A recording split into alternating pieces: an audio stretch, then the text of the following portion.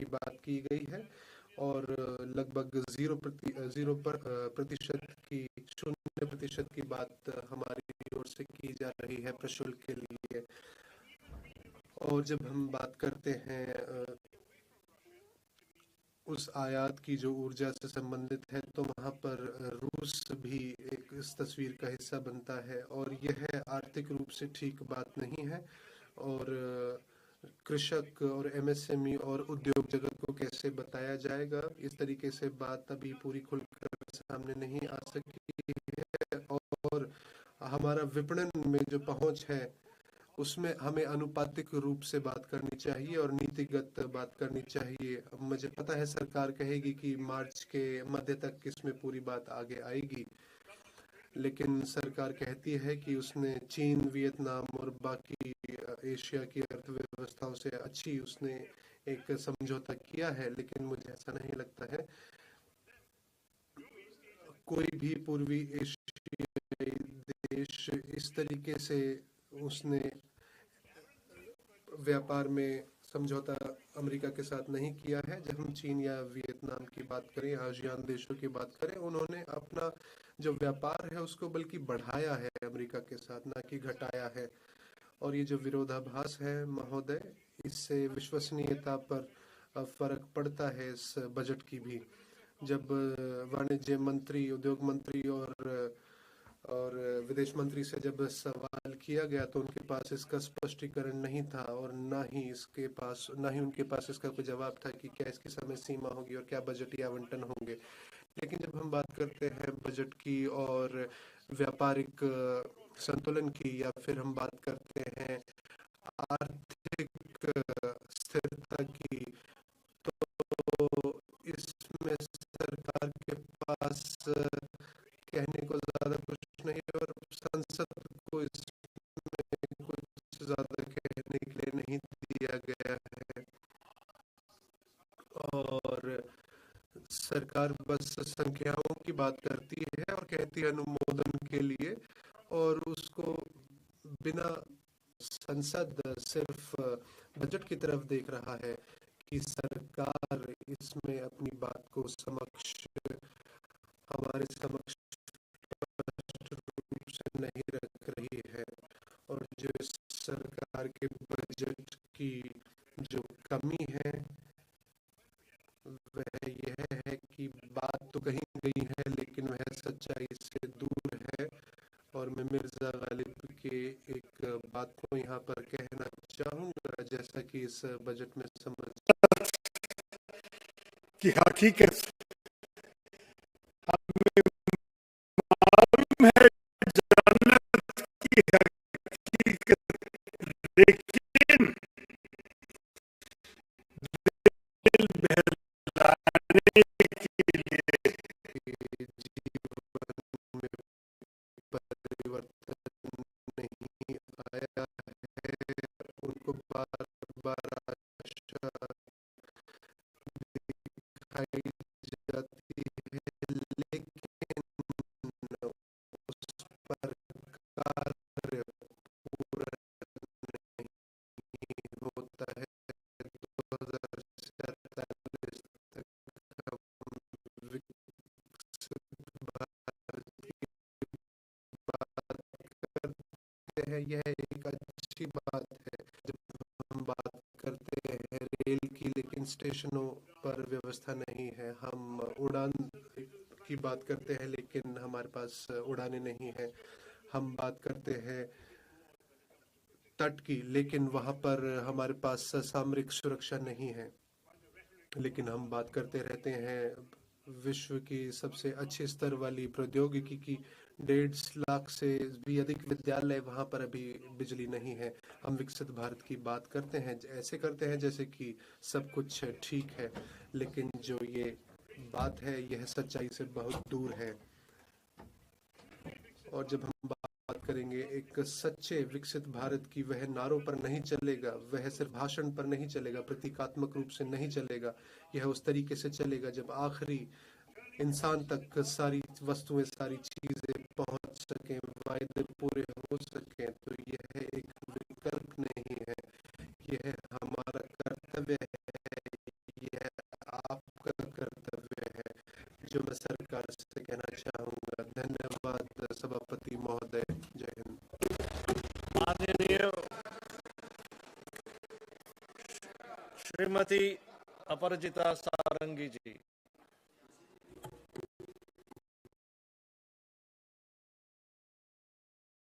For giving to this country of 1.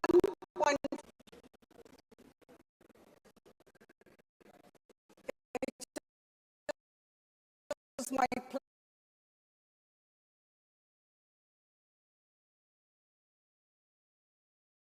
which reflects our commitment, the commitment of the government,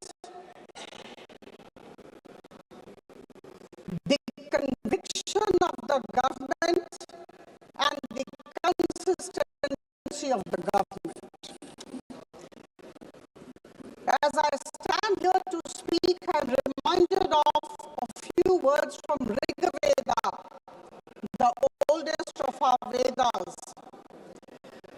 Sangachadvam sangvadadvam sangvo manansi janatam. हम साथ बोले, हम साथ चले, हमारी भावना और हमारी सोच एक दिशा में हो. My dear colleagues, we are all moving towards one and only one goal in the country, and the goal is to make India Viksit Bharat by 2047. And I can say with all conviction at my command that this particular budget of the financial year 26-27 is definitely a very strong step in our common journey. For the sake of clarity, I must say, my dear friends, that our Finance Minister, Madam Birla framed the blueprint around 3 kartavyas. Number 1, to accelerate and sustain economic growth. Number 2, to fulfill the aspirations of the people and build their capacities. And number 3, to align with our core objective of Sabka Saath, Sabka Vikas. बंधुगण, यह ऐतिहासिक budget सिर्फ संख्याओं का संकलन नहीं है, यह विकसित भारत की यात्रा में हम सब के लिए एक माइलस्टोन है, एक निर्णायक मील का पत्थर है. यह हमारी आर्थिक स्थिरता, सुधार और हम सबके सामूहिक आत्मविश्वास का दस्तावेज है. My dear colleagues, this particular budget of the Union government comes at a time when India is actually moving fast in its growth trajectory, and we must accept and acknowledge this. This is the first budget of the second quarter of 21st century, and that's why it's a very important budget for all of us, for all 1.4 billion Indians. Friends, we are aware of the fact that in 2014, we were the 10th largest economy, and at this juncture, our micro fundamentals are very strong. We are the 4th largest economy, bypassing Japan. We are going to be the 3rd largest economy, bypassing Germany very soon. And our forest reserves are very high. Our exports have gone beyond $800 billion. And I must say here, we have been all listening about inflation rate.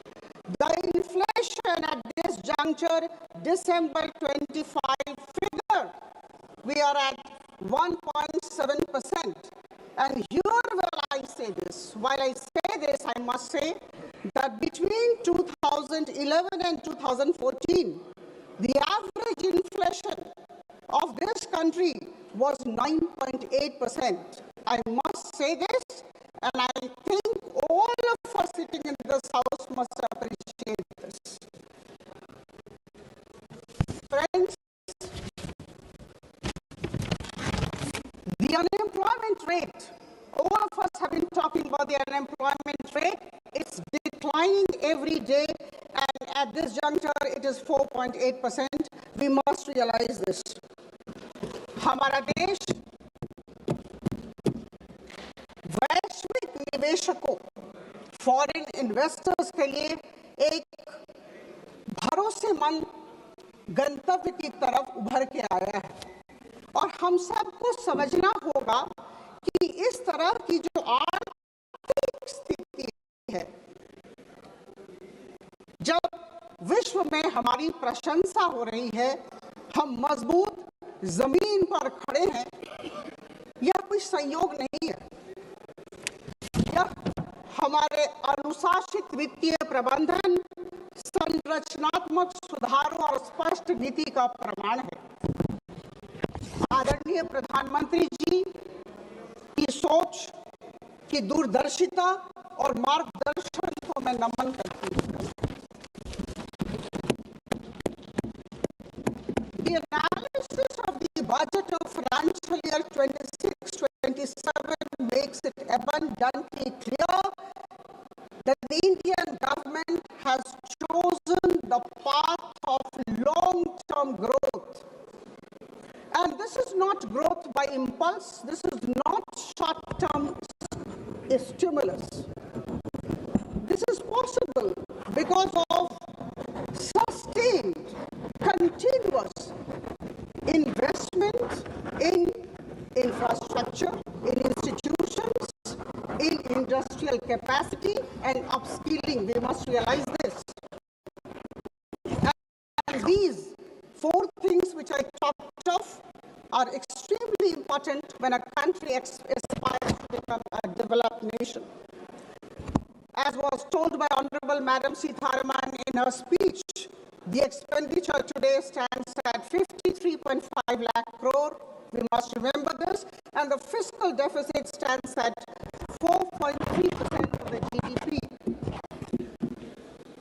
My dear friends, we are in a very difficult global settings. I think all of us are aware of this. All my esteemed colleagues who are present in this house, it's an age of global uncertainty. And in this age of fractured global order, the government of India has decided to keep building. Charai veti, we must remember this. There is a massive scale up in public capital expenditure. I remember in 2014, it was just 2 lakh crore. We must appreciate this.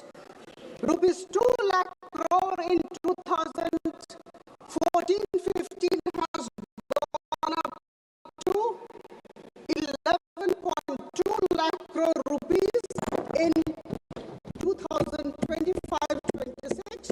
And now, with all pride, with all happiness as a citizen of the country, I can say that the public capital expenditure has gone up to 12.2 lakh crore rupees, which is 4.4% of the GDP, and it registers a 10% increase over the last year.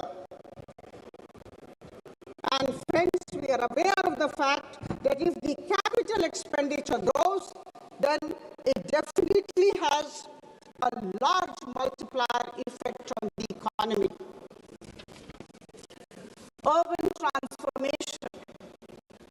Urban transformation is a very significant pillar of the budget. Madam Sitharaman talked about engines of growth. The cities, the big towns, are today the engines of growth. And a wonderful concept was brought about and placed before all of us, the city economic region.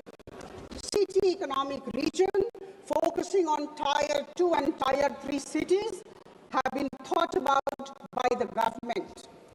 Rupees 5,000 crore will be given to this city economic region, every city economic region, over a period of 5 years to build infrastructure. And we know what will happen. Let's reduce pressure on the mega cities and fostering balanced development in the process. All of us know that no country ever can actually become a developed nation without having manufacturing competitiveness, and our government has tried to give a substantial push to the manufacturing competitiveness idea. This will not only create jobs, but also in the long run help promote our exporting community. The allocation of rupees 10,000 crore to the biopharma sector will not only help our people take care of their healthcare needs, but also lead to huge exports. Similarly, there was mention of many important areas which I think we must be talking about wherever we are. India has really advanced forward. There is focus on semiconductor mission 2.0, nuclear sector, rare earth corridors, data centers, and electronics components mission. With a whopping 40,000 crore as the allocation, and I'm sure these investments will lead to less import dependency and make India future ready. I think these are things that we are thinking about our country, and I underscore the fact that we are intending to become Viksit Bharat by 2047, and that is why we have to be future ready. The provision of 4,000 e-buses is definitely going to enhance regional connectivity. My dear friends, 20 new national waterways, expanded road networks, freight corridors, 7 high-speed rail corridors and multimodal logistics system. These are giant leap towards a more competitive, resilient, confident, and self-reliant Viksit Bharat by 2047. We may like it, we may not like it, but we need to accept it. My dear friends, I take this opportunity to convey our immense gratefulness to our Honorable Prime Minister for going for almost 9 free trade agreements and trade deal with a couple of countries in the last couple of years. Again, there would be critics, there would be naysayers, but I know to every action of Prime Minister Modi, there is an equal and opposite negative reaction from my right side. Free trade agreements and trade deal have been signed with New Zealand, UK, Oman, Australia, European Union consisting of 27 nations, and very recently with the US. And this is an indication of a particular thing which I think we need to appreciate. This is an indication of the fact that the government of India under the leadership of our Prime Minister knows how to navigate in a difficult world order. I talked about difficult global settings. We are aware of that. And in this difficult world order, the government government of India for the past couple of years, about 10, 12 years, have acquired the ability, the capability, the talent to navigate successfully. In this budget, a number of customs duties and import duties have been withdrawn. And this is for good. This is to help the exporting community. Friends, I would like to give certain examples which I think all of us need to appreciate. We have allowed duty-free import of ingredients by seafood exporters, allowing 3% of freight on board value of exports to be imported duty-free by textile and leather goods, and allowing SEZ units to sell in domestic tariff area at concessional duty, and these are extremely progressive and pragmatic ways of strengthening our exporting community. My dear friends, our Prime Minister and our Finance Minister have been talking all the while about the micro, small and medium enterprises. I would say they are the backbone of Indian economy, extremely important, and they contribute 35.4% of the manufacturing out, about 49% of India's total exports, and around 31% of the national GDP. Now, with 7.47 crore MSMEs in the country, employing around 33 crore people, MSME has emerged as the second largest employer after agriculture. And our government, under the visionary leadership of our Honorable Prime Minister, recognizes this. And that is why rupees 10,000 crore have been allocated as SME Growth Fund. And there is a great concept, and the concept is nurturing the champion MSMEs. I think this is something very interesting, very innovative, and we all need to stand together and appreciate. Friends, a healthy India is a prosperous India. And here I must like to inform all of you, or rather help you recall, that Madam Birla allocated rupees 1.06 lakh crore for the Ministry of Health and Family Welfare in this budget. And this is a staggering 194% increase over the 2014-15 levels. In order to make our healthcare affordable and even accessible to many people, you know, the customs duties, the import duties have been withdrawn from 17 cancer drugs and drugs of many diseases which are rare by nature. I think this is something for which our government, Prime Minister Modi's government, needs to be commended and complimented. Now, my dear friends, could anybody think about AVGC, animation, visual effects, gaming and comics? This government is planning to raise about 2 million professionals by 2030 in AVGC sector.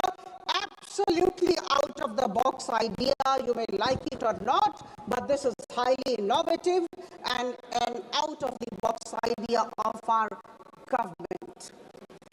Now here, the government will be supporting the Institute of Creative Technologies, Mumbai, to raise these professionals and to actually establish content creator labs in about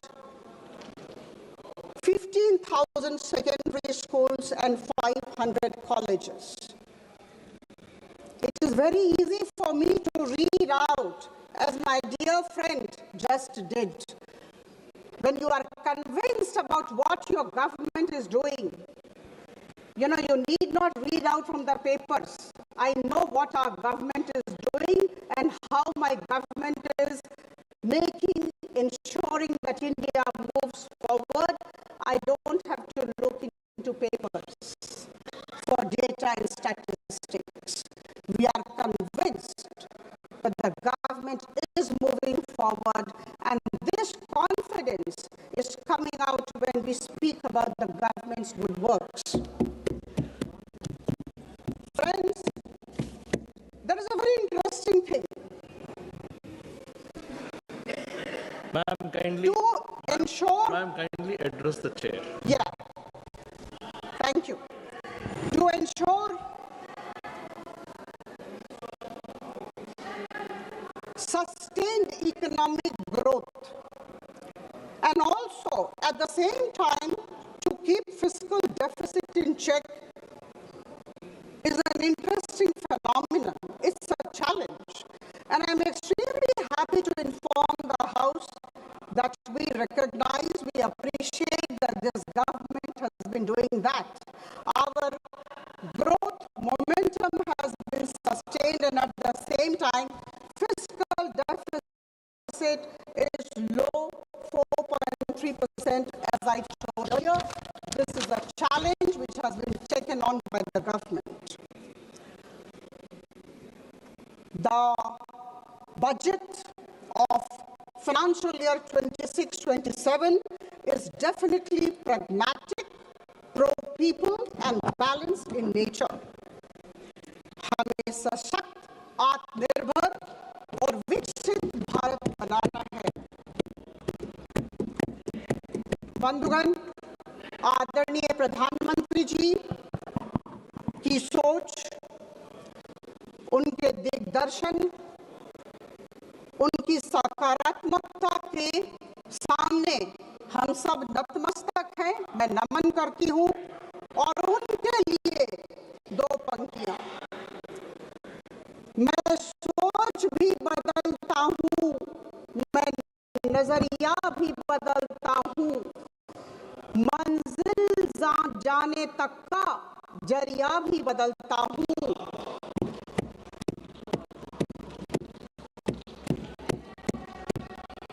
और अगर बदलता नहीं कुछ, तो सिर्फ अपना लक्ष्य नहीं बदलता हूँ, अपना पक्ष नहीं बदलता हूँ।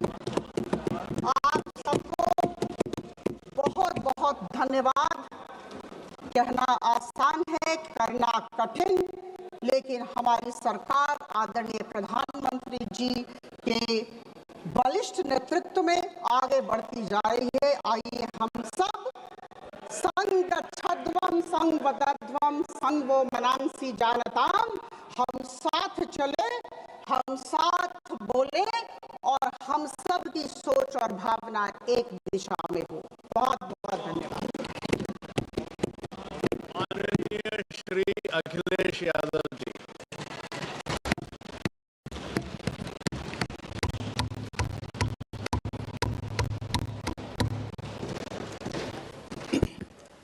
मैं सबसे पहले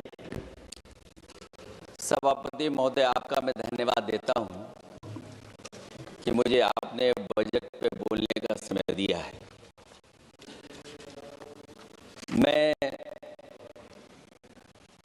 तीसरा सदस्य इस पे बोल रहा हूं। मैं भी में से पूर्व कांग्रेस पार्टी के नेता माननीय शशि थरूर जी जो बात कह रहे थे, उन्होंने बहुत सारे आंकड़े दिए हैं। सभापति महोदय, वही मिलते जुलते आंकड़े हमारे पास भी हैं। जब कभी जवाब आए तो शायद उन आंकड़ों का जवाब भी आए। और जब वो अपनी बातों को खत्म कर रहे थे तो वो एक शेर पढ़ के गए हैं। मिर्जा गालिब का एक शेर पढ़ के गए हैं सभापति महोदय। सभापति महोदय, यही शेर अगर बीजेपी को पढ़ना होता तो बीजेपी कैसे पढ़ती? अगर यही शेर बीजेपी को पढ़ना पड़ता तो वो पढ़ते कि हमको मालूम है स्वर्ग की सच्चाई, लेकिन दिल को बहलाने के का गालिब ये ख्याल की जगह सोच अच्छा है। सभापति महोदय, यही फर्क है। सबका साथ, सबका विकास। सभापति महोदय, बोलने से पहले मैं जब बजट को देख रहा था और अक्सर सरकार को पिछले कई सालों से चलता हुआ मैं देख रहा हूं, मैं कहना चाहता हूं, क्यों झूठे ख्यालों में दिन रात करें, जो बनाते हैं हवा में बातों के महल,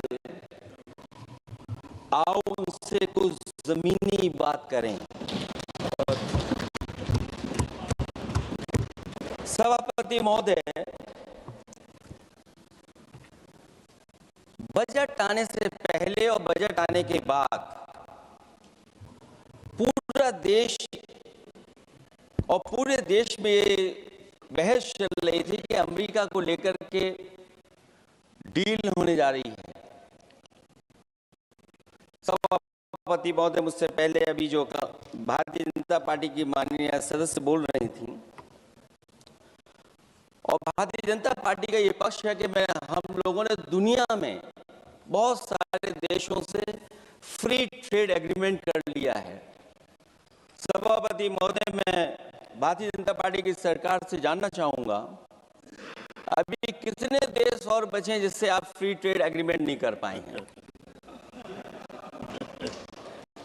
कुछ ऐसे भी देश बचे होंगे शायद जिनसे आपकी इच्छा होगी कि हम फ्री ट्रेड एग्रीमेंट कर लें। और सभापति महोदय, का फ्री ट्रेड एग्रीमेंट हो भी जाते हैं। जो लोग कभी रुपए के बारे में बहुत चिंता करते थे, कभी कभी उम्र से, कभी कभी दूसरे लोगों की उससे जोड़ देते थे, इतने सब फ्री ट्रेड एग्रीमेंट होने के बाद और अमेरिका से डील नहीं ढील हुई है, उसके बाद हमारा रुपया कहां पहुंचेगा? और अगर यही डील होनी थी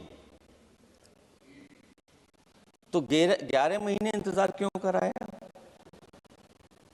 अगर यही डील होनी थी सभापति महोदय, तो 11 महीने किस बात का इंतजार था? हमारे कारोबारियों को या हमारे जितने भी उद्योग से जुड़े लोग हैं, उनके साथ ये परेशानी क्यों? बजट पर सबसे पहला सवाल यही है कि डील पहले बनी है बजट।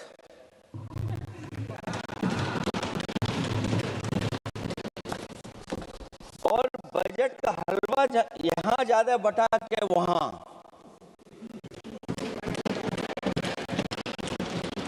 सभापति महोदय, स्वदेशी, आत्मनिर्भर, ये शब्द तो बहुत अच्छे लगते हैं, लेकिन जब डील हो गई है तो क्या इस बजट को लाने से पहले आत्मनिर्भरता और स्वदेशी को अपने अपने शब्द को से हटा दिया है, या इसको उल्टे अर्थ में विलोम शब्द को उसमें डाल दिया है? और ये डील नहीं है जो हम आप सब समझ पा रहे हैं। शायद 70% के लोग ये नहीं समझ पा रहे होंगे, लेकिन पूरा देश समझ रहा है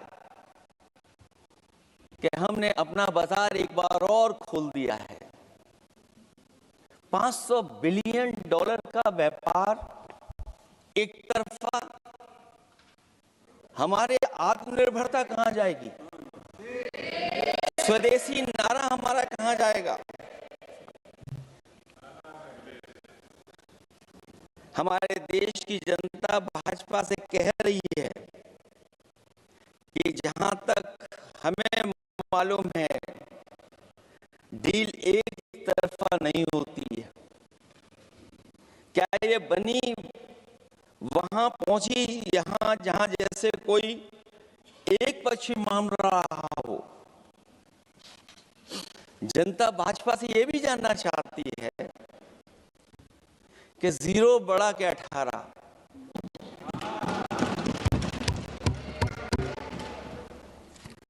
सभापति महोदय,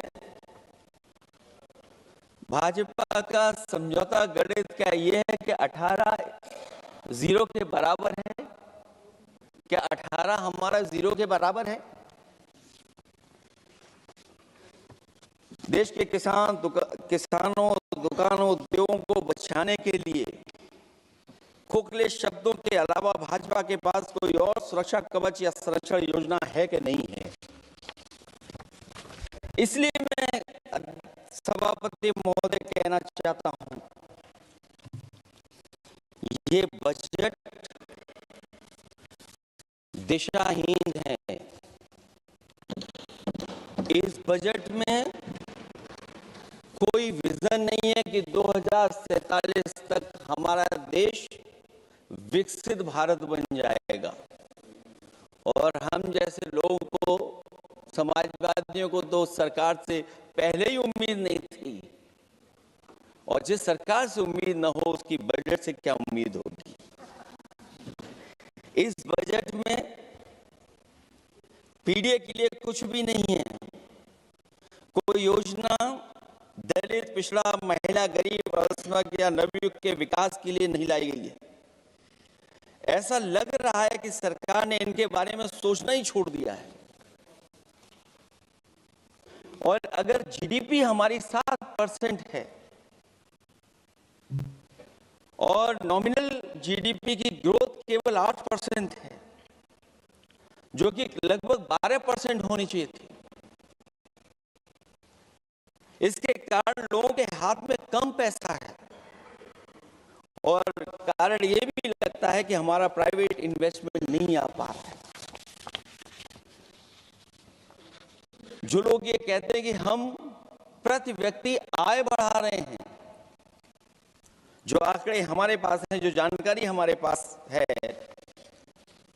वो आंकड़ा यही कहता है कि $3000 के लगभग प्रति व्यक्ति आय हमारी है। और हम दुनिया से जब इतना ही जुड़ गए हैं तो 2025 की जो रैंकिंग है, हमारा स्थान 144वां 144th है। तो जहां हम इतना 10, 11, 12 साल से हम इतने बजट ला रहे हैं, क्या हमारे पर कैपिटा इनकम लोगों की नहीं बढ़ पाई? और सदन में, इसी सदन में कई बार ये पूछा गया कि जो लोग राशन प्राप्त कर रहे हैं, गरीबी रेखा से नीचे हैं, कम से कम उनकी पर कैपिटा इनकम क्या, ये तो बताना ही चाहिए सरकार को। और पिछड़ेपन को दूर करने के लिए कोई विजन नहीं दिखता इस बजट में। जैसे जब बजट आता है तो बजट में ढूंढते हैं हम लोग कि हमारे स्टेट के लिए क्या और खास नया आया होगा। उत्तर प्रदेश जैसा प्रदेश जहां पर डबल इंजन की सरकार को बहुत कुछ कहा जाता है कि डबल इंजन की सरकार है, हम विकास भी डबल करेंगे, लेकिन मैं देखता हूं उत्तर प्रदेश के लिए कोई खास योजना ऐसी नहीं आई है जिससे उत्तर प्रदेश के 25 करोड़ लोगों को कुछ मुख्य धारा से जोड़ा जाए। वैसे तो बड़ी बड़ी योजनाएं बताई जा रही हैं कि हमारे कई फ्रेट कॉरिडोर्स बन रहे हैं, वाटरवेज बन रहे हैं, एक्सप्रेसवेज बन रहे हैं, लेकिन उत्तर प्रदेश जहां से प्रधानमंत्री जी आते हैं, भविष्य में जो बनेंगे एक्सप्रेसवे, लेकिन भारत सरकार के बजट से कोई भी अभी एक्सप्रेसवे वहां पर नहीं बना। अगर कोई बना हो, नया बन रहा हो, बड़ा बन रहा हो तो बताएं। और जो बने भी हैं वो उस मानक, उस क्वालिटी के नहीं हैं जिस क्वालिटी के आज विकसित भारत के एक्सप्रेसवे होने चाहिए। जो लोग भ्रष्टाचार पे बड़े बड़े सवाल उठाते हैं, वो कम से कम अपनी सड़कों को देखें, अपने एक्सप्रेसवे को देखें कि उन्होंने क्या बना करके खड़ा इतने हजारों करोड़ रुपए खर्च करने के बाद। इनके सबसे पहले प्रधानमंत्री अटल बिहारी वाजपेयी जी, उनके नाम से कोई एक्सप्रेसवे बन रहा था। सभापति महोदय, हम लोगों ने अखबारों में पढ़ा, कई लोग स्टेटमेंट भी देते हैं कि हम एक्सप्रेसवे बना रहे हैं।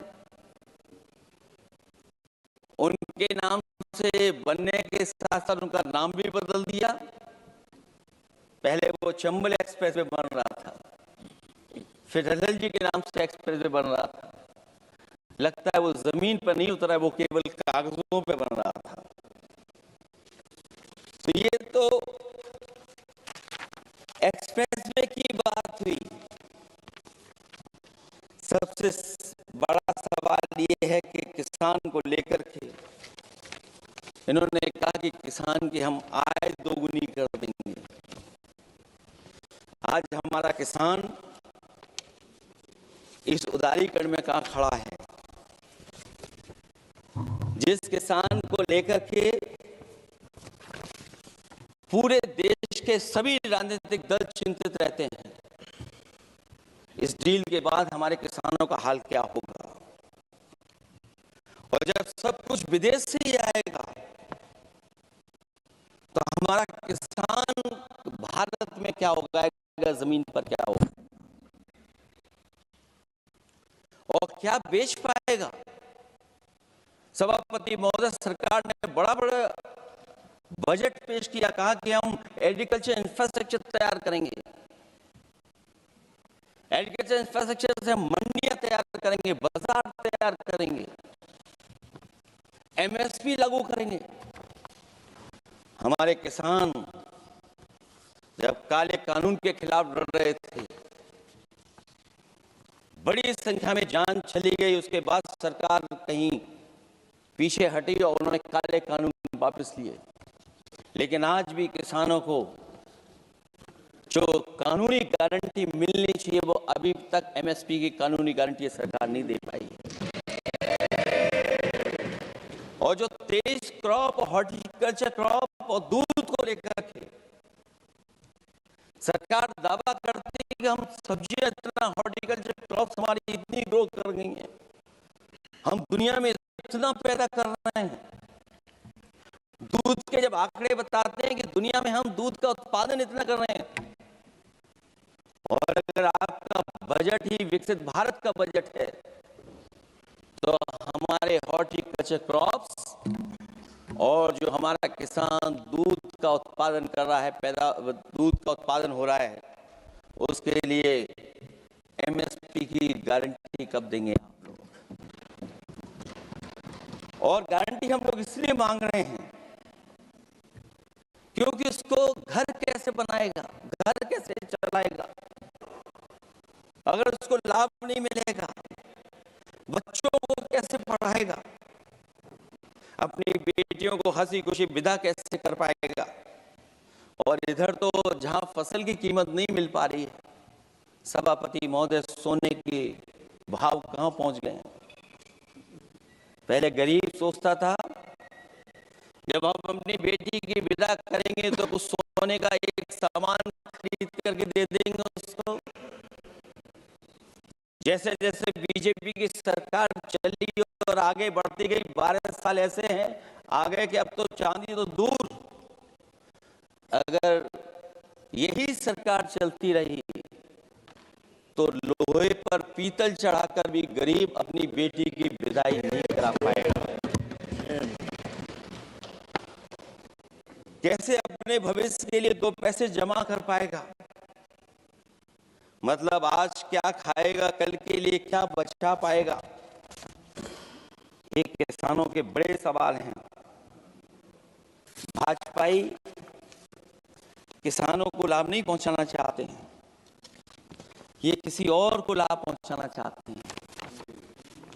कुछ अदृश्य लोग हैं जिनको लाभ पहुंचाना चाहते हैं, क्योंकि इनका बजट, जो बजट बनाते हैं वो आम जनता का ना उसमें जिक्र है ना फिक्र रहती है।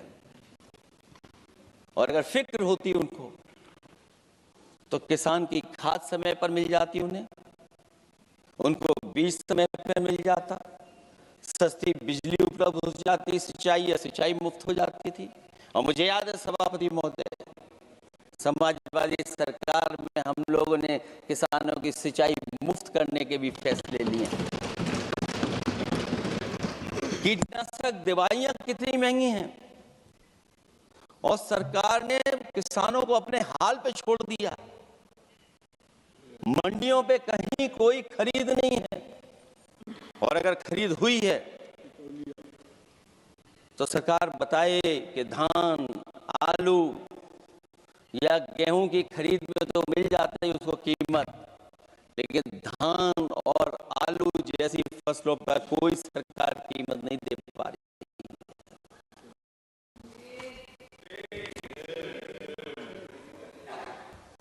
महंगाई बेतहाशा बढ़ने पर भी इस बजट में जनता को टैक्स में न छूट देना टैक्स शोषण है। अमीरों के काम कारोबार और घूमने फिरने पर 10 तरह की छूटें दी गई हैं, लेकिन बेकारी बेरोजगारी से जूझ रहे लोगों की उम्मीदों की थाली खाली है। मध्यम वर्ग अपने आप को ठगा महसूस कर रहा है। शोषित, वंचित, गरीब व्यक्ति जहां था वैसे भी नीचे जाता दिख रहा है। इस बजट ने उसके चादर में पैबंद लगाने की जगह उसे और चिथड़ा कर दिया है, क्योंकि सामाजिक सुरक्षा केवल शब्दों की औपचारिकता रह गई है। किसान, मजदूर, श्रमिक, कारोबारी, छोटा दुकानदार अपने लिए मिली राहत को दूरबीन से देखकर ढूंढ रहा है, और इसीलिए भाजपा का हर बजट 1/20 का बजट मानते हैं, क्योंकि वो 5% लोगों के लिए ही होता है।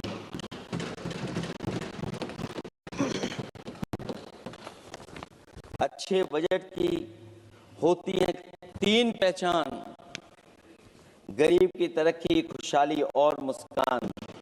शायद इस बजट ने तीनों चीजों को छीनने का काम किया गरीबों से। दूसरा विषय स्वास्थ्य को लेकर के बहुत हमारा गरीब समय समय पे परेशान रहता है। स्वास्थ्य को लेकर के जो ठोस कदम सरकार को उठाने चाहिए वो सभापति महोदय सरकार नहीं उठाती दिख रही है, और जितना भी स्वास्थ्य सेवाएं हैं वो ठप होती चली जा रही हैं। मैं उत्तर प्रदेश की बता सकता हूं, मुझे याद है सभापति महोदय, पहला जो भारत सरकार और प्रदेश सरकार को मिलकर के पहला हॉस्पिटल, मेडिकल कॉलेज शाहजहांपुर का बना था। जिस समय भारतीय जनता पार्टी के उस समय के स्वास्थ्य मंत्री और मैंने मिलकर के उसका उद्घाटन किया था। उसके बाद जो प्रचार में तो ये बहुत आगे हैं, प्रचार में तो ये कहते हैं कि हर डिस्ट्रिक्ट में हर हॉस्पिटल, हर डिस्ट्रिक्ट में एक हॉस्पिटल या मेडिकल कॉलेज। लेकिन सच्चाई तो ये है कि इन हॉस्पिटलों में इलाज नहीं है, दवाई नहीं है, ऑपरेशन के लिए कहाँ जाना पड़ता है, भटकना पड़ता है। और जिस तरीके से अभी जिन लोगों ने इंश्योरेंस या LIC में किस्त दी होगी, वो जानते होंगे कि महंगाई कम नहीं हुई है, महंगाई बढ़ी है, किस्तें बढ़ गई हैं। उदाहरण के लिए दिल्ली के एम्स के लिए 5,600 करोड़ रुपए और आयुष्मान भारत के लिए पूरे देश के लिए सरकार ने जो बजट रखा है वो 4,700 करोड़ रुपए है।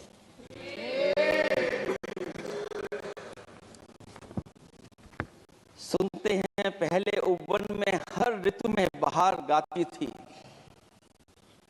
कलियों का तो कहना ही क्या, मिट्टी में खुशबू आती थी। ये भी ज्ञात हमें उपवन में कुछ ऐसे भौरे आए थे, सारा चमन कर दिया मरघट, अपने साथ जहर लाए थे। लेकिन अगर चमन वाले ही भौरों के रंग ढंग अपनाएं, माली तुम ही फैसला कर दो, हम किसको दोषी ठहराएं। सभापति महोदय, मैं उत्तर प्रदेश से आता हूं, जहां पर प्रधान संसदीय क्षेत्र है।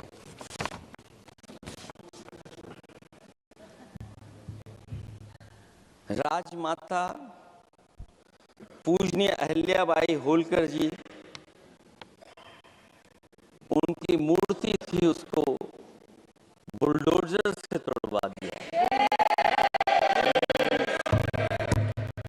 सभापति महोदय कोई कल्पना कर सकता है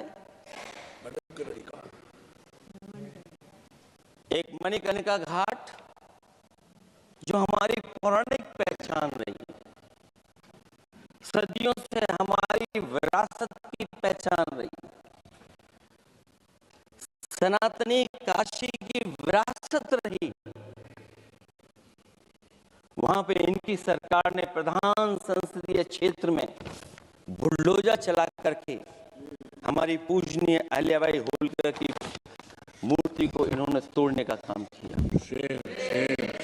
और सभापति महोदय, केवल एक मूर्ति नहीं, वहां पर अगर हम गिनती करेंगे, एक नहीं, दो नहीं, तीन नहीं, चार नहीं, 5 नहीं, 6 नहीं, 7 नहीं, लगभग 100 मंदिरों को तोड़ने का काम इसी सरकार में हुआ है। केवल मंदिर नहीं तोड़े गए सभापति महोदय, एक antique bell donated by Nepal नरेश, जो घंटा बजता था, सभापति महोदय, जो घंटा बजता था, नेपाल नरेश जिन्होंने गिफ्ट किया था, वो घंटा भी लापता है।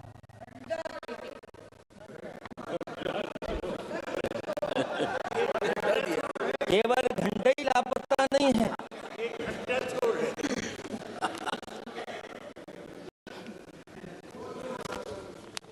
सभापति महोदय, नमामि गंगा को लेकर के हमारे कानों में अभी भी वो बातें गूंजती हैं कि माँ गंगा ने मुझे बुलाया है। क्या बात है, पिछले 11 साल से माँ गंगा ने बुलाया नहीं किसी को। माँ गंगा बह रही हैं,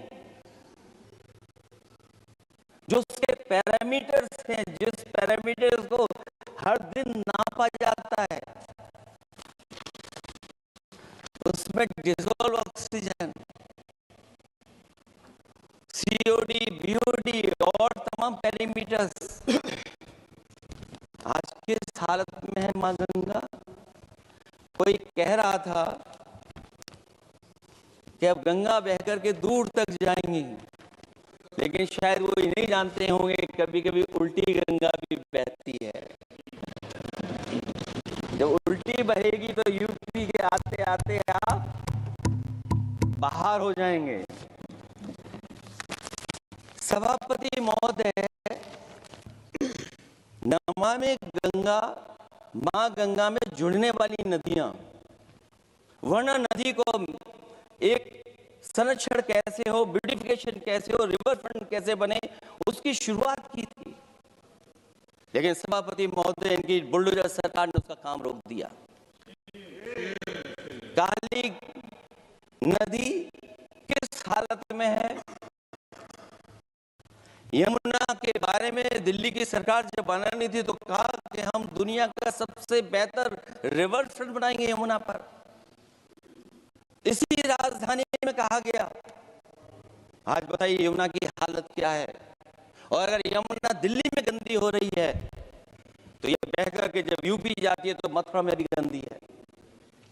और थोड़ा बहुत साफ गंगा इसलिए हो जाती है क्योंकि जब चंबल का पानी उसमें जुड़ता है, थोड़ी बहुत यमुना साफ हो जाती है। उसके बाद यमुना में भी कोई सफाई का सरकार ने इंतजाम नहीं किया। और आज भी मैं कहता हूं, देश का सबसे अच्छा रिवर फ्रंट अगर कहीं बना है तो लखनऊ में बना है, गोमती रिवर फ्रंट। जो लोग ये कहते हो कि दूसरा रिवर फ्रंट अच्छा है, मैं उनसे कहूंगा कभी लखनऊ के रिवर फ्रंट पर भी घूम करके आइए, तब आपको मालूम पड़ेगा कि रिवर फ्रंट क्या होता है। 26 जनवरी इसी वर्ष मैंने एक प्रतिष्ठित अखबार को पढ़ा और उसमें देखा मैंने कि high uranium in India's ground water samples लिए गए हैं। एक्सपर्ट्स वार्न कर रहे हैं कि सेवरल हेल्थ रिस्क है उससे।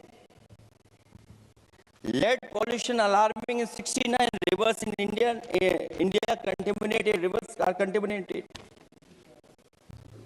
हमारे पानी में पेस्टिसाइड, इंडस्ट्रियल वेस्ट है, अनसेफ है ड्रिंकिंग के लिए। हमारी नदियों में मरकरी है, डेंजरस लेवल। और जितनी भी हमारी वाटर बॉडीज हैं इंडस्ट्रियल टाउन्स के आसपास, सब में टॉक्सिक है, मरकरी है, बड़े पैमाने पे डेंजरस है पानी वहां का। और कई जगह इंडस्ट्री का सीधा सीधा वेस्ट जा रहा है। आर्सेनिक लेवल का सोच ही नहीं सकते हम लोग, जो मानक है उससे कई गुना ज्यादा है। ये तो हमारे देश का पानी है जो नदियों में बह रहा है, जो अंडरग्राउंड वाटर बन रहा है हमारा। ठीक ही कहा हमारे माननीय सदस्य ने कि जो संपन्न है, प्रिविलेज हैं, वो लोग तो पानी साफ करने की मशीन खरीद सकते हैं। हमारा गरीब क्या खरीदेगा? गरीब की हेल्थ को कितनी परेशानी और रिस्क है। यहां तक कि अंतर्राष्ट्रीय प्लेटफॉर्म पर हमारे देश को भी सुनना पड़ा एक प्रतिष्ठित चैनल पर कि आपके देश में इन्वेस्टमेंट क्यों आएगा, क्योंकि वहां आ ही नहीं सकता है, क्योंकि आपकी हवा खराब है। सोचिए, देश का पानी खराब हो। और ये मैं नहीं कह रहा हूं, पानी खराब सरकार को मालूम है, नहीं मालूम है, लेकिन जो प्राइवेट कंपनियां हैं जिनको अपना पानी बेचना है, तो वो बता रही कि आपके भारत के पानी में क्या क्या है। और ये बात गलत है तो सरकार ऐसी कंपनियों पर प्रतिबंध क्यों नहीं लगाते हैं कि इस तरह अपनी कंपनियों का सामान बेचने के लिए झूठा प्रचार कर रहे हैं। जो चर्चा होने लगती है हवा खराब है, हालांकि उत्तर प्रदेश आते आते सरकार की भी हवा खराब हो जाती है। सरकार सबको डराती है, लेकिन सरकार को कोई नमस्कार न करे उसको नहीं डरा सकते। हमने तो कहा कि तुम लखनऊ से गए और लखनऊ का जो अदब है, लखनऊ के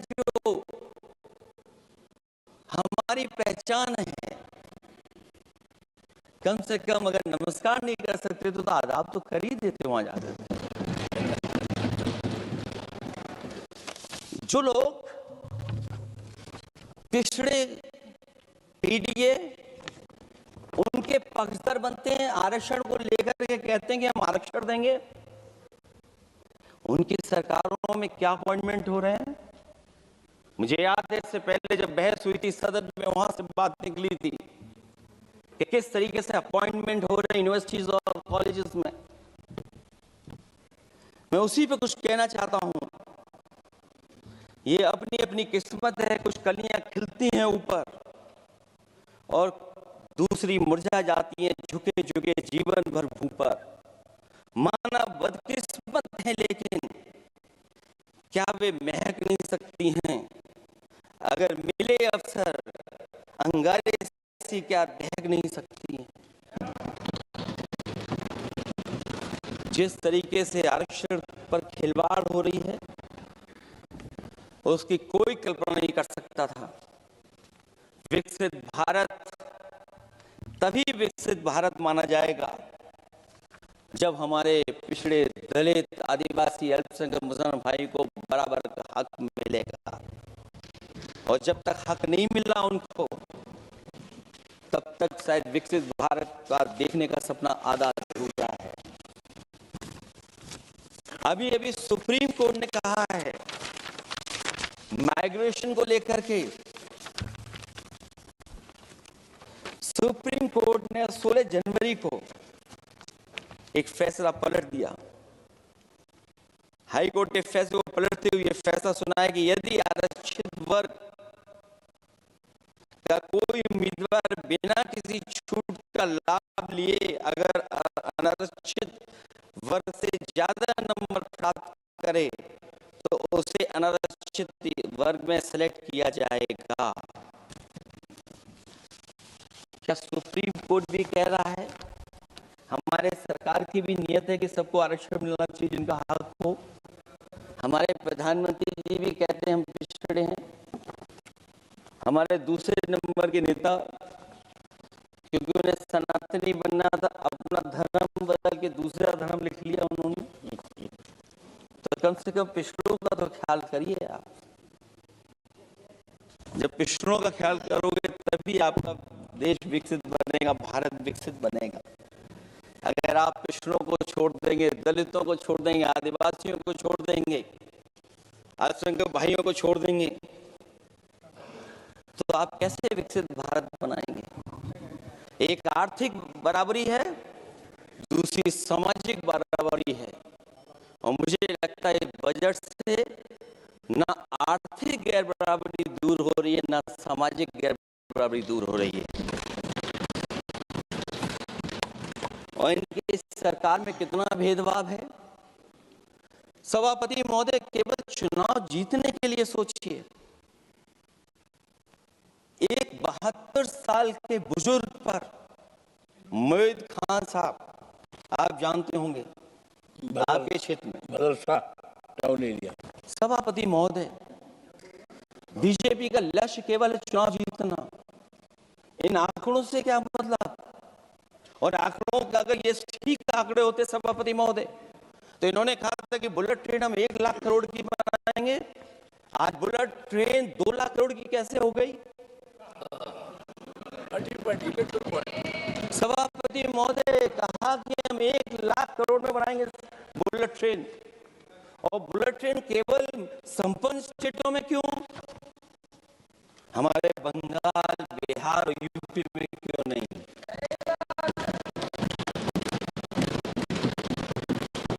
और अगर आप हाई स्पीड बुलेट ट्रेन लाना चाहते हैं तो 1 लाख करोड़ का बजट दिया था, 2 लाख करोड़ बजट हो गया।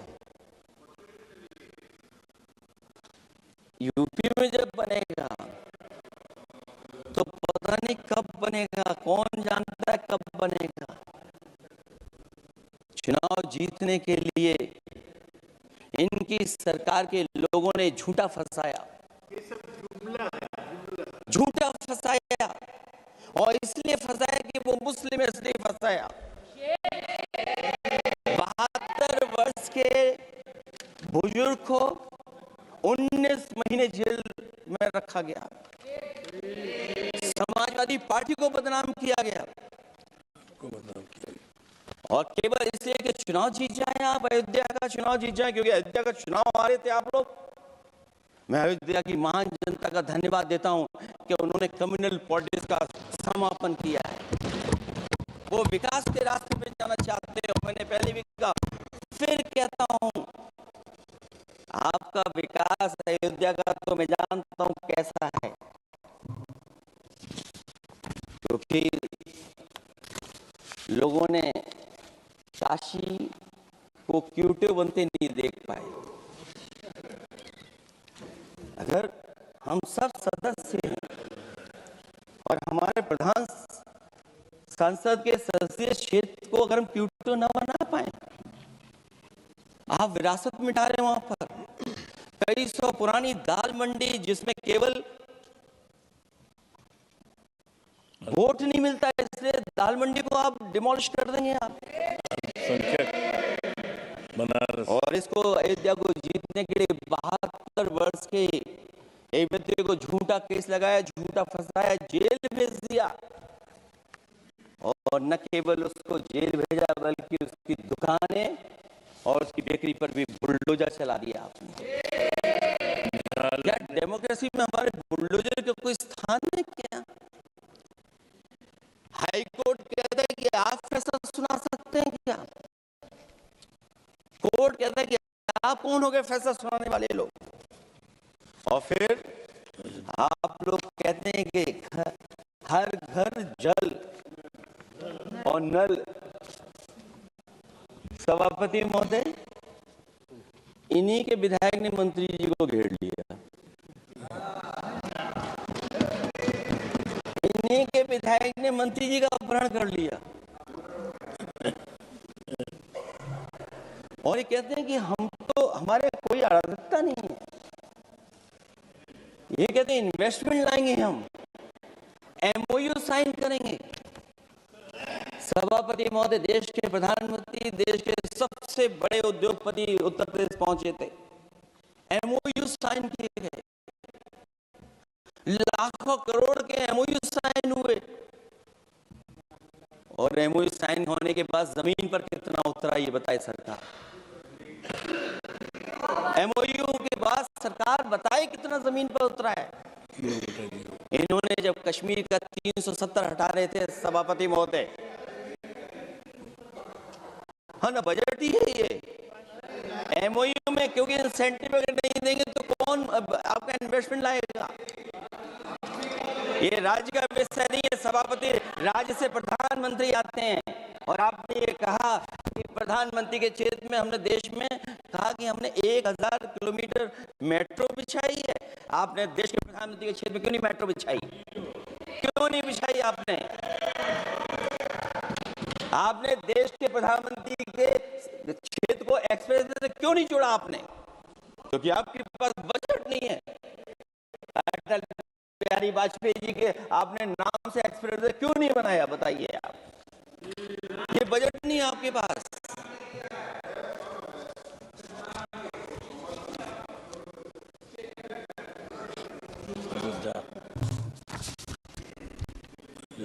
अयोध्या एयरपोर्ट घोटाला, एयरपोर्ट बनते ही पानी टपकने लगा। एयरपोर्ट तो दिल्ली का है, बजट तो दिल्ली ने दिया होगा।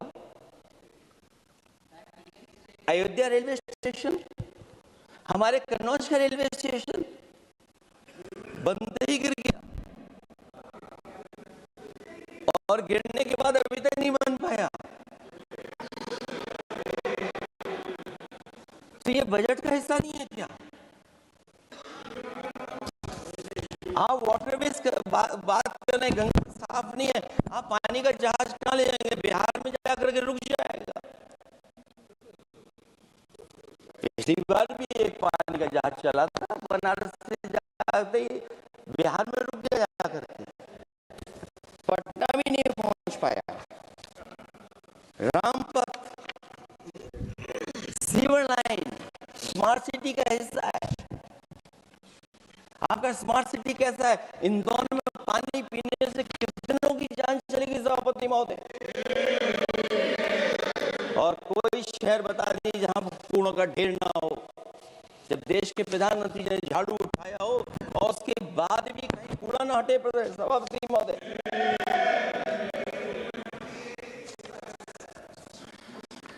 भजन संध्या स्थल घोटाला हुआ, अंतर्राष्ट्रीय मीडिया सेंटर बनाया, उसमें भी पानी गिर रहा है। लाइट सजावट की चाइनीज आई हैं। हमारे देश का कारोबार कैसे उलझा दिया आपने?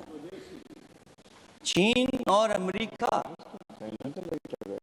और थोड़ा बहुत रशिया, विदेश नीति तो असफल हुई है, लेकिन हमारा बाजार को भी पूरा बेच दिया। और चीन के सवाल पर सभापति महोदय, चीन हमारी जमीन पर भी निगाहें रखे हुए है और हमारे बाजार पे भी। इसलिए जो सरकार फैसला ले बड़ी सावधानी से ले। मैं कितनी बातें बताऊं वहां पर। सेना जमीन ले लिया, जमीनें जाने कहां चली गई हैं।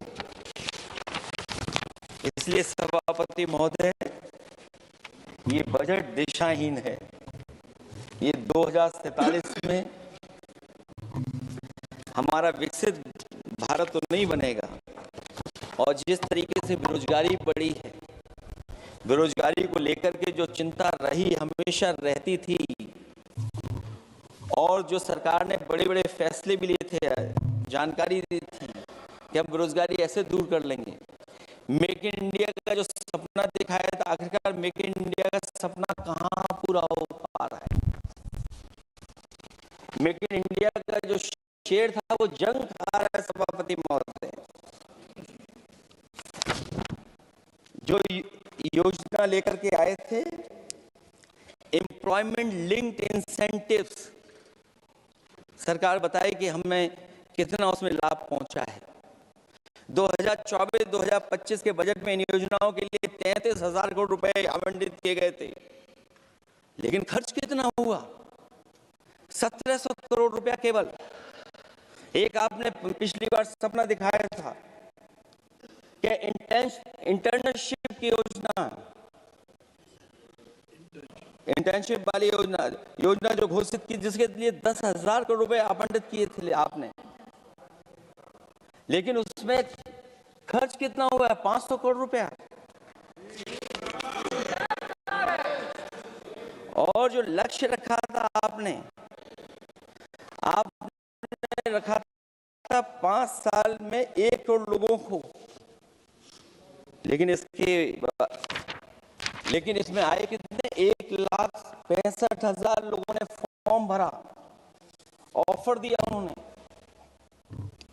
लेकिन फाइनली जिसमें ऑफर जिसका सिलेक्ट हुआ वो केवल 16,000 लोगों को काम पहुंचा है। सोचिए, हमारा देश इतना बड़ा, जहां करोड़ों को आप इस योजना से जोड़ना चाहते थे, केवल 16,000 लोग जाएंगे उसमें। ये आपको बेरोजगारी खत्म करने की योजना है आपकी।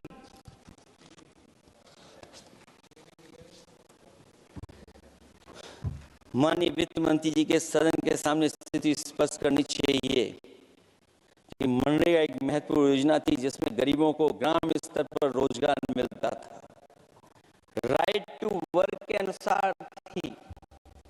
इस योजना को समाप्त करते हुए आपने क्या नाम रखा है? बीबी राम जी। और हमारे राम जी कहाँ बैठे हैं? कहाँ है हमारे राम जी? पीछे बैठे, जिन्हें बचपन से हम देखते आए राम जी। ये हमारी खुशकिस्मती है कि राम जी सदन में बैठे हैं, लेकिन आप राम जी का अपमान कर रहे हैं।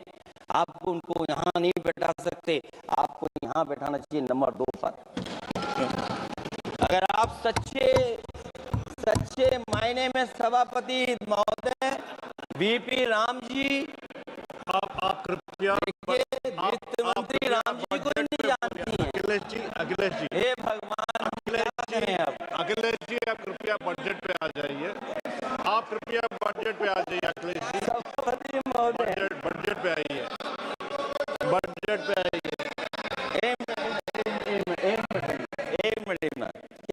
फिर बोलना तो आप बजट क्या बोले? नहीं, सभापति जी बोले बोलिए। सभापति महोदय, जिन्होंने गोली चलाई वो आपका राम मंदिर बना रहे हैं। सभापति महोदय, जिन्होंने गोली चलवाई वो राम मंदिर बनवा रहे हैं। अगर कुछ पता ना हो तो जाकर के पूछ लेना, पता कर लेना। आधी अधूरी जानकारी के साथ मत आया करो यहाँ पर। अब आप बताइए सभापति महोदय, बीवी राम जी नाम बदल दिया आपने। यूपी जैसा बड़ा स्टेट, उसको क्या मिलेगा अब? जहां पर 1000 ग्राम सभाएं अर्बन हो गई हैं। जब 1000 ग्राम सभाएं अर्बन हो गई हैं और 40% व्यय प्रदेश सरकारों पर डाल दिया गया है, ये स्कीम कैसे चलेगी आपकी? मैंने पहले ही कहा था कि एमएसपी की लीगल गारंटी मिलनी चाहिए। और जिस तरीके से किसान आत्महत्या कर रहा है, एनसीआरबी के आंकड़े सरकार के पास होंगे कि किसान कितनी आत्महत्या कर रहा है। जिन्होंने ये कहा कि 2022 तक हम दोगुनी आय कर देंगे, आप बताइए आलू की पैदावार की क्या आय दोगुनी हो गई? धान की पैदावार करने वाले की आय दोगुनी हो गई। आपको गाय से बहुत प्रेम है। हमारे क्षेत्र में खुद एक काऊ मिल्क प्लांट बना, यूपी का पहला काऊ मिल्क प्लांट। आपकी सरकार ने उसको बंद कर दिया। आप कहते गाय की सेवा करो, लेकिन पहला यूपी का काऊ मिल्क प्लांट वो आपसे बंद हो गया। अगर शायद हम ऊंट के मिल्क की चॉकलेट बना रहे होते उस प्लांट से, तो वो प्लांट चलता रहता। आय दोगुनी कितनी हुई है बताएं सरकार? मत्स्य पालन और पशुधन विकास की तरफ सरकार का कोई ध्यान नहीं है। सरकार का कहना है कि वित्त अच्छी हुई है, लेकिन क्या कारण है कि एफडीआई में लगातार कमी आ रही है? विदेशी इन्वेस्टर्स क्यों बाहर ले जा रहे हैं? भारत में इन्वेस्ट करने के लिए क्यों नहीं इच्छुक हैं? और शेयर मार्केट क्यों इतनी जल्दी गिर जाता है? रुपए के मूल्य में डॉलर के विरुद्ध निरंतर गिरावट आ रही है। और इसके बाद सभापति महोदय, इस डील और ढील के बाद हमारा रुपया कहां होगा, ये सरकार जरूर बताए हमें। मैन्युफैक्चरिंग में कोई सुधार नहीं हो रहा है। अभी भी हम जीडीपी के 15% पर मैन्युफैक्चरिंग पर निर्भर हैं, जबकि मैन्युफैक्चरिंग के शेयर मेक इन इंडिया के अनुसार अभी तक 25% होना चाहिए था। इससे स्पष्ट लगता है कि मेक इन इंडिया, आत्मनिर्भर भारत और पीएलआई योजना सफल नहीं हो पाई है। और उसी का परिणाम है कि आज हमारे नौजवानों को रोजगार और नौकरी नहीं मिल पा रही है। सरकार उद्योगपतियों के साथ खड़ी है। सरकार द्वारा लेबर कोड्स लाए गए हैं, जिन लेबर रिफॉर्म्स के रूप में दर्शाया जा रहा है वो लेबर कोड एम्प्लॉयर के हित में है, लेबर के पक्ष में नहीं है और मजदूरों के नहीं है। अब अधिकांश उद्योगों द्वारा लेबर को कोई भी नौकरी से निकाला जा सकता है। इतना तानाशाही होगी कि जब चाहेंगे तब निकाल देंगे। उनके 8 घंटे से अधिक काम कराया जा सकता है। परमानेंट एम्प्लॉयमेंट की बजाय कॉन्ट्रैक्चुअल एम्प्लॉयमेंट की व्यवस्था की है सरकार ने। सोचिए, इस सरकार है कि सबका साथ सबका विकास। एयर पॉल्यूशन को लेकर मैं पहले ही कह चुका हूं और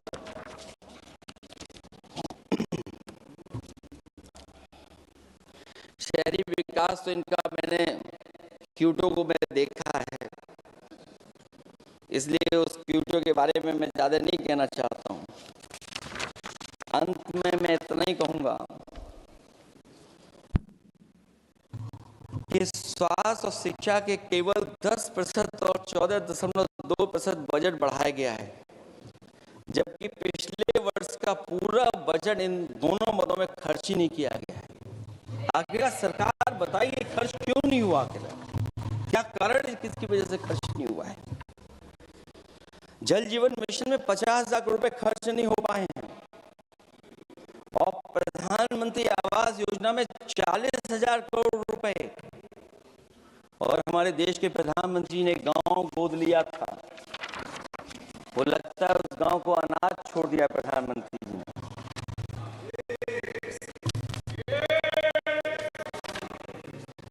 वो गांव ही अनाथ छोड़ दिया है।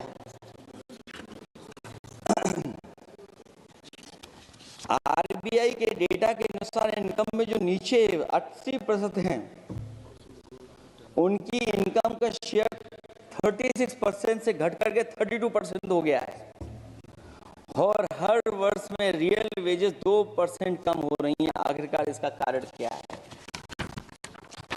मुझे उम्मीद है सरकार बताएगी कि इसका कारण क्या है कि जिसकी वजह से लगातार गिरावट होती जा रही है।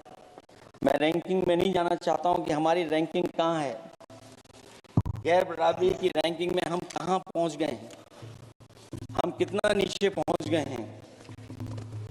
जो तरह तरह की रैंकिंग समय समय पर आती हैं, उन रैंकिंग के बारे में सरकार को ज़रूर पता होगा कि हम एजुकेशन इंडेक्स में कहाँ हैं दुनिया में, हम हेल्थ इंडेक्स में कहाँ हैं दुनिया में, और जो एयर क्वालिटी के इंडेक्स है उसमें हम दुनिया में कहाँ हैं।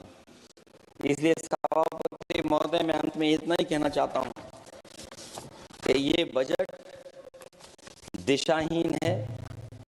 2047 तक विकसित भारत तो नहीं बनेगा, लेकिन हमारे गरीबों के साथ बहुत अन्याय होगा। जिस तरह एआई पे बात की गई है, एआई अगर अच्छाई और भलाई के लिए हो तो अच्छी बात है, लेकिन पता नहीं भारतीय जनता पार्टी पे कितना रिसोर्सेज हैं कि एआई और जितना भी हमारा वो है जो बजट है, वो सबसे ज़्यादा खर्च वो करते हैं दूसरों को बदनाम करने के लिए। इसलिए इन्हीं शब्दों के साथ मैं सभापति महोदय का धन्यवाद देता हूँ। मैं उम्मीद करता हूँ कि सरकार इस बजट को गरीबों की तरफ मोड़ेगी, पीडीए के लोगों की तरफ मोड़ेगी, जिससे वो भी मुख्य धारा में खड़े हो सकें। बहुत बहुत धन्यवाद।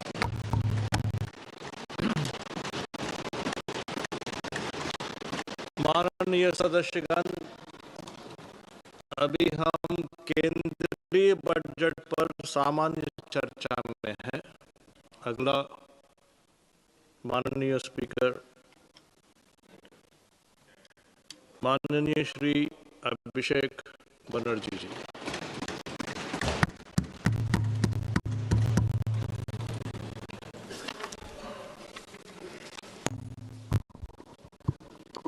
Thank you, sir, for giving me the opportunity to speak on the general budget.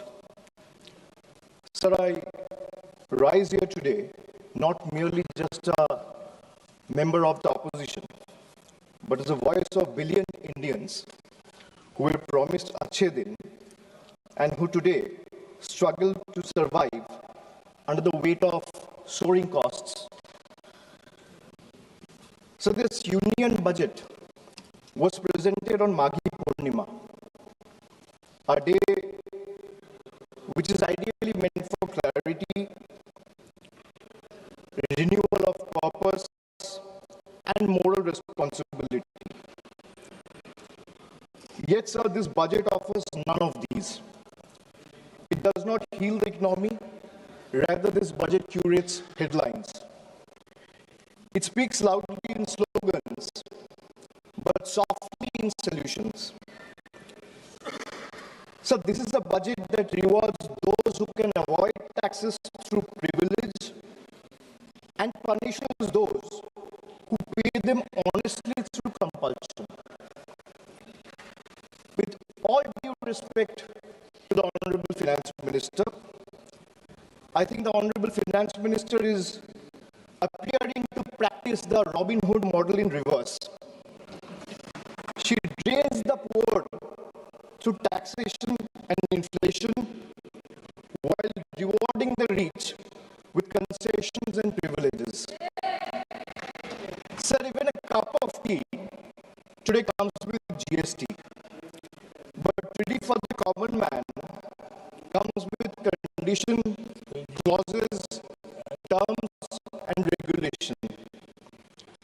this is not a simple tax regime. It's a maze where only the powerful knows the exit and the honest taxpayer keeps paying the entry fee. Sir, Akhilesh ji was speaking before me. He was saying, UP के लिए क्या मिला है मैं इस budget में देखना चाह रहा था. सर 85 minutes का finance minister का speech था. Bengal was not even mentioned once. Even the freight corridor from Dankuni, referenced in this very budget, was originally announced by the then railway minister in 2009, which was Mamata Banerjee, who is now the chief minister of West Bengal.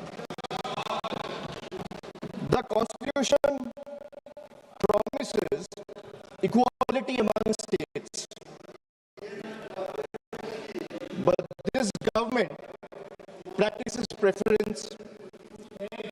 Allies are funded while opponents are starved. So this is not a model of cooperative federalism. This is a model of subscription-based federalism. So the budget and the manner in which the government chooses to function forces us to confront a truth that we as citizens have been avoiding for too long.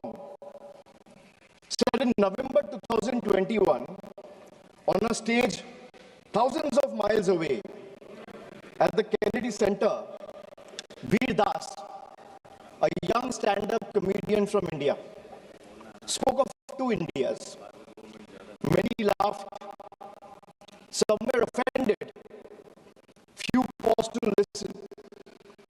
But what he offered was not comedy, it was a warning, a prophecy, a mirror held up to a nation standing at the edge of its own contradictions. Because I too, sir, come from two India. And I come from an India which proclaims Ek Bharat, Shresth Bharat. And I also come from an India where mother tongue becomes a marker of suspicion, where speaking Bengali makes you a Bangladeshi, and eating fish makes you a Mughal. Sir, I come from a part of India that gave birth to revolutionaries and wrote courage in blood. And I also represent an India where saying Joy Bangla or singing Amar Sonar Bangla is enough to strip you and brand you a labeled Ghuspetia. Sir, I come from an India that thunders Sabka Saath, Sabka Vikas from every podium. And I come from an India where West Bengal's rightful dues to the tune of 1,96,000 crores are frozen in cold bureaucratic silence. Sir, what is withheld is not just money. What is withheld is dignity. What is withheld is constitutional promise that every Indian, every state, stands equal before the union. This is not governance or federalism, sir. This is a message that you stand in line or you'll be made to pay the price. And that is the tragedy of our time. India has two faces, but that one India is being asked to kneel before the other is the truth that we all are facing today. Sir, I come from an India where the finance minister proudly declares with absolute confidence that India is the fastest growing economy in the world. And I come from another India where Bengal, after contributing 6.5 lakh crores in taxes in just last 7 years, is systematically denied its rightful share. So despite repeated requests and appeals, we have been denied employment under Manrega, housing under PM Awas Yojana, road connectivity under Gram Sadak Yojana, even basic drinking water under Jal Jeevan Mission is being stopped. So I come from an India that boasts of maximum governance, minimum government. And I also come from an India where governance means abandonment, where the poorest are forced to fight for roti kapra makan, where wages are held hostage, where houses are sanctioned on paper but erased in practice, where even drinking water becomes a bargaining chip in the political vendetta. I come from an India where farmers are stopped at the national capital with nail embedded in the roads with concrete barricades. And I also come from an India where terrorists can enter the national capital and carry out blasts killing 15 innocent people. I come from an India where we are told, and I quote, India's borders are safe and they cannot be violated. A promise that is made from the highest office. And I also come from an India where the promise lies in ruins. Terrorists crosses our border, infiltrated heavily guarded militarized zones like Pahalgam, and gunned down 26 innocent civilians under broad daylight. And Honorable Sir, all of this, the abandonment, the broken promises, the selective cruelty, it's not random, it's not accidental. It flows from a single unmistakable principle of this budget. So this budget is built on a single unmistakable principle, that is triple. Triple, teen. A writer once said, there are three kinds of lies. Lies, damned lies, and statistics.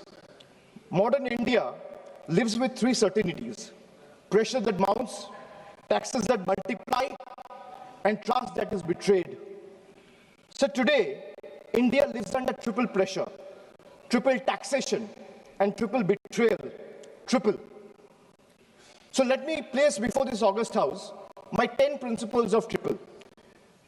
Sir, पहले है triple tax trap. एक आम इंसान को लगता है मैं एक बार इनकम टैक्स दे रहा हूं, but I will explain to the chair and share with this August House that how a common man is being taxed 3 times over, not once, twice, but thrice. So the first blow is the income tax. The salaried citizen pays tax even before the salary reaches his bank account. There is no escape, no negotiation, no adjustment made for inflation. In today's India, honesty doesn't pay, it costs. So number 2 is GST. From the first biscuit with the morning tea to a school notebook, from sugar and spices in the kitchen to the electricity bills, from hospital expenses to medical expenses, from soap in the bathroom to the software at work, indirect taxes follows everywhere. Sir, जहां सरकार की welfare schemes नहीं पहुंचती है, वहां भी GST पहुंच जाती है. The government celebrates record GST revenue, but this number do not reflect growth or prosperity. They reflect a system squeezing revenue from consumption, often from necessity, not choice. So third tax is inflation, the most silent tax of all. The tax that rises without permission and collects without responsibility. It's a slow leak in the common man's wallet. For the middle class, inflation feels like the salary comes on time, but it doesn't last the month. The same grocery list costs more, the same school fees feel heavier, and the same electricity bill shocks more than even before. Nothing extra is being bought, yet money disappears faster. It quietly eats into savings meant for children's education, family travel, medical emergency, or old age. Sir, I come from an India that proudly calls itself a Vishwa Guru. And I also come from an India that is teaching the world how to extract triple tax out of a single citizen. Sir, my triple number 2, triple pain of proving your existence. So let us be honest. Voting today is no longer considered enough. Having one's name on the electoral rolls for decades is no longer enough. Even service to the nation is no longer enough. You may be a decorated soldier, a Nobel laureate, a sitting High Court justice, or even a member of this august house, and still you have been asked to prove that you belong. This strikes the heart of Article 326 of the Constitution, which guarantees adult citizens the right to vote. Sir, in Bengal alone, 150 lives have been lost in the last couple of months, and nearly 1 crore people are today being treated as suspects. If electoral rolls are so unreliable that every citizen must continually reprove their legitimacy, then by that same logic, sir, the legitimacy of this very house, formed on the basis of this very electoral rolls, is itself questionable. Yes. So my triple number 3, and I'll talk of 3 betrayal. First betrayal is where the global crude oil prices crash. Indian citizen sees no benefit. Instead, the common man is generally offered ethanol mixed petrol at a premium, paying extra for a policy experiment he neither demanded nor benefits from. My second betrayal, the government boasts of bullet trains, which Akhileshji has also mentioned. While fancy trains make the headlines, only 4% of the network is safeguarded with coverage, leaving ordinary travelers exposed to risk. Third betrayal. So the ordinary Indian doesn't ask for any miracle. They ask for clean air to breathe, clean water to drink, safe roads to return home, and affordable health care while life falters. Even these simple hopes remain uncertain. An ordinary citizen pays income tax to buy a vehicle. Or for example, an ordinary citizen pays income tax to earn, a road tax to buy a vehicle, and toll tax to drive it on the road, often broken, unsafe, and unfinished. So 3 payments on one journey. अगर एक इंसान income tax दे रहा है, तो एक गाड़ी को सड़क पे चलाने के लिए सर उसको 3 बार टैक्स देना पड़ता है. एक है इनकम टैक्स, दूसरा है रोड टैक्स, तीसरा है toll tax. That is why I said 3 betrayals. So now I'll come to triple bonanzas for the rich. So this budget reveals a clear pattern. First, a triple bonanza for the elites and a triple lock on the poor. So top 10% of this country now corner 57% of nation's income and 65% of its wealth, while the bottom half survives on just 6.4%. In this economy, money earns money, but survival earns nothing. Second, so if you look at taxation and support, foreign cloud giants are handed tax holidays, while Indian MSME, the very backbone of employment, are left empty-handed. Third, relief exists on paper, but in actual distress exists on the ground. Third, corporate India gets red carpet, easier property rules, wider equity access for NRIs and massive infrastructure promises. But the result of these government policies is not competition, it is concentration. Oligopolies flourish, entry barriers rise, and ordinary entrepreneurs are kept outside the gate, watching cronies grow richer with the union support.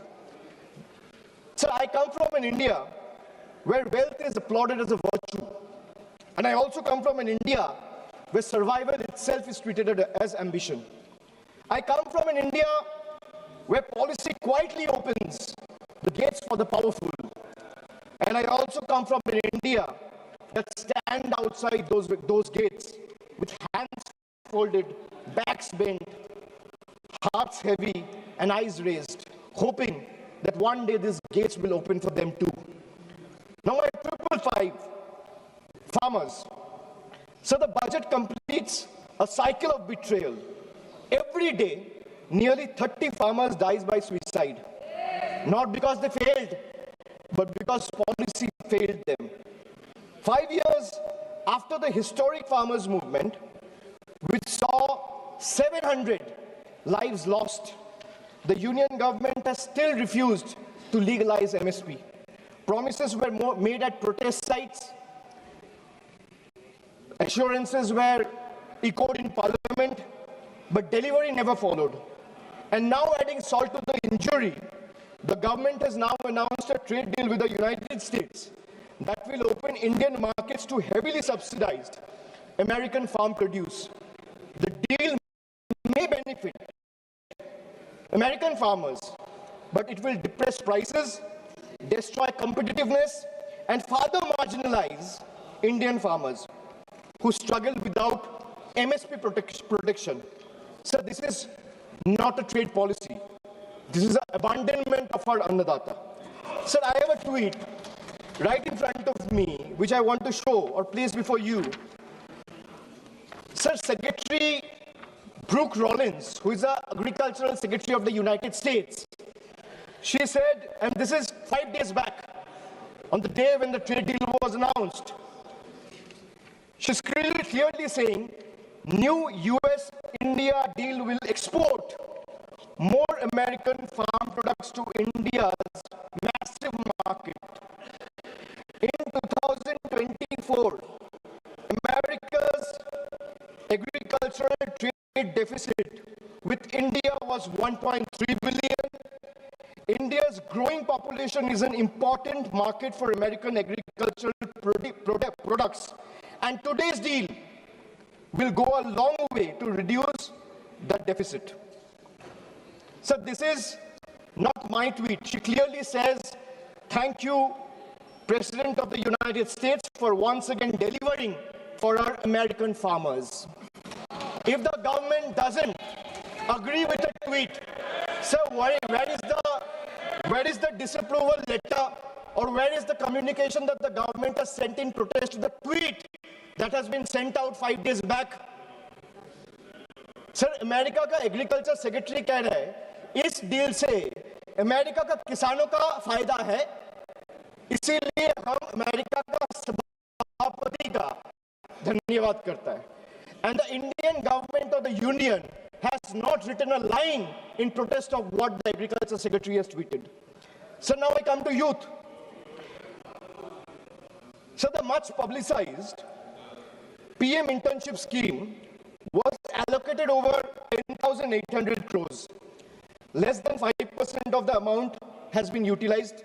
Similarly, the PM Young Achiever Scholarship, which was meant to uplift the talented students from marginalized backgrounds, saw 31% of its fund go unused in financial year 25-26.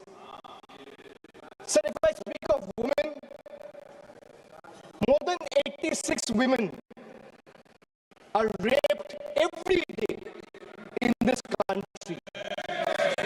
A number that reflects systematic collapse, not isolated crime. Sir, Bengal exercised its constitutional authority and passed the Aparajita Bill, a stringent anti-rape law providing the strongest deterrence against crime against women. So the bill was duly sent to the union through the governor about 18 to 19 months ago. For a year and a half, it has remained pending without any decision. Sir, when a democratically passed law maintained to strengthen protection is left in a limbo, it expresses a lack of intent. This reminds me that I come from an India that promises to double farmers' income. And I come from an India where 1,11,174 farmers and agricultural laborers, brothers and sisters have been forced to commit suicide. I come from an India which launched Beti Bachao, Beti Padhao, and I come from another India where every 16 minutes, a rape or a crime against women is being reported.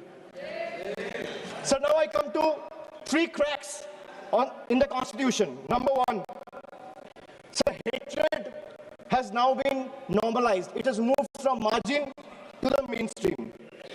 So if I talk about cases registered for promoting enmity between religious and social groups, the number of cases has doubled between 2021 and 2023. And this rise didn't happen in silence.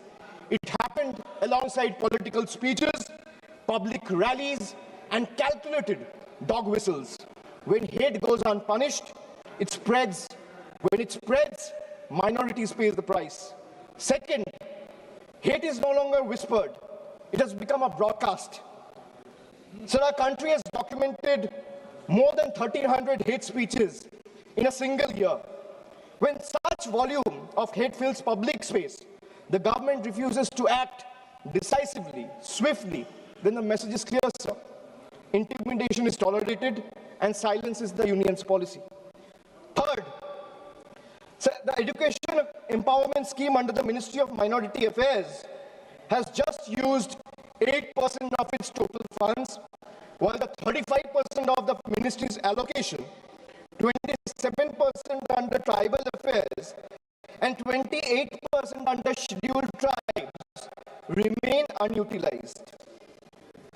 So even schemes like a scholarship like Maulana Azad National Fellowship, pre-matric scholarship, and Paro Pradesh have been hollowed out. So now I come to 777, which is the triple power grab. Over the last decade, the government has treated institutions as the government's own personal property. So the parliament is silenced, debates are curtailed, scrutiny is abundant, and even the deputy speaker's post is kept vacant because dissent is inconvenient. So investigating agencies no longer investigate, they intimidate, chasing the opposition with raids and arrests. While convictions become negligible, as independent institutions weaken, public institutions are put on the auction block. Air India, BPCL, the shipping corporation, built by generation with public money, are being sold like distressed assets, hastily, without any sort of accountability. So this is described as reform, but it is actually a managed handover. When institutions are bent to serve power and national assets are reduced to headlines and handover, the constitution is not broken in protest, it's torn apart. Sir, I come from an India where the Honorable Prime Minister says, na khaunga, na khane dunga. And I also come from an India where questioning the washing machine that gave reprieve to 23 of the 25 leaders who joined the BJP makes you the most corrupt one. So now I come to triple jumla on finances, agriculture. So the budget waxes eloquent about coconut, cocoa, cashew, sandalwood, fisheries, and AI advisories, but remains silent on MSP assurances, procurement expansion. There is no price stabilization fund, no diesel support, no fertilizer relief, and no electrical subsidy. This is diversification without security, and it leaves the majority of Indian farmers trapped in distress. So even the PM Kisan scheme has been stuck at 6,000 rupees since December 2018. Despite soaring input costs and record diesel prices, so in actual, if we see, real terms, farmers are earning less each year. A rupee in 2018 is not a rupee in 2026. So if I speak of healthcare, the government spends less than 0.26% of the GDP. And they might have questions on my source of information. If the need be, I will place all the sources before the table by 8 p.m. tonight. The government spends 0.26% of GDP on public health even today. The national health policy promised 2.5% of GDP. What we get instead is postponement, excuses, and under-allocation. In a country where illness is still the fastest road to poverty, this budget chooses flyover over first aid, optics over oxygen, and announcement over actual care. So if I speak of infrastructure, the smart city mission promised transformation in 100 cities with over 2 lakh crore. Yet a decade later, what we have is half-dug roads and half-built homes. Instead of finishing the job, this budget announces new economic regions. So under the Jal Jeevan mission, funds were cut by 74%, forcing states to pick up the bill. In higher education, 55,000 crore is spent on management, but 2.68 crore on infrastructure, not even enough to build a world-class lab. So now I come to my 999, the triple truth trap. And what I mean by truth is, the accountability on the government, sir, primarily rests on 3 pillars. One is the RTI Act. But when I speak of transparency, it diluted the RTI Act by expanding personal information as a ground for refusal.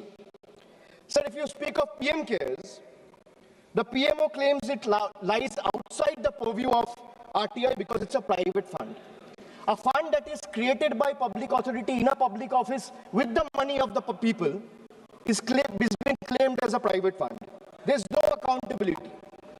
Sir, NFHS and NRC, NCRB data has been frozen because welfare still runs on census 2011. Sir, if I am to summarize the budget from the perspective of 3 stalwarts, B.R. Ambedkar warned us. What is the moral verdict of the budget? If we were to look at it from the perspective of Dr. Ambedkar, Gandhi ji, or Swami Vivekananda, Dr. Ambedkar warned us that democracy is not just institutions. It is a constitutional morality. Gandhi ji taught us economics divorced from ethics is violence. Swami Vivekananda reminded us that a nation cannot rise by crushing the weakest. Well, this budget violates all 3. In today's India, sir, tax does not follow income. Tax follows life. आज के भारत में tax कमाई के पीछे नहीं, जिंदगी के पीछे है, चलता है sir. I will give you a small example. A baby is born, his milk and diapers are taxed. He grows, his education is taxed. He studies, his books, pencil and mobile data are taxed. He starts earning, his income is taxed. He saves for future, his savings are taxed. He spends to survive, his survival is taxed. He goes to work, his fuel is taxed. He falls sick, his illness is taxed. He grows old, pension and healthcare are also taxed. And Honorable Speaker, even after his death, the family still pays tax. बच्चा पैदा होता है, दूध और diaper पर tax. पढ़ाई शुरू होती है, शिक्षा पर टैक्स. किताबें, notebook, pen, pencil, mobile data, सब पर टैक्स. कमाई शुरू होता है, इनकम पर टैक्स. सर, बचत करता है, बचत के ऊपर टैक्स. जीने के लिए खर्च करता है, खर्च पे टैक्स. काम पर जाता है, पेट्रोल डीजल पर टैक्स. बीमार पड़ता है, इलाज और दवाई पर टैक्स. बुढ़ापा आता है, पेंशन और इलाज पे टैक्स. और मौत के बाद भी सर, शोक सभा में अगरबत्ती जलाने के लिए भी परिवार को टैक्स देना पड़ता है. This summarizes the budget. Sir, I am addressing the chair. I'm sure the finance minister will have a reply ready. When she is given the opportunity to speak, she can quote me, and if I am misleading the house, she can take my name and then place her arguments. Sir, from a baby's first milk to a citizen's final farewell, this government taxes life at every step. जन्म से लेके अंतिम संस्कार तक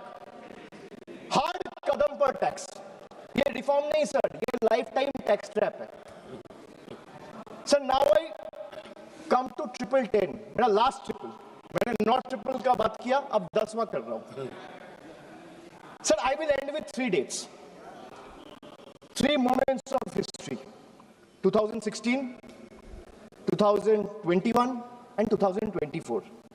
3 elections, 3 verdicts, 3 decisive defeats for the BJP in West Bengal. And after this triple defeat, a 4th one is no longer a warning. It is approaching.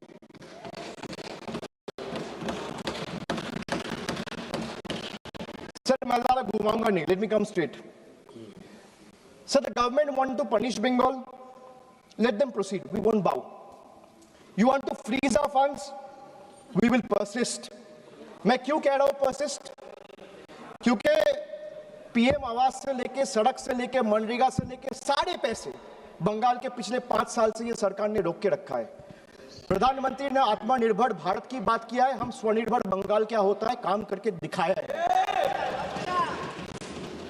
So you want to punish Bengal? Proceed, we won't bow. You want to freeze our funds? We will persist. You want to profile and persecute our youth? We will protect them. You want to starve our schemes? We will sustain our people. Bengal's spine was not ever bent by surrender, nor softened by sermons of hate. It is forged in struggle, tempered in sacrifice, and is not for sale. Go ahead, send your audits. We will answer them. Unleash your agencies. We will confront them. Delay our clearances. We will chronicle every day stolen. Every stolen day. But remember this, files can be frozen, funds can be stalled, voices can be suppressed, but memories can't be erased. And when the people rise, and the ballot breaks the silence, we will settle the final account. You will wear the mask of the union, we will raise the mirror of the people. And when truth looks back, power will bend and we'll have to blink first. So this reminds me again that I come from an India that celebrates labor as a backbone of the economy, the hands that build our highways, factories, ports, cities, this parliament. But I also represent an India where that very labor, when it travels from Bengal, is no longer seen as a labor, he's seen as a suspect. Punished for the language he speaks. I come from an India where Northeast is proudly called Ashtalakshmi. And I also come from an India where Manipur bled for 864 days and the Prime Minister found no time to visit.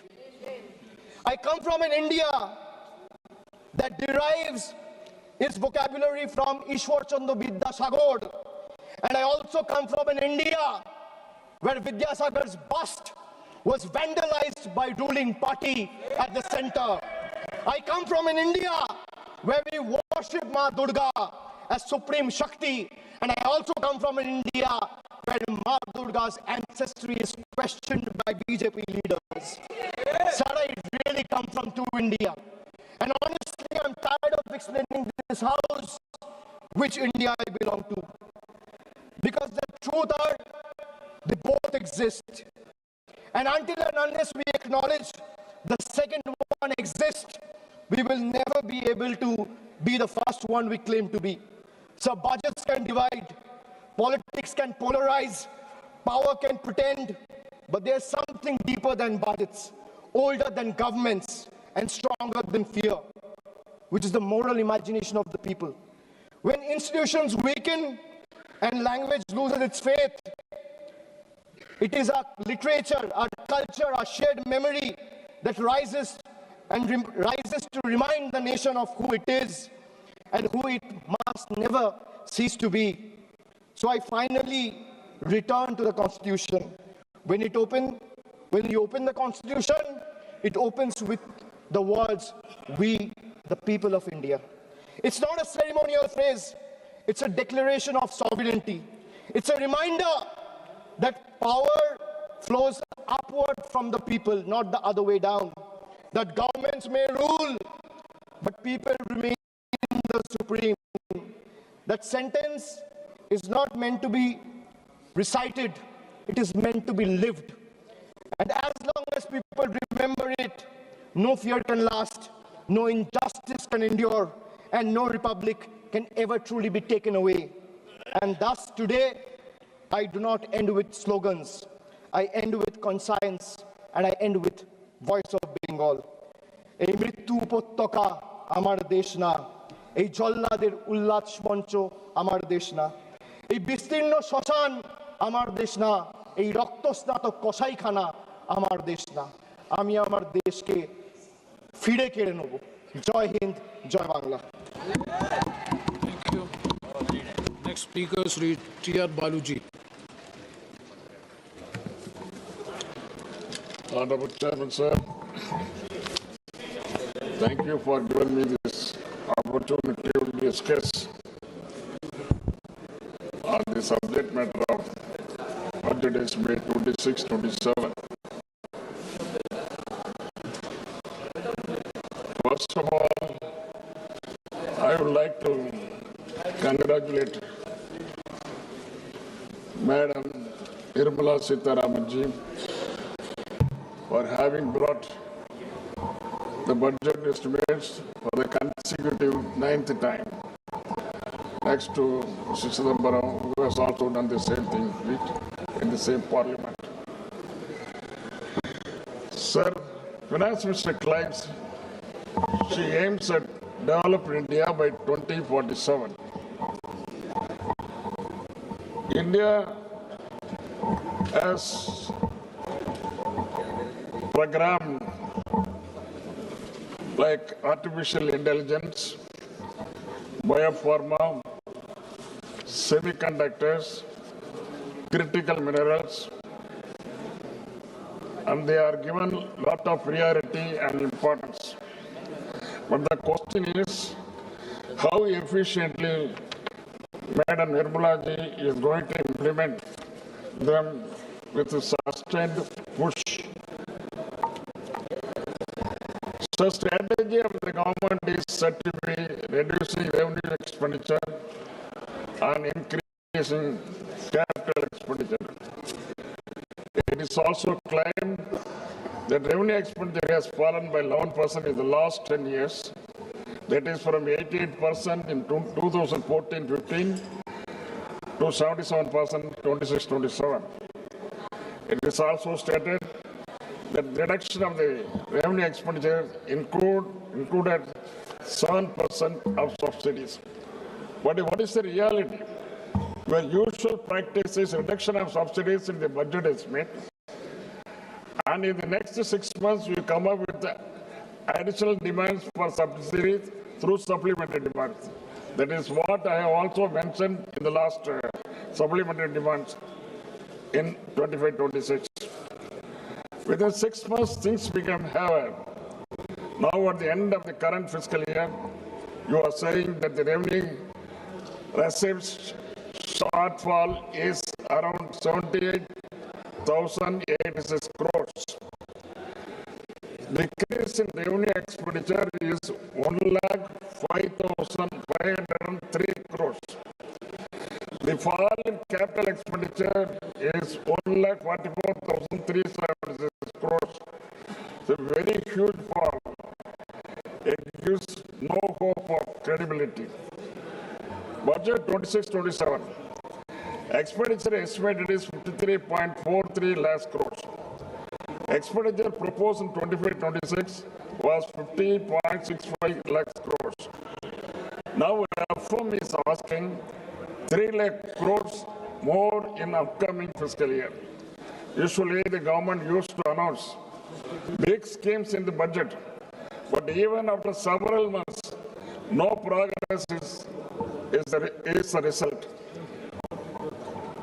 Last year, 15th August, Employment Linked Incentive (ELI) scheme was announced an incentive to labor and industry to provide additional 3.5 lakhs crores, 5 crores jobs, with the outlay of 99,446 crores was launched, but the scheme has not taken off. Another non-starter is Research and Development Innovation, RDI scheme, announced with the effect from 1/7/25 and was said to be implemented with the corpus of 1 lakh crore, and provision of 20,000 crores was made in 25-26 budget. But no progress has been achieved in this effort. Also, this was also properly responded by the Honorable Minister during his reply in the Lok Sabha. Coconut production in Tamil Nadu. Tamil Nadu is the second largest coconut production state. 12 lakh acres are under cocoa cultivation next to paddy. Besides Pollachi, Pattukkottai, Tiruchi, Dindigul and others, southern districts are major coconut producing districts. It has got high export potential to an extent of 3,500 crores per year. The production has fallen because of the root diseases, but Government of India has not taken care and the root diseases still remain. Economic survey pointed out that the agricultural growth has slowed down to 3.5% in 25-26 from 4.4%, nearly 1.1% fall. The tariff and trade agreement unilaterally announced by USA bound to open floodgates to import of agricultural products into India. This will be disastrous for farmers and farm sector. The finance minister said in a speech that rich value crops like coconut, cocoa, sandalwood, cashews, etc. will be given special support. But the allocation was just 350 crores only. The farmers' organization are condemning this announcement of government is nothing but a naive rhetoric. Banana is another crop that requires special attention and support from Government of India.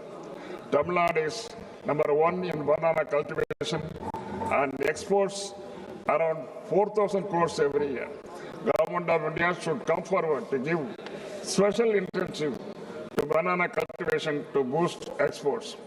Union government has been giving stepmotherly treatment to Tamil Nadu, and there has been no special scheme or financial allocation so far. Even the prestigious projects like Saith Samudram, which were implemented by UPA, has been shelved on political grounds. UPA government gifted 16 large projects and very important projects in all sectors during 2004 and 2014. The last of the schemes included the Tamil Assembly, Chennai Port to Madurai elevated bridge of 21 kilometers, abolition of Senvat to protect textile industry, new railway station, new Norway division at Salem, Thiruvarur Central University, IIM at Trichy, Indian Maritime University at Chennai, etc. On the contrary, it lasts 12 years. For the past 12 years, one project has come, that is AIMS Madurai. Not yet taken up. AIMS Madurai is still under the ground. It has not yet been taken up. Tamil Nadu CM had also stated during UPA, Tamil Nadu was allotted 11% of plan expenditure, and now Tamil Nadu is given 0 only.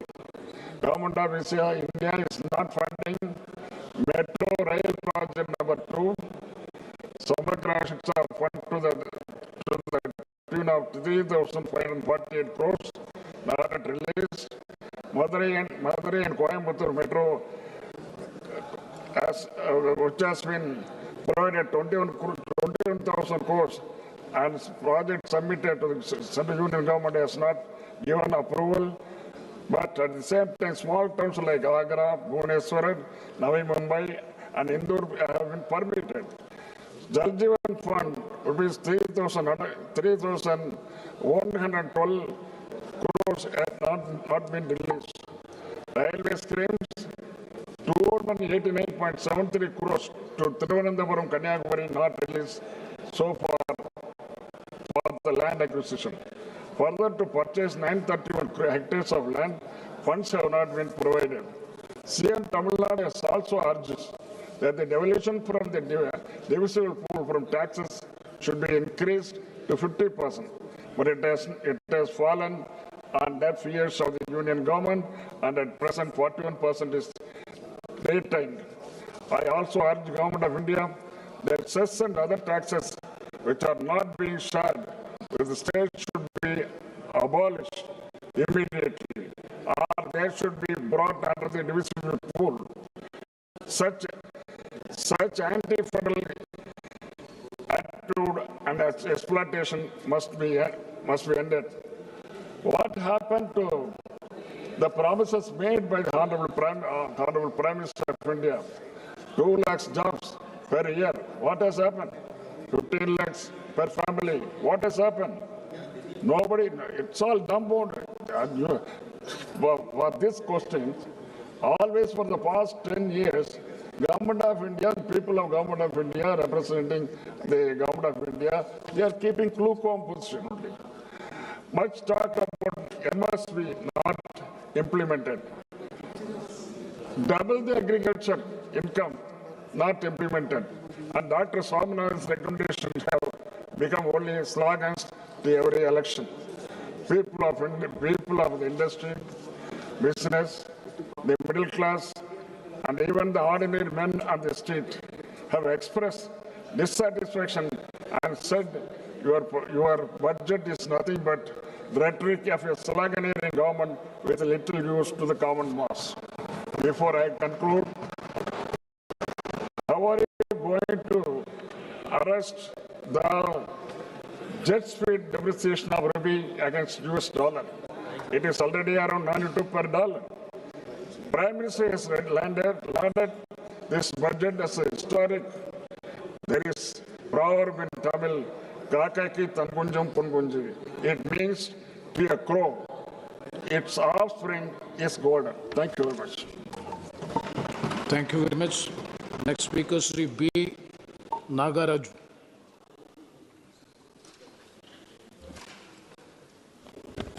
Respected Speaker, sir. మన గౌరవనీయ ప్రధానమంత్రి నరేంద్ర మోడీ గారి యొక్క దూరదృష్టి నాయకత్వాన్ని ప్రశంసిస్తూ 2026-2027 ఆర్థిక సంవత్సరానికి ముందు చూపుతో మరియు ఆర్థిక క్రమశిక్షణతో కూడినటువంటి కేంద్ర బడ్జెట్ను సమర్పించినటువంటి గౌరవనీయులైన ఆర్థిక మంత్రి నిర్మలా సీతారామన్ గారిని అభినందిస్తూ వికసిత్ భారత్ లక్ష్యంగా ఈ ఆర్థిక సంవత్సరపు బడ్జెట్ను 3 కర్తవ్యాల ఆధారంగా రూపుదిద్దుకున్న అధ్యక్ష. అందులో భాగంగా మొదటి అంశం వచ్చేసి ఆర్థిక వృద్ధిని వేగవంతం చేయడం, రెండవ అంశం వచ్చేసి సామర్థ్యాన్ని పెంపొందించడం, మూడవ అంశం సమగ్రాభివృద్ధిని నిర్ధారించడం. ఈ 3 అంశాల ఆధారంగా ఇది స్పష్టమైన మ్యాక్రో ఆర్థిక దిశను నిర్దేశిస్తా ఉంది అధ్యక్ష. ఇకపోతే ఈ బడ్జెట్లో ముఖ్యంగా అధ్యక్ష నాన్ డెబిట్ రిసిప్ట్స్ కోసం 36.5 లక్షల కోట్ల రూపాయలను మరియు మొత్తం వ్యయంను 53.5 lakhs కోట్లను అంచనా వేయబడింది అధ్యక్ష. మూలధన వ్యయం వచ్చేసి 12.2 లక్షల కోట్లకు పెంచబడింది అధ్యక్ష, ఎన్నడూ లేని విధంగా. అంతేగాక ఇది వచ్చేసి ముఖ్యంగా ఈ బడ్జెట్లో మౌలిక వసతుల మరియు ఆధారిత వృద్ధికి ప్రభుత్వం యొక్క కట్టుబాటును చూపిస్తూ ఉంది అధ్యక్ష. ఇకపోతే ఆర్థిక లోటు వచ్చేసి జీడిపిలో 4.3% తగ్గించబడింది. రుణం మరియు జీడిపి నిష్పత్తి 55.6%కి తగ్గేలా అంచనా వేయబడింది అధ్యక్ష. ఈ సంఖ్యలన్నవి అభివృద్ధి మరియు ఆర్థిక క్రమశిక్షణ మధ్య సమతుల్యతను ప్రతిబింబిస్తా ఉన్నాయి అధ్యక్ష. ఇకపోతే అధ్యక్ష ప్రతిపక్షాలు ఇంతసేపు వారి యొక్క స్పీచ్లో ఎంతసేపు ఉన్నా కూడా గవర్నమెంట్ మీద నిందలు మోపుతూ బడ్జెట్ మీద ఇది చేస్తామని సరికాదు అధ్యక్ష. ఎందుకంటే భారత్ అనేది తయారీ రంగంలో మేక్ ఇన్ ఇండియాలో ఎస్పెషల్లీ వ్యూహాత్మక రంగాలకు పెద్దపీట వేయబడింది అధ్యక్ష. అందులో భాగంగా బయోఫార్మా శక్తి కోసం 10,000 కోట్ల రూపాయలను మరియు ఎలక్ట్రానిక్స్ భాగాల తయారీకి 40,000 కోట్ల రూపాయలను, కార్బన్ క్యాప్చర్ సాంకేతికతలకు 20,000 కోట్ల రూపాయలను మరియు ఛాంపియన్ ఎస్ఎంఈల కింద 10,000 కోట్ల రూపాయల నిధిని ఈ బడ్జెట్లో ఏర్పాటు చేశారు అధ్యక్ష. ఇకపోతే అధ్యక్ష, ఇప్పుడున్నటువంటి ఆధునిక యుగంలో పాశ్చాత్య దేశాలతో పోటీ పడుతూ టెక్నాలజీని ఇప్పుడున్నటువంటి ప్రజలకు అవసరాల కోసం ఏ రోజుకి ఆ రోజు పోటీ పడుతూ ఈ బడ్జెట్లో 7 హైస్పీడ్ రైలు కారిడార్లను ప్రతిపాదించబడ్డాయి అధ్యక్ష. అంతేగాక 20 జాతీయ జలమార్గాలు అభివృద్ధి చేయబడుతున్నాయి అధ్యక్ష. మూలధన వ్యయం కింద చరిత్రాత్మక స్థాయిలో ఎన్నడూ లేని విధంగా ఉపయోగిస్తూ ఉన్నారు అధ్యక్ష.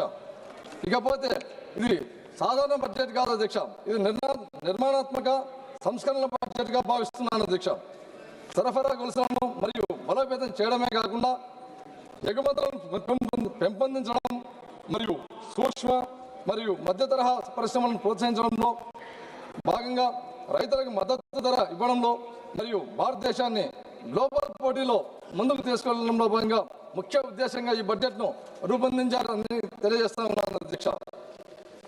అధ్యక్ష, ఇప్పుడు ముఖ్యంగా మా ఆంధ్ర రాష్ట్రానికి ఈ బడ్జెట్ ఆంధ్ర రాష్ట్రానికి ఎలా ప్రయోజనం చేకూర్చిందో ప్రత్యేకంగా 2 విషయాల్లో ప్రస్తావించదలుచుకున్నాను అధ్యక్ష. 16వ ఆర్థిక సంఘం సిఫార్సుల మేరకు ఆంధ్రప్రదేశ్ రాష్ట్రానికి 64,320 కోట్ల రూపాయలను కేటాయించబడ్డాయి అధ్యక్ష. విభజిత ఆంధ్రప్రదేశ్లో రాష్ట్ర వాటా 4.21%గా పెరిగింది. ఇది రాష్ట్ర అభివృద్ధి అవసరాలను గుర్తించిన నిర్ణయంగా భావిస్తున్నాం అధ్యక్ష. ఎందుకంటే ఈ విషయంలో మేము గౌరవ నిర్మలా సీతారామన్ మేడం గారికి మరొకసారి ధన్యవాదాలు తెలియజేస్తున్నాను అధ్యక్ష.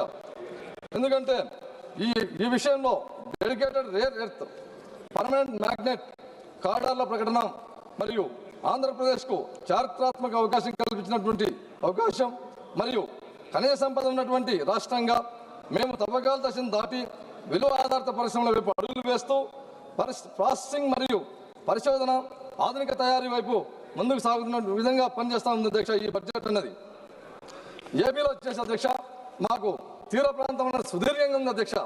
అందులో భాగంగా మత్స్య మరియు ఎగుమతులకు క్లస్టర్లకు మద్దతు ఎంతో ప్రయోజనం చేకూర్చే విధంగా ఈ బడ్జెట్ రూపొందించారు అధ్యక్ష. అంతేగాక డ్యూటీ ఫ్రీ దిగుమతుల పరిమితిని 1% నుంచి 3% పెంచడం వలన వ్యయం భారం తగ్గుతుంది అధ్యక్ష. అందులో భాగంగా భారతదేశ ఈజెడ్లో చేపల వేటకు ఇచ్చినటువంటి మద్దతు మా మత్స్యకారులకు ఆదాయం పెంపుకు దోహదపడుతుంది అధ్యక్ష. ఇకపోతే అధ్యక్ష, ట్రైబల్ ఏరియాలో భాగంగా అరకులోయలో సస్టైనబుల్ మౌంటైన్ ట్రైల్స్ను మరియు పులికాట్ సరస్సు యొక్క పరిసరాల్లో ఈ పక్షి వీక్షణ మార్గాలను ఆంధ్రప్రదేశ్కు పర్యావరణ పరంగా పర్యాటక పరంగా కేంద్రంగా నిలబడుతున్నాయి అధ్యక్ష. ఇవి కాక ఉపాధి అవకాశాలను పెంచడమే కాకుండా గిరిజన ప్రాంతాలకు మద్దతు ఇస్తూ ఉన్నట్టుగా ఈ బడ్జెట్లో కేటాయించారు అధ్యక్ష. ఇకపోతే ముఖ్యంగా అధ్యక్ష 600 కోట్లతో నైపుణ్య మరియు రూపాంతర పైలట్ కార్యక్రమంలో భాగంగా ఆంధ్రప్రదేశ్ ఎంపిక చేయడం చాలా గర్వంగా ఉంది అధ్యక్ష. ఎందుకంటే యువతకు పెద్ద అవకాశంగా మారుతా ఉంది అధ్యక్ష. ఇది మా యువత ఉద్యోగార్థులనే కాకుండా ఉద్యోగ సృష్టికర్తలుగా మార్చే దిశగా ఇది సహాయపడుతుందని తెలియజేస్తానన్న అధ్యక్ష. ఇకపోతే అధ్యక్ష, మా ఆంధ్రప్రదేశ్కు ముఖ్యంగా ఈ బుల్లెట్ ట్రైన్లో భాగంగా హైదరాబాద్ టు చెన్నై టు బెంగళూరు ఈ హైస్పీడ్ కారిడార్లు అనేవి మా రాష్ట్రానికి చాలా ఉపయోగంగా ఉన్నాయి అధ్యక్ష. ఎందుకంటే ఈ హైదరాబాద్ టు చెన్నై అనే కార్యక్రమంలో భాగంగా మా అమరావతి అనేది టచ్ చేస్తుంది అధ్యక్ష. ముఖ్యంగా ఈ బెంగళూరు టు హైదరాబాద్ అనే కార్యక్రమం మా సొంత పార్లమెంట్ అనేటువంటి కర్నూలు ముఖ్యంగా ఉంది కాబట్టి చాలా గర్వంగా ఉంది అధ్యక్ష. అంతేగాక ముఖ్యంగా ఈ బడ్జెట్లో అధ్యక్ష మాకు ఆంధ్రప్రదేశ్ జీవనాధారమైనటువంటి పోలవరం జీవనాధారం లాంటిది అధ్యక్ష. అది 2027 కల్లా కంప్లీట్ చేయాలని కృతనిశ్చయంతో ఉన్నటువంటి ఆంధ్రప్రదేశ్ ప్రభుత్వానికి ఈ జలవనరుల శాఖకు ముఖ్యంగా అత్యధికంగా నిధులు చాలా మరొకసారి ధన్యవాదాలు తెలియజేస్తా ఉన్నాను అధ్యక్ష. అంతేగాక అమరావతి నిర్మాణం అనేది మాకు స్టేట్ క్యాపిటల్ చాలా ఇంపార్టెంట్ అధ్యక్ష. ఆ స్టేట్ క్యాపిటల్ నిర్మాణంలో భాగంగా అర్బన్ డెవలప్మెంట్ అథారిటీకి పట్టణాభివృద్ధి శాఖ కూడా నిధులు పుష్కలంగా కేటాయించేందుకు నిర్మలా సీతారామన్ మేడం గారికి మరొకసారి ధన్యవాదాలు తెలియజేస్తా ఉన్నాను అధ్యక్ష. అంతేకాక ఈ బడ్జెట్ అనేది ఆంధ్రప్రదేశ్ భారతదేశ అభివృద్ధి ప్రయాణంలో వ్యూహాత్మక భాగస్వామిగా గుర్తించింది అధ్యక్ష మా స్టేట్ను. ఇకపోతే అధ్యక్ష, మా ఆంధ్రప్రదేశ్ ముఖ్యమంత్రి వర్యులైనటువంటి గౌరవనీయ నారా చంద్రబాబు నాయుడు గారి యొక్క దూరదృష్టి నాయకత్వంలో ఆంధ్రప్రదేశ్కు ఈ కేటాయింపులు అన్నటివి వేగవంతమైన అభివృద్ధిగా మార్చగలవు. ఈ పెట్టుబడులను ముఖ్యంగా పరిశ్రమలకు మరియు ఏపీ యొక్క భవిష్యత్తును మార్చగలని చెప్పేసి భావిస్తున్నాం అధ్యక్ష. ఇప్పుడు ఇకపోతే అధ్యక్ష, ఫైనల్గా ఇప్పుడు నా నియోజకవర్గం కర్నూలు పార్లమెంట్ గురించి 2 విషయాలు తెలియజేయాలని తెలుసు అధ్యక్ష. ముఖ్యంగా ఈ బడ్జెట్లో నా కర్నూలు పార్లమెంటుకు హైదరాబాద్ టు బెంగళూరు కారిడార్లో భాగంగా కర్నూలు పార్లమెంట్ అనేది మధ్య ప్రాంతంలో వస్తుంది అధ్యక్ష. మాకు చాలా సునాయాసంగా 2 రాష్ట్రాల మధ్యన 2 మెట్రోపాలిటన్ సిటీస్ మధ్యన మా కర్నూలు పార్లమెంటుకు ఈ బుల్లెట్ ట్రైన్ వస్తున్నందుకు చాలా చాలా గర్వంగా ఉంది అధ్యక్ష. అంతేగాక ఈ రోడ్ మినిస్ట్రీలో భాగంగా ఈ రోడ్ మినిస్ట్రీకి అత్యధికంగా డబ్బులు కేటాయింపులు జరిగినాయి అధ్యక్ష ఈ బడ్జెట్లో. అందులో భాగంగా మా కర్నూలు బళ్ళారి నేషనల్ హైవే వేయాలని చెప్పేసి కోరుకుంటున్నాను అధ్యక్ష. అంతేగాక ముఖ్యంగా అధ్యక్ష, గత బడ్జెట్లో మా కర్నూలు ప్రాంతంలో బోర్వెకల్కు ఇండస్ట్రియల్ నోట్ ఇచ్చినటువంటి గంట కూడా ఎన్డీఏ కూటమి అధ్యక్ష. అందులో భాగంగా మాకు పూర్వోదయ స్కీమ్ కింద ఆ బోర్వెకల్ హబ్లో ఇంటిగ్రేటెడ్ స్టీల్ హబ్స్ ఏర్పాటు చేయాలని చెప్పేసి కోరుకుంటున్నాం అధ్యక్ష. ఎందుకంటే మన వెనకబడిన ప్రాంతం అధ్యక్ష. ఈ పూర్వోదయ స్కీమ్లో భాగంగా మంత్రాలయం రైల్వే కనెక్టివిటీ కూడా వేయాలని చెప్పేసి ఆశిస్తున్నాం అధ్యక్ష. అంతేకాక ముఖ్యంగా అధ్యక్ష, అటల్ భుజన్ యోజన కింద, ఎందుకంటే మా రాయలసీమ ప్రాంతం అంతా చాలా డ్రాట్ ఏరియా, ఆ ప్రాంతంలో గ్రౌండ్ వాటర్ డెవలప్ చేయాలంటే అటల్ భుజన్ యోజన పథకం కింద సెలెక్టెడ్ కాబట్టి మా జిల్లాకు ప్రత్యేకంగా నిధులు కేటాయించాలని చెప్పేసి కోరుకుంటున్నాను అధ్యక్ష. రెస్పెక్టెడ్ స్పీకర్ సార్, చివరిగా ముఖ్యంగా మా గౌరవనీయ చంద్రబాబు నాయుడు గారు ఆంధ్రప్రదేశ్ ముఖ్యమంత్రి యొక్క నాయకత్వంలో ఆంధ్రప్రదేశ్ రాష్ట్రం పరిపాలన సామర్థ్యం మరియు సాంకేతిక దృష్టి మరియు సంస్కరణాత్మక పాలనలో నిరంతరం ముందంజలో నిలిచి ఉంది అధ్యక్ష. అలాగే ప్రధానమంత్రి నరేంద్ర మోడీ గారి యొక్క నాయకత్వంలోని కేంద్ర ప్రభుత్వం మరియు రాష్ట్ర ప్రభుత్వాల మధ్య సమన్వయం ఉన్నప్పుడు డబుల్ ఇంజన్ సర్కార్ ప్రజలకు స్పష్టమైన ఫలితాలని అందిస్తుందని చెప్పేసి తెలియజేసుకుంటూ, నాకు ఈ అవకాశం ఇచ్చినటువంటి స్పీకర్ గారికి మరియు నా కర్నూలు పార్లమెంట్ ప్రజలందరి తరఫున ధన్యవాదాలు తెలియజేస్తూ నా ప్రసంగాన్ని ముగిస్తున్నాను అధ్యక్ష. నమస్కారం అధ్యక్ష. Thank you very much. Next speaker, Shri Anil Desai ji.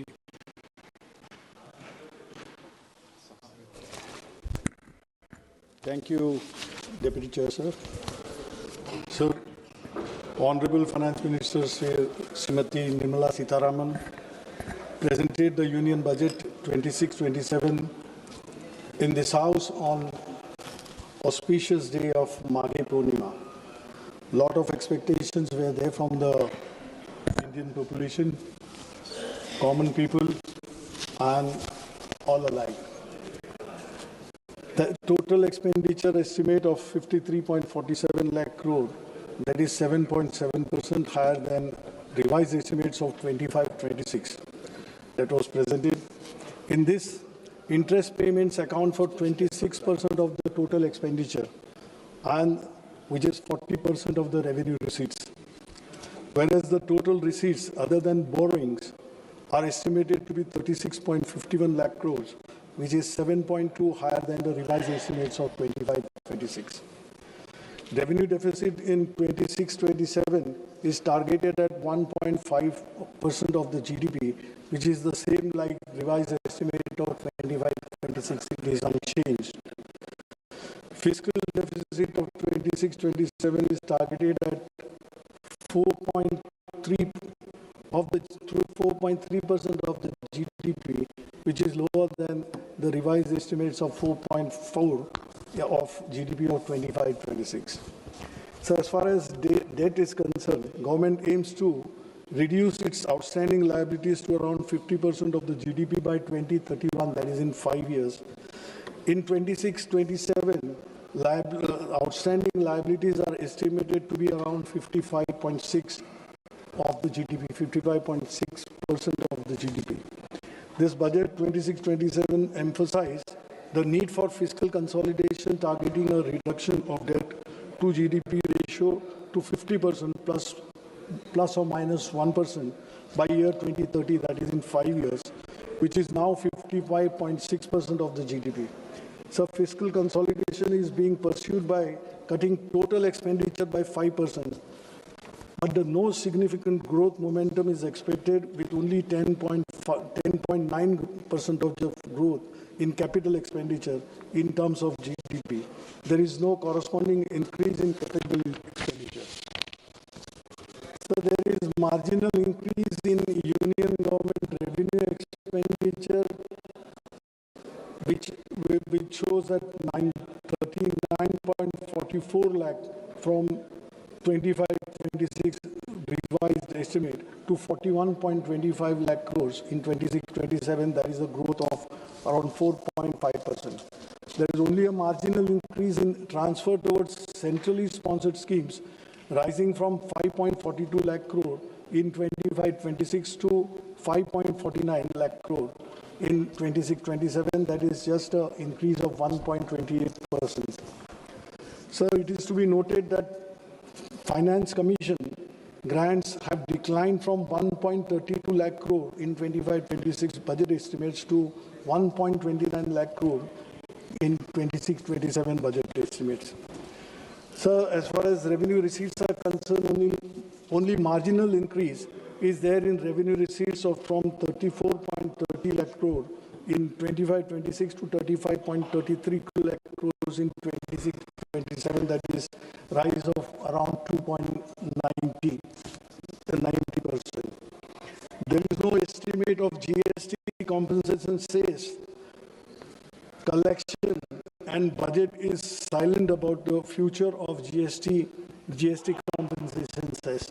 I think I would request Honorable Finance Minister to shed some light on this aspect, because we would like to know how the compensation cess stands and what is the future course of it.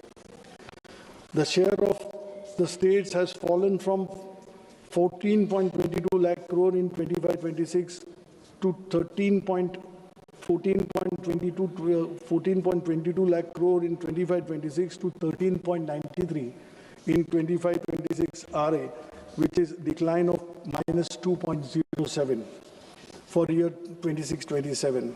The estimated tax share to states in rupees 15.26 lakhs crore, which is only 7.3 higher than the previous year, even after considering the 16th Finance Commission tax devolution.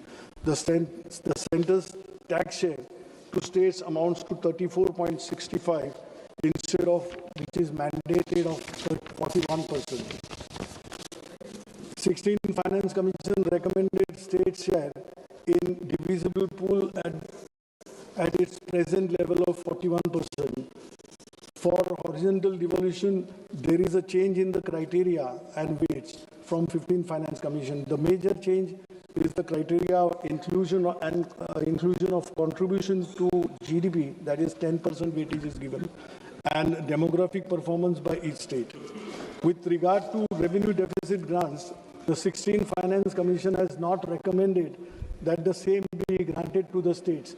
When states fall of revenue deficit, they try to get revenue deficit from something from the center to carry on with their projects like development or wherever it is needed. But this time around, Finance Commission has regretted, it has negatived the recommendation, which will put the stress on the states, because states are not able to generate any kind of significant revenue, as GST has already subsumed all taxes and there are hardly any avenues left for the center to generate a revenue of its kind. My state of Maharashtra contributes the maximum to the central exchequer. In recent years, we have seen, sir, that we've been contributing more than 5 lakh crore, 5 to 5.5 lakh crore to the central exchequer, but what we get in return is hardly around 3 lakh crore. Though Maharashtra CM Shri Fadnavis has said, and he has praised the entire budget, substantiating the facts that around 1 lakh crore will come to the state of Maharashtra, out of which 98,000 crores will be in the form of devolution of the tax returns what we'll be getting by it, and 12,000 crores for various projects which are there in Maharashtra which have come up, that 26-27 allocations have been made for different projects. Now, Maharashtra is expected to receive close to Rs 1 lakh, but the basic thing, if we go by the budget, whatever has been stated by the CM and whatever has been praised, I mean, the reality is far from what the picture exists on the ground. The projects which have been funded or projects which have been allocated good amount of, as far as infrastructure is concerned or urban projects are, urban development projects are concerned, the projects which have been there in the pipeline, projects which have been initiated and which are in progress, they have been exorbitantly cost escalation has taken place. The overvaluation is being done, and it is favoring the contractors, which comes from to the government, and it gives suspicion for a lie or for suspicion to raise our doubts as far as corruption is concerned in Maharashtra. So whatever projects which are there, Mumbai-Aurangabad high-speed rail, that is 6,103 crore has been provided for that corridor. Mumbai metro projects, 1,702 crore has been provided for that. Mumbai urban transport project, MUTP 3, 462 crores have been allocated. Now, green mobility projects in MMR region, that is Mumbai metropolitan region, 155 crores have been allocated. Intelligent transport system ITS on Samriddhi Mahamarga, that is 680 crores. Now these are, and Pune Metro Rail project, that is 517 crores. These projects which ought to have been completed by now, but it is not yet completed. That escalation is on, overvaluation is being done, and this non-completion is not only proving inconvenient to the people, but it comes as a hindrance in the progress of Maharashtra. And who is benefiting out of it? Only contractors are benefiting out of it, and that is in connivance with the government officials or the politicians who are there and the treasury benches of Maharashtra. So these are the things, I mean, not leveling the charges, but this is what is seen by the people, felt by the people, and people feel that progressive state like Maharashtra, why it is taken back seat.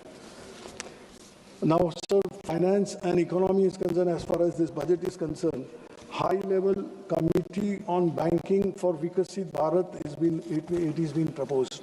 Now, banking sector, that is the backbone of Indian economy.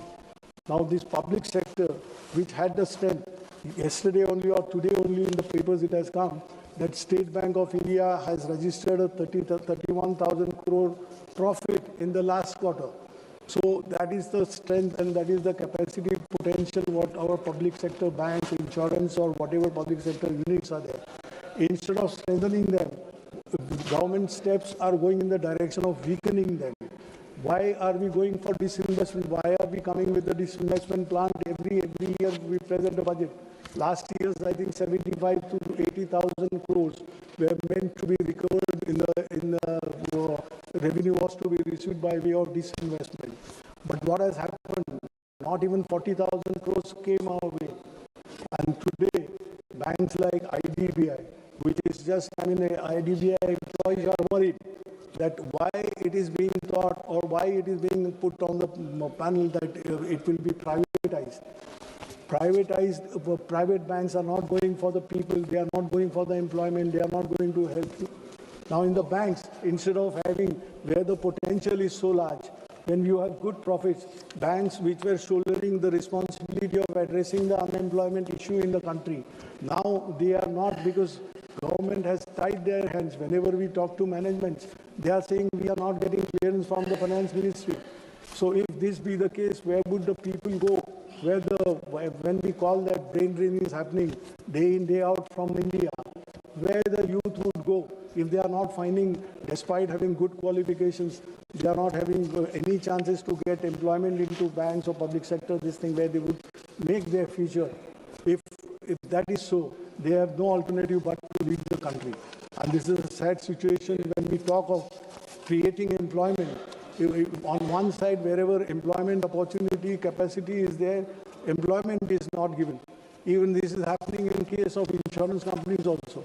Insurance companies who were doubted that one day all three general insurance companies were to be made one, or they were to be disabled by way of disinvestment, they were to be decided. But now that, their solvency ratio and everything which has come up with the employees' hard work, now the government's stance is, fortunately, it has changed. But these are the things, which we need to look. Labor and employment, what has happened to the labor code? Labor code has given, enough of opportunity, or it is one lopsided labor code is being developed, which is benefiting the employers, and there is absolutely no say for the employee, no say for the labor. Today, what is the situation? When we have started saying that gig economy, why it has come? In this gig economy, people who are working, those poor who are working there, they are slogging day in, day out, all 24/7. Who are they? They are engineers, they are chartered accountants, they are lawyers. They are not getting that kind of employment. Self-profession is easy to say that you can give jobs to others. You have the capacity to give jobs to others, but when the question comes of sustenance, the job is required for the people who have gained some kind of qualification, which is not. So where policy is going wrong, government needs to think over this and really think for the youth of the people. Now skill training, lot many things are coming up, but where the things are going. So 2 minutes. Education. Now government, the new national education, new education policy, it has a lot of flaws. What about the teachers? What about the students? There is a wide gap between urban and rural teaching, rural institutions, where you don't get teachers, and teachers also are facing that problem is not yet addressed, that TET, Teachers Education Eligibility Test. Those who joined as a teacher long back when this law wasn't there, even they are made to appear for that TET, Teachers Education Test. So this flaw should be removed so that the society is built, because teachers we look up to, that they educate the society. So as far as health is concerned, whatever provisions and allocations are there, they're not up to 2.5% as declared by the government, not provision of 2.5% to the GDP. Now, what is the situation in the state, my state of Maharashtra? If you see the plight of the government hospitals, no one would dare to go, no doctors, there is no medicine. Patients are lying there are no beds for patients to accommodate on the beds. They are lying on the corridors. And this kind of things which is happening not only in rural areas in the city like Mumbai also. No, please try to conclude. Once. And agriculture, we are giving a 10,000 crore credit line. Everything is spelled out. Everything is there on the paper. But what is the reality? The suicides which are becoming suicides has become a pattern. By the day, numbers are increasing in the state of Maharashtra. What is happening? Why it is happening? Pradhan Mantri Fasal Bima Yojana, really is it working? It is on the paper. Why, when a farmer is paid a claim of rupees 3 and 6, you can imagine how that working is, what the formula is, who is formulated that, and what is the agency is doing, what are the people doing. And a poor farmer, his dreams are finished. He has nothing to look up to. And they are finishing their lives because there is nothing, no tomorrow for them. So last but not the least, the main is Manrega. Now it is renamed as VBG Ramji. But what is the basic character of this scheme itself is changed. Now it is the government, if needed, the central government was funding 90% of it, 100% of it. But now if it is needed by the state would request the guarantee of days. It is shown that it is 100 MB, it is extended from 100 to 125 days. What is the use of it? You have changed the character, killing the Manrega, killing the poor labor in the country. Yes, And thank you. to conclude, I'm just concluding, I would say that when we think that robots and AIs will be the future of tomorrow, Viksit Bharat, but see, government should ensure that people who are living human beings in India, they are taken care of before the AIs rule over. Thank you. Thank you very much. Next speaker, Shri Dileshwar Kameti. Please. Dileshwar Kameti.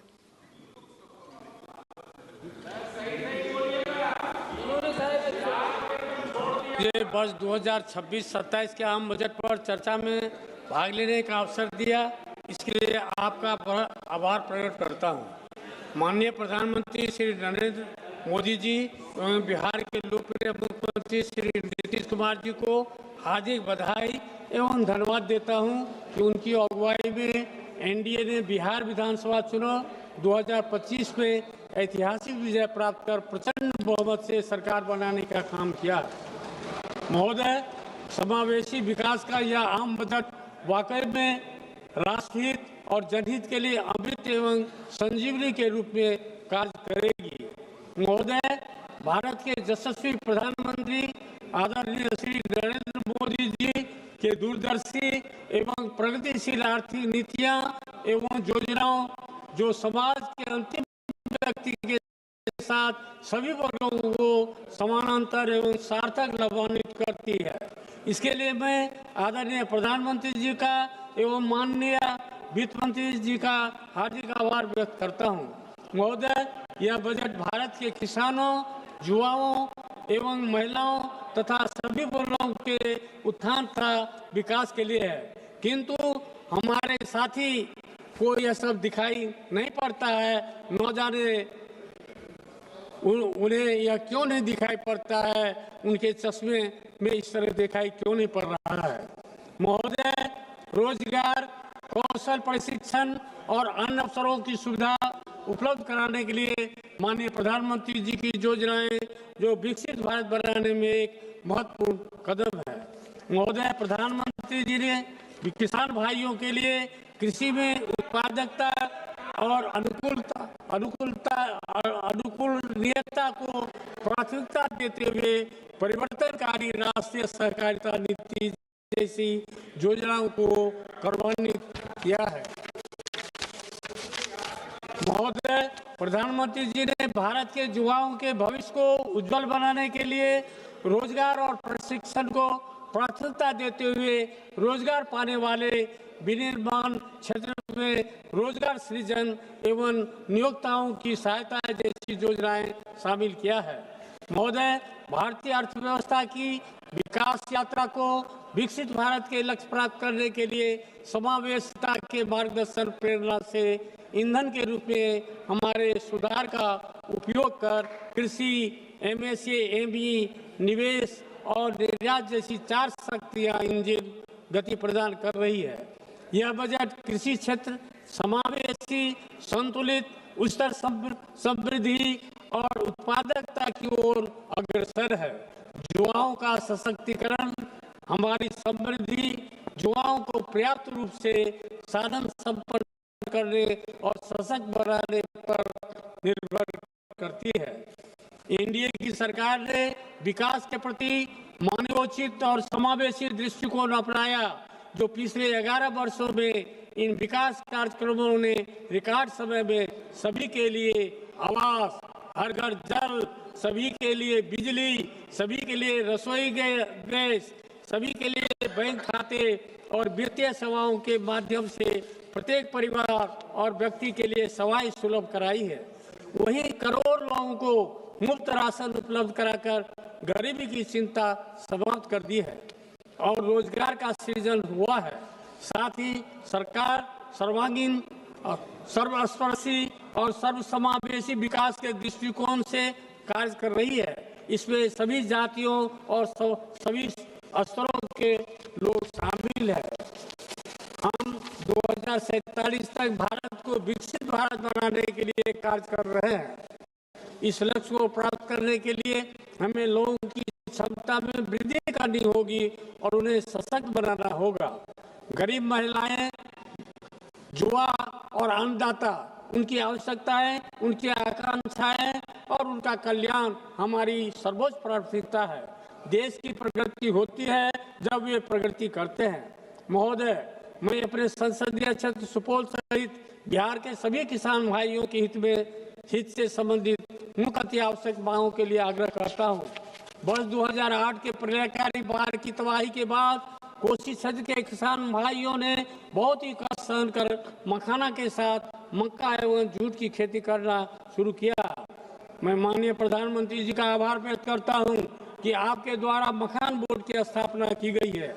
महोदय, मेरे संसदीय क्षेत्र सुपौल के साथ बिहार के सीमावर्ती कोसी एवं मिथिला क्षेत्र में देश के कोने कोने से मखाना के साथ मक्का एवं जूट की खरीदारी हेतु व्यापारियों का आना जाना लगा रहता है, जिसके लिए बड़े स्तर पर व्यापार केंद्र अति आवश्यक एवं अपेक्षित है, जिसमें चौड़ी सड़क, रेलवे का कंटेनर डिपो, देश के सभी महानगरों के साथ रेल कनेक्टिविटी, भारी वाहन पार्किंग, उच्च क्षमता का भंडार, कोल्ड स्टोरेज, राष्ट्रीयकृत बैंक, भोजनालय, शौचालय के साथ अतिथि गृह का निर्माण हो, जिससे किसानों एवं व्यापारियों के लिए मूलभूत सुविधाएं प्राप्त हो सके।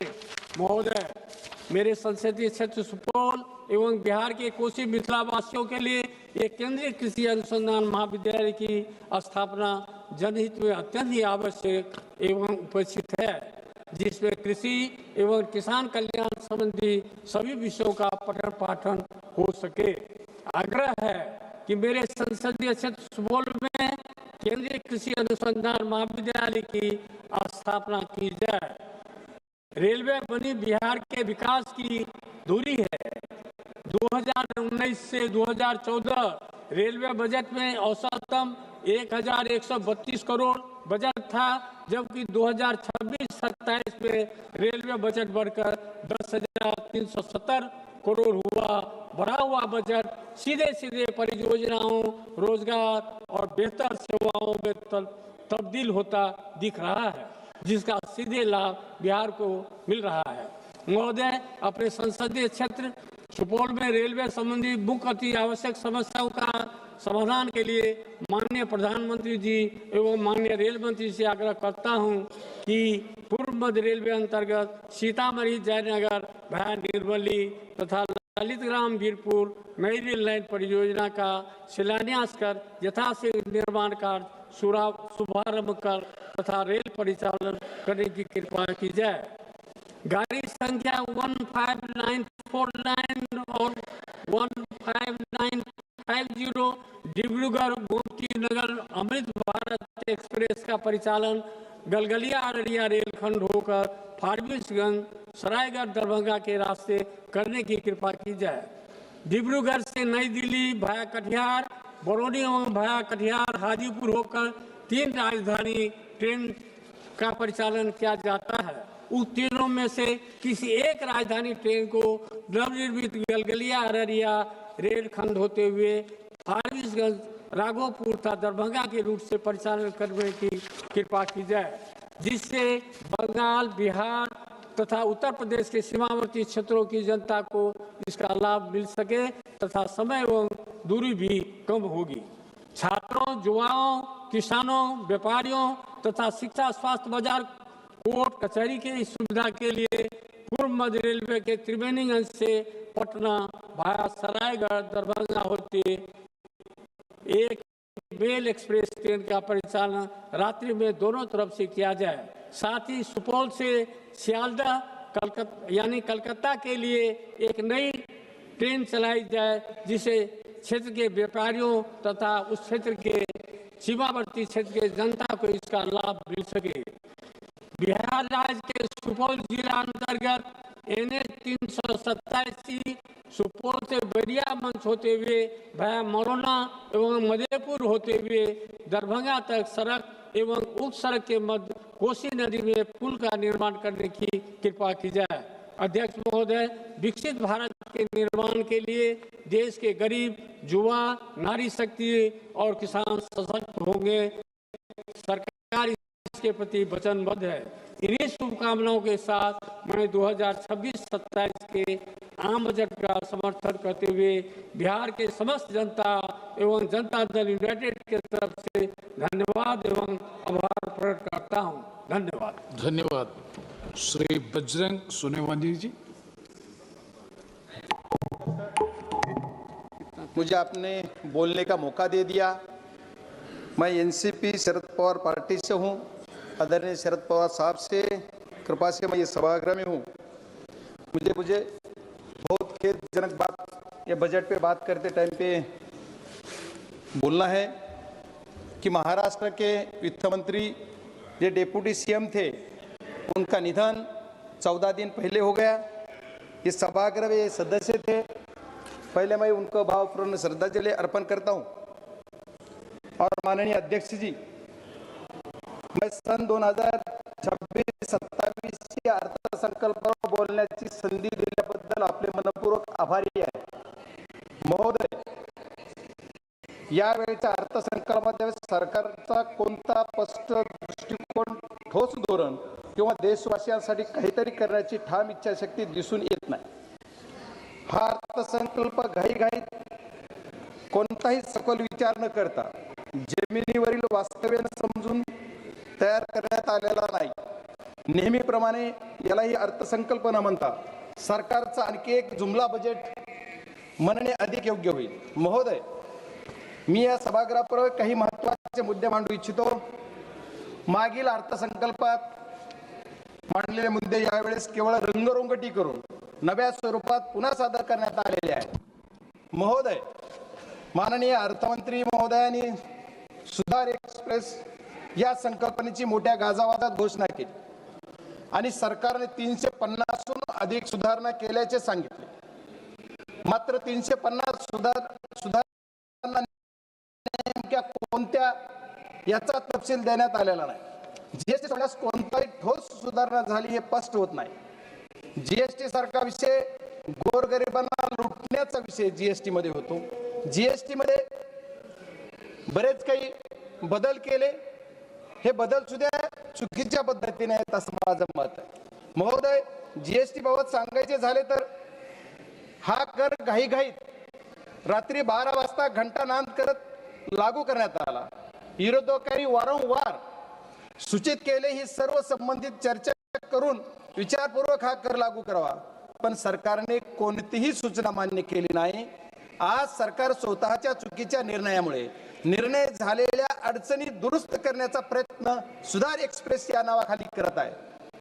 माझा सरकारला थेट प्रश्न आहे की तुमच्या चुकीच्या जीएसटी धोरणामुळे ज्या व्यापाऱ्यांचं, उद्योजकांचं आणि सामान्य नागरिकांचं नुकसान झालं त्या सर्व लोकांना सरकार नुकसान भरपाई देणार आहे का? महोदय, एमएसएमई क्षेत्रासाठी दरवर्षी आश्वासने दिली जातात, पण वास्तव्य असे आहे की काही सरकारच्या काळात लघु मध्यम उद्योग दिवसेंदिवस अडचणीत सापडत आहेत। अनेक छोट्या उद्योग बंद पडण्याच्या मार्गावर आहेत। त्यांना वाचवण्यासाठी सरकारकडे कोणते स्पष्ट धोरण नाही। सरकार याच्यासाठी कुठलीही पावले उचलत नाही, त्याच्यामुळे उद्योजक अडचणीत येत आहेत। आपल्या देशातील उद्योजक सक्षम आहेत, पण सरकारच्या चुकीच्या धोरणामुळे ते आज अडचणीत सापडलेले आहेत। उत्पादन क्षमता असूनही बाजार व्यवस्थेसाठी ठोस धोरण नसल्यामुळे देशाची उत्पादकता कमी होत आहे आणि परिणाम भारत हा फक्त एक मोठा उपभोक्ता देश होत आहे आणि याचा फायदा परदेशी देश घेत आहेत। हीच सरकारची नीती आणि नियत मानावी लागेल। माननीय अध्यक्ष महोदय, सरकारने बरेच काही धोरण राबवले। मागच्या काळामध्ये सरकारने या देशामध्ये साखर उद्योगासाठी इथेनॉल प्रोजेक्ट उभारण्यासाठी इंटरेस्ट सबमिशन स्कीम राबवली। आणली इंटरेस्ट सबमिशन या नावाखाली करोडो रुपयाचे प्रोजेक्ट उद्योजकांनी उभे केले, साखर कारखानदारांनी उभे केले आणि त्याचा परिणाम काय झाला तर मागच्या 2 वर्षापूर्वी 7 डिसेंबर 2023ला रातोरात एक 2 ओळीचं पत्र काढलं आणि सांगितलं इथेनॉल प्रोडक्शन बंद करा. माननीय अध्यक्ष महोदय, आपके माध्यम से मैं अर्थ मंत्री जी के कहना चाहता हूं कि अध्यक्ष अर्थ मंत्री जी ने ये करने से उद्योजक है उनका कितना घाटा हो गया, ये कभी सभागृह को बोलना चाहिए, देशवासियों को बोलना चाहिए. परिणाम क्या हो गया? तो ये देश के जो किसान है, किसान का जो माल पैसा मिलने वाला था, किसान का पैसा उनको कम मिल गया क्योंकि ये रात बंद कर दिया. ये बहुत बड़ी बात है. इथेनॉल प्रोजेक्ट 200, 400, 500 करोडचे उभे केले आणि 500 करोडचे इथेनॉल प्रोजेक्ट उभे केले तर त्याचा इंटरेस्ट सफिशियन्सी जी स्कीम आहे त्याच्या ती बंद तर झालीच, पण त्यांचं जे इंटरेस्ट सफिशियन्सीचे जे पैसे आहेत जे सरकारने वाटायला जे हमी दिली 2-2, 3-3 वर्ष त्यांचे पैसे मिळत नाहीत. ही सरकारची नियत उद्योजक संपवायची आहे असं माझं मत आहे. त्याच्यामुळे सरकारने त्याच्यावर सुद्धा काहीतरी ठोस पाऊल उचलला पाहिजे. एवढंच नाही तर किसान जे ऊसाचे शेतकरी आहेत, ऊस उत्पादक शेतकऱ्यांसाठी साखरला MSP लागू करायची. दरवर्षी FRP वाढली जाते पण MSP वाढत नाही. जर FRP तुम्ही दरवर्षी वाढवता खूप आनंदाची गोष्ट आहे की शेतकऱ्याला FRP पण पैसा मिळाला पाहिजे, पण साखरेची MSP कोण वाढवणार? सरकारला आपल्या माध्यमातून मी एवढीच विनंती करणार आहे की तुम्ही MSP पण वाढवा. आज या कृषी प्रधान देशामध्ये ऊसाची शेती असो, आलूची शेती असो, गव्हाची शेती असो, बटाटा असो, सगळ्या शेतकऱ्यांना MSP दिली पाहिजे. ही काळाची गरज आहे, पण हे सरकार MSP देत नाही, ही दुर्दैव आहे. आणि सरकारने सांगितलं कृषी प्रधान देशामध्ये की आम्ही शेतकऱ्यांचं उत्पन्न दुप्पट करू, पण शेतकऱ्याचं उत्पन्न दुप्पट न होता निंपटीवर येत आहे. याच्यासाठी सरकारने ठोस निर्णय घेतला पाहिजे अशी माझी सरकारला विनंती. महोदय, या अर्थसंकल्पात व्यापाऱ्यांना पुन्हा कर्ज घेण्याचा सल्ला देण्यात आला. याचा अर्थ सरकारला प्रत्येक व्यापारी कायम कर्जाच्या ओझ्याखाली राहावा असं वाटतंय. महोदय, बनारस पाटणा येथे जलमार्गावरील जहाज दुरुस्ती कारखान्याची घोषणा करण्यात आली. मात्र नद्यांमधील पाण्याची पातळी कमी असल्याने हे जलमार्ग प्रकल्प आधीच अपयशी ठरत असताना अशा घोषणा कितपत व्यावहारिक आहेत, यात हाच प्रश्न मला पडतो. महोदय, आरोग्य क्षेत्रावर बोलताना आरोग्य क्षेत्राबाबत मोठमोठ्या घोषणा केल्या जातात, पण आजही देशातील अनेक रुग्णालयामध्ये पुरेसे डॉक्टर नाहीत, नर्सेस नाहीत, कर्मचारी नाहीत आणि आवश्यक उपकरणाची कमतरता आहे. विद्यमान आरोग्य पायाभूत सुविधाकडे सरकारचे लक्ष आहे असं वाटत नाही. कारण माझ्याच मतदारसंघातील बीड जिल्ह्यातील अंबाजोगाई येथे स्वामी रामानंद तीर्थ ग्रामीण रुग्णालय वैद्यकीय महाविद्यालय हे 5 ते 6 जिल्ह्यांमध्ये एकमेव आधार आहे. दररोज तिथं 2,500 ते 3,000 रुग्ण OPD साठी येतात, पण तिथे आजही डॉक्टर, स्टाफ, नर्सर, कर्मचारी यांची आवश्यकता असून व उपकरणे तीव्र कमतरता आहे. त्याच्यामुळे सरकारने नवीन घोषणा करण्याऐवजी आधी उपलब्ध असणाऱ्या पायाभूत सुविधा सक्षम कराव्यात अशी मागणी मी या सभागृहाच्या माध्यमातून माननीय अर्थमंत्र्यांच्या माध्यमातून सरकारला विनंती करतो की माझ्याकडे हे जे माझ्या जिल्ह्यामधलं रुग्णालय या वैद्यकीय महाविद्यालयामध्ये ज्या पूर्वी 50 विद्यार्थ्यांचा स्टाफ होता त्याची मर्यादा वाढवली, 50 चे 100 केले, 100 चे 150 झाले, पण स्टाफ मात्र जे नर्सेस जे डॉक्टर्स जे आहेत ते फक्त 50 प्रमाण आहेत. आज 150 संख्या जर झाली असली विद्यार्थ्यांची आणि OPD पहिली जिथं 500 होती तिथं आता 5,000 OPD झाली, पण तिथला तुमचा जो स्टाफ आहे ते वाढत नाही. त्याच्यामुळे औषधाची कमतरता आहे. त्या समितीचा अध्यक्ष पण मी जिल्ह्यात आहे, पण त्या समितीचा अध्यक्ष असताना सुद्धा मला तिथं सांगितलं जातं की औषधं नाहीत. याच्यासाठी सुद्धा सरकारने गांभीर्यानं बघितलं पाहिजे असं मी सरकारला विनंती करतो. या अर्थसंकल्पातील सर्वात हास्यास्पद बाब म्हणजे शहरी आर्थिक क्षेत्र क्रमांक 39 तब्बल 11 वर्षांनंतर सरकारला टियर 2 व टियर 3 शहरी देशाच्या प्रगतीत योगदान देऊ शकतात हे कळले. याचा अर्थ गेली 11 वर्ष नागरिकांना शहरी नागरिकांना दुय्यम दर्जाची वागणूक देण्यात आली, हीच सरकारची अप्रत्यक्ष कबुली आहे. महोदय, माझा जिल्हा तसा विचार केला किंवा मी ज्या जिल्ह्यातून येतो तो जिल्हा ग्रामीण भागात आहे. महोदय, माझ्याकडे माझी जी ओळख आहे कि किसान का बेटा बोल के मेरी पहचान है, इसलिए मैं रिक्वेस्ट करता हूं सर की शेतकऱ्यांना न्याय मिळाला पाहिजे. कृषी प्रधान देशामधल्या माझ्या शेतकऱ्यांना न्याय मिळाला पाहिजे, ही माझी मागणी. काजू आणि चंदन अशा सर्व चर्चेला उल्लेख अर्थ संकल्पात करण्यात आला. काजू हा सर्वसामान्यांच्या आवाक्याबाहेर आहे आणि चंदन उत्पादक दक्षिण भारतातील शेतकरी आपल्या मालाच्या विक्रीसाठी त्रस्त आहेत. ही किती लाजिरवाणी घटना आहे की आपल्याला जे तुम्ही लावायला सांगताय, प्रोत्साहन देताय आणि परत पुन्हा माल विक्रीला तुम्ही चालना देत नाही किंवा माल घेत नाही, हे अत्यंत खेद देणारी बाब आहे. माननीय महोदय, माझा जिल्हा ग्रामीण आहे, माझ्या मतदारसंघ ग्रामीण भागाचा येतो. ग्रामीण भागाच्या ह्याच्यासाठी आपण जर विचार करायचा झाला तर आमच्याकडे आमचे महाराष्ट्राचे मुख्यमंत्री महोदयांनी 14 ते 19 या काळामध्ये सरकार होतं त्यांचं, त्यावेळेस त्यांनी वॉटर ग्रेड ही योजना मी माझ्या बीड जिल्ह्यासाठी आणेल अशी एक घोषणा केली. पण आज तब्बल 11 वर्ष झालं तरी पण काहीही नाही. माझ्या या जिल्ह्यासाठी वॉटर ग्रेड नाही, पण आहे त्या प्रोजेक्ट मधून पाणी द्या, गावोगाव ते पाणी आलं पाहिजे. माझं उजनी धरणातलं पाणी आमच्या मांजरा धरणात आलं पाहिजे, मांजरा धरणाचं पाणी जिल्ह्यात फिरलं पाहिजे. याच्यासाठी लागणारा निधी माननीय अर्थमंत्र्यांनी या बजेटमध्ये माझ्या जिल्ह्याला द्यावा, ही माझी विनंती आहे. महाराज अध्यक्ष महोदय, लखपती दीदी योजना केवळ निवडणुकी पुरती केंद्रीय घोषणा ठरली आहे. देशातील महिलांच्या सुरक्षेचा प्रश्न मात्र अजूनही त्यासाठी सरकारचं कोणतंही ठोस पाऊल नाहीये, कुठलं धोरण नाही. महिलांसाठी अन्याय, महिलांसाठी अत्याचार, दर दिवस रेप्स एवढे प्रकार घडतात, सरकार त्यांना कुठं ठोस असा निर्णय घेऊन त्यांना संरक्षण देत नाही. महोदय, एवढेच नाही तर सरकारच्या बऱ्याच योजना आहेत.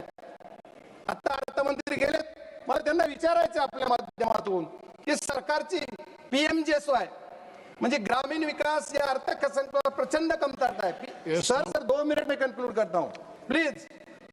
PMGSY नावाची योजना जी सरकारची आहे, या PMGSY योजनेचा टप्पा 3 एकाही कामाला मंजुरी नाही. आज 2 वर्ष मी खासदार होऊन झाले, एकाही कामाला मंजुरी नाही. One single work, no sanction. Sir इसलिए मैं कहता हूं कि सब जल्द से जल्द ये देना चाहिए. सर सरकार की और एक घोषणा है, हर घर घर जल और नल. ये योजना के अंदर 50 करोड़ रुपया पिछले बजट में से खर्चा नहीं हुआ और मेरे जिले के अंदर 1 रुपया ही नहीं दिया. सर क्यों? अगर 50,000 करोड़ तुम्हारा टैक्स होता है और मुझे 1 रुपया ही नहीं मिलता, ये खेदजनक बात है. क्योंकि अपोजिशन वाला MP है बोल के नहीं दिया क्या? ऐसा मेरा सवाल सरकार से, मेरा रिक्वेस्ट है सर. सर 2 मिनट मेरा समय है मेरे पार्टी का, उतना दे दीजिए प्लीज. और सर मेरे जिले के अंदर टेक्नोलॉजी पे आप बोल रहे 21 भारत, अभी क्या क्या करना है? भारत 1 नंबर पे लाना है, कौन से टाइप पे लाना है? सर ये टेक्नोलॉजी के क्षेत्र में मेरे अर्थसंकल्प इसमें मेरा जो जिला है, जिले के अंदर sir 2 minute sir please 2 minute. मैं जो मेरे 400 गांव खेड़े हैं वहां अभी भी BSNL का टावर नहीं है और दूसरे कौन से के कंपनी का टावर नहीं. बस सरकार से रिक्वेस्ट करूंगा कि मेरे जिले के अंदर वो देना चाहिए. रेल के बारे में बहुत जिक्र किया सर, रेल बुलेट ट्रेन ले लिया, बुलेट ट्रेन 1,000 करोड़ 1 लाख करोड़ का बजट 2 लाख करोड़ कर दिया. क्यों? और मेरे इधर कुछ क्या किया है? हमारे महाराष्ट्र के अंदर खाली अर्बन के लिए सरकार चलती है, रूरल के लिए क्यों नहीं है? मेरे जिले के अंदर जो मेरा एक सेकंड, मेरे जिले के अंदर एक ही प्रोजेक्ट की मांग थी मेरी, और सरकार से अर्थमंत्री से मेरे रिक्वेस्ट है, मेरा जो धाराशिव से लेके बीड़ से लेकर संभाजीनगर का रेल मार्ग, इसी के लिए कुछ ना कुछ बजट की तरतूद होना चाहिए. और ये गरीब के किसान के बेटे के जो मतदार संघ है उसी के लिए अर्थमंत्री दे दिए. सर लास्ट सर, ये अर्थसंकल्प देशाचा, मी लास्ट बोल रहा हूं, शेवटी एवढंच म्हणेन की या अर्थसंकल्पात देशातील जनतेला पूर्णपणे निराश करणारा आहे. जुन्या घोषणाचे मिश्रण करून घाई तयार करण्यात आलेला आहे. अर्थसंकल्प आम्हाला या गोष्टीतून काहीच मिळणार नाही. मी माझ्या सर एक खाली एक सरकार के लिए. धन्यवाद अध्यक्ष महोदय. धन्यवाद अध्यक्ष महोदय. मैं आज आपका धन्यवाद देता हूं। आपने मुझे बजट पे बोलने का मौका दिया है। अध्यक्ष महोदय, तथ्यों के साथ खड़ा हुआ हूं, सुर्खियों के साथ नहीं। सरकार के अपने ऑडिट खाते, बजट, व्यक्तित्वों और संसदीय वितरकों के साथ जब इन्हें एक साथ पढ़ा जाता है तो एक पैटर्न साफ दिखता है कि घोषणाएं आगे दौड़ती हैं, नतीजे पीछे रह जाते हैं और जवाबदेही सदे हुए शब्दों की ओट में गायब हो जाती है। अध्यक्ष महोदय, यूनियन बजट 2025-26 में आकर समाप्त होते होते हम सरकार ने फ्लैगशिप स्कीम में बड़ी बड़ी हेडलाइंस एलोकेशन के जरिए बार बार बेचने की कोशिश करी। पिछले कितने बजटों को चेक करेंगे तो हर बार कुछ न कुछ बजट में नया आता है, पर कोई कंपैरेटिव उसका कोई चार्ट नए पार्लियामेंट में कभी पेश हो पाता है कि क्या स्कीमें लॉन्च हुई और उनका आज पब्लिक एट लार्ज में फील्ड में उनका क्या इम्पैक्ट रहा है। लेकिन मैं आपको एक स्टार्टिंग शुरुआत करनी चाहूंगा पीएम पोषण स्कीम के साथ में। एक भारत सरकार की बेहतरीन प्रोग्राम ना अच्छा है, पोषण को हम इम्प्रूव करना चाहते हैं और अच्छा एक जिसका गवर्नमेंट ऑफ इंडिया के एक ऑफिशियल अगर आप डैशबोर्ड भी चेक करो तो 21-22 के अंदर इस प्रोजेक्ट के इस स्कीम के लिए जो बजट एस्टीमेट थे वो 11,500 करोड़ पे थे, जबकि एक्चुअल एक्सपेंडिचर 10,000 करोड़ के आसपास ही हुआ। फिर 23-24 में ये 11,600 करोड़ बढ़ा दिया गया, एक्चुअल एक्सपेंडिचर 8,400 करोड़ हुआ।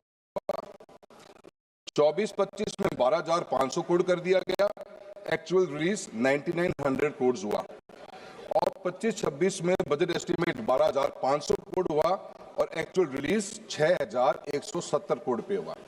सर अध्यक्ष महोदय, मैं कहना चाहता हूं कि सरकार स्कीमों के साथ में जब बजट एस्टीमेट अनाउंस करती है, रिवाइज एस्टीमेट होते हैं मिड ऑफ द ईयर के अंदर, वहां आधा दम टूट जाता है और जब ये एक्चुअल में लागू होती हैं तो इनकी हालत और भी दयनीय हो जाती है। और ऐसा ये नहीं कि किसी एक स्कीम के साथ है, अनेकों स्कीम के साथ में है।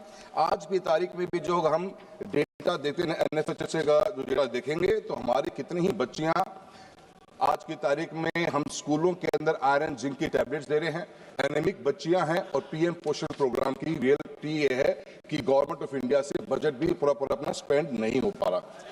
ऐसे ही आप देखेंगे अनेक स्कीम में। अभी स्कूल शिक्षा के बारे में बात करते हैं, समग्र शिक्षा एक अभियान चला, उसके अंदर 31,000 करोड़ पे 21-22 में सैंक्शन किए गए, 30,000 भी खर्च नहीं हुए। 23-24 में 37,400 करोड़ सैंक्शन हुए और वो पैसा आज तक खर्च नहीं हुआ। हालत ये है कि राजस्थान के अंदर हाई कोर्ट के ऊपर एक अपना राजस्थान गवर्नमेंट ने अपना वक्तव्य दिया है कि राजस्थान गवर्नमेंट के अंदर 56% ऑफ स्कूल्स के जो रूम्स हैं वो जर्जर हालत में हैं, अनयूजेबल हैं और मेजर रिपेयर्स मांगते हैं। राजस्थान के अंदर एक स्कूल के अंदर बिल्डिंग गिरने से 7 बच्चों की मृत्यु हुई। गवर्नमेंट ऑफ राजस्थान ने आनन फानन के अंदर पूरे स्कूल के राजस्थान के स्कूल्स का डेटा कलेक्ट करवाया और डेटा कलेक्ट करने के बाद मालूम पड़ा कि स्कूल के अंदर 2,83,780 रूम तो ऐसे हैं जो जर्जर हालत में हैं और उनके पास में उनमें कमरों में बैठने की बच्चों की परिस्थिति नहीं है और 2,19,000 ऐसे कमरे हैं जिनको मेजर रिपेयर वर्क्स चाहिए। और गवर्नमेंट और हाईकोर्ट ने साथ में ये भी कहा और एक रिपोर्ट जो सामने आई कि गर्ल्स राजस्थान के स्कूलों में पानी कम इसलिए पीती हैं क्योंकि राजस्थान में वर्किंग टॉयलेट्स तक नहीं और समग्र शिक्षा अभियान की हालत ये है कि उसके लिए बजट नहीं। मेरी कॉन्स्टिट्यूंसी अकेले में 1600 से ऊपर कमरों की रिक्वायरमेंट्स है सर, पर गवर्नमेंट के पास में कहीं कोई पैसा नहीं। स्टेट सब्जेक्ट सेंट्रल सब्जेक्ट के ऊपर बात घूमती रह जाती है। ऐसे कितने स्कूल हैं सर, टूरू लोकसभा क्षेत्र से आता हूँ, 50 डिग्री का टेम्परेचर टच करता है, आज भी बच्चे बाहर पेड़ के नीचे पढ़ने को मजबूर हैं, पर सरकार के पास में विकसित भारत के विजन के अंदर बच्चों के लिए कोई विजन नजर नहीं आता कि कैसे ये बच्चे पढ़ेंगे, कैसे ये बच्चों के स्कूल की प्रॉपर रूम्स मिलेंगी। ये हालत समग्र शिक्षा अभियान की है। अभी सरकार ने बहुत अच्छा एक नया अनाउंसमेंट किया है, हर बार अनाउंसमेंट होता है। अभी इस बार के बजट में एवीजीसी कंटेंट क्रिएटर लैब्स खोली जाएंगी, animated visual effects gaming and comics की लैब्स खोली जाएंगी, 15,000 लैब्स खोली जाएंगी। बड़ी अच्छी उम्मीद है, पर कहां से इनकी हम ट्रेनर्स कहां से लेके आएंगे, ट्रेनर्स को स्किलिंग कैसे देंगे, कैसे इनके इक्विपमेंट्स आएंगे, कौन रख रखाव करेगा, अटल टिंकरिंग लैब्स खुली, आज उनका असेसमेंट कहीं हमारे पास में नहीं है। अनाउंसमेंट के बाद में अनाउंसमेंट है, पर कहीं भी ये चीज समझ में नहीं आता कि कैसे स्कूली शिक्षा के अंदर आगे बढ़े। सर, राजस्थान के अंदर हालत तो ये है कि आज की तारीख में मेरी कॉन्स्टिट्यूएंसी में 83% स्कूल्स में हम बच्चों को आर्ट्स पढ़ा रहे हैं, मात्र 17% ऑफ स्कूल्स, गवर्नमेंट स्कूल्स में सिर्फ साइंस और कॉमर्स है। उन 17% स्कूलों में से 53% स्कूलों के पास में कोई वर्किंग लेबोरेटरीज नहीं है। कौन सा बच्चा, डिजिटल एज की हम बात करते हैं, हम एआई टेक्नोलॉजी की बात कर रहे हैं, कैसे बच्चे तैयार होंगे? शिक्षा के प्रति सरकार की इतनी जबरदस्त उदासीनता है जिसके बारे में जितना बोला जाए उतना कम। जवाहरलाल नेहरू जी ने इस देश के अंदर 1960s में एक स्कूल का कॉन्सेप्ट क्रिएट किया, केंद्रीय विद्यालय, नवोदय विद्यालय।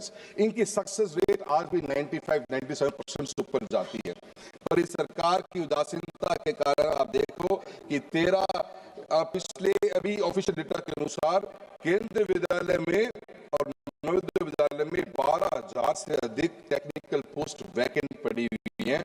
बच्चों के एडमिशन्स घटते जा रहे हैं, जहां 1,95,000 20-21 के अंदर बच्चे केवी में एडमिशन लेके बैठे हुए थे, आज वो फिगर घटते घटते हमारा 1,39,000 के ऊपर आ गया है।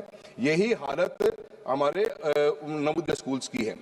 मेरा प्रधानमंत्री कौशल विकास योजना के बारे में बात करी, उनकी स्थिति क्या है? बिल्कुल खत्म होने की पोजीशन के ऊपर सेंटर्स आगे हैं। सिर्फ और सिर्फ न तो कोई एक डेटा के अनुसार 41% बच्चों को, 10 बच्चों को गवर्नमेंट प्लेसमेंट दिला पाई, और प्लेसमेंट होने के बाद में इन बच्चों के साथ में आज की तारीख में सिर्फ ये सर्टिफिकेट डिस्ट्रीब्यूशन का एक प्रोग्राम रह गया है।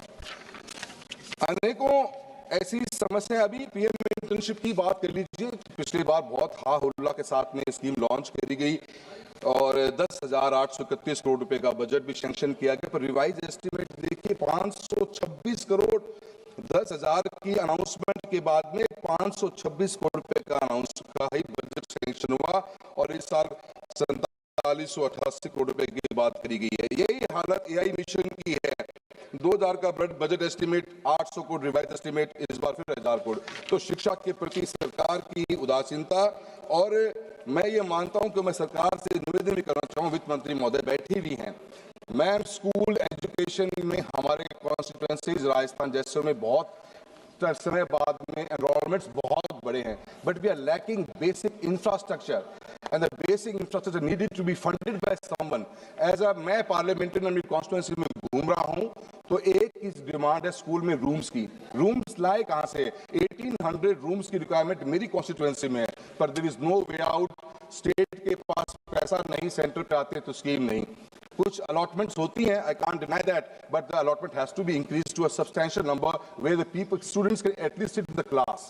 That is my point to you. I would like to address for the education. इसके बारे में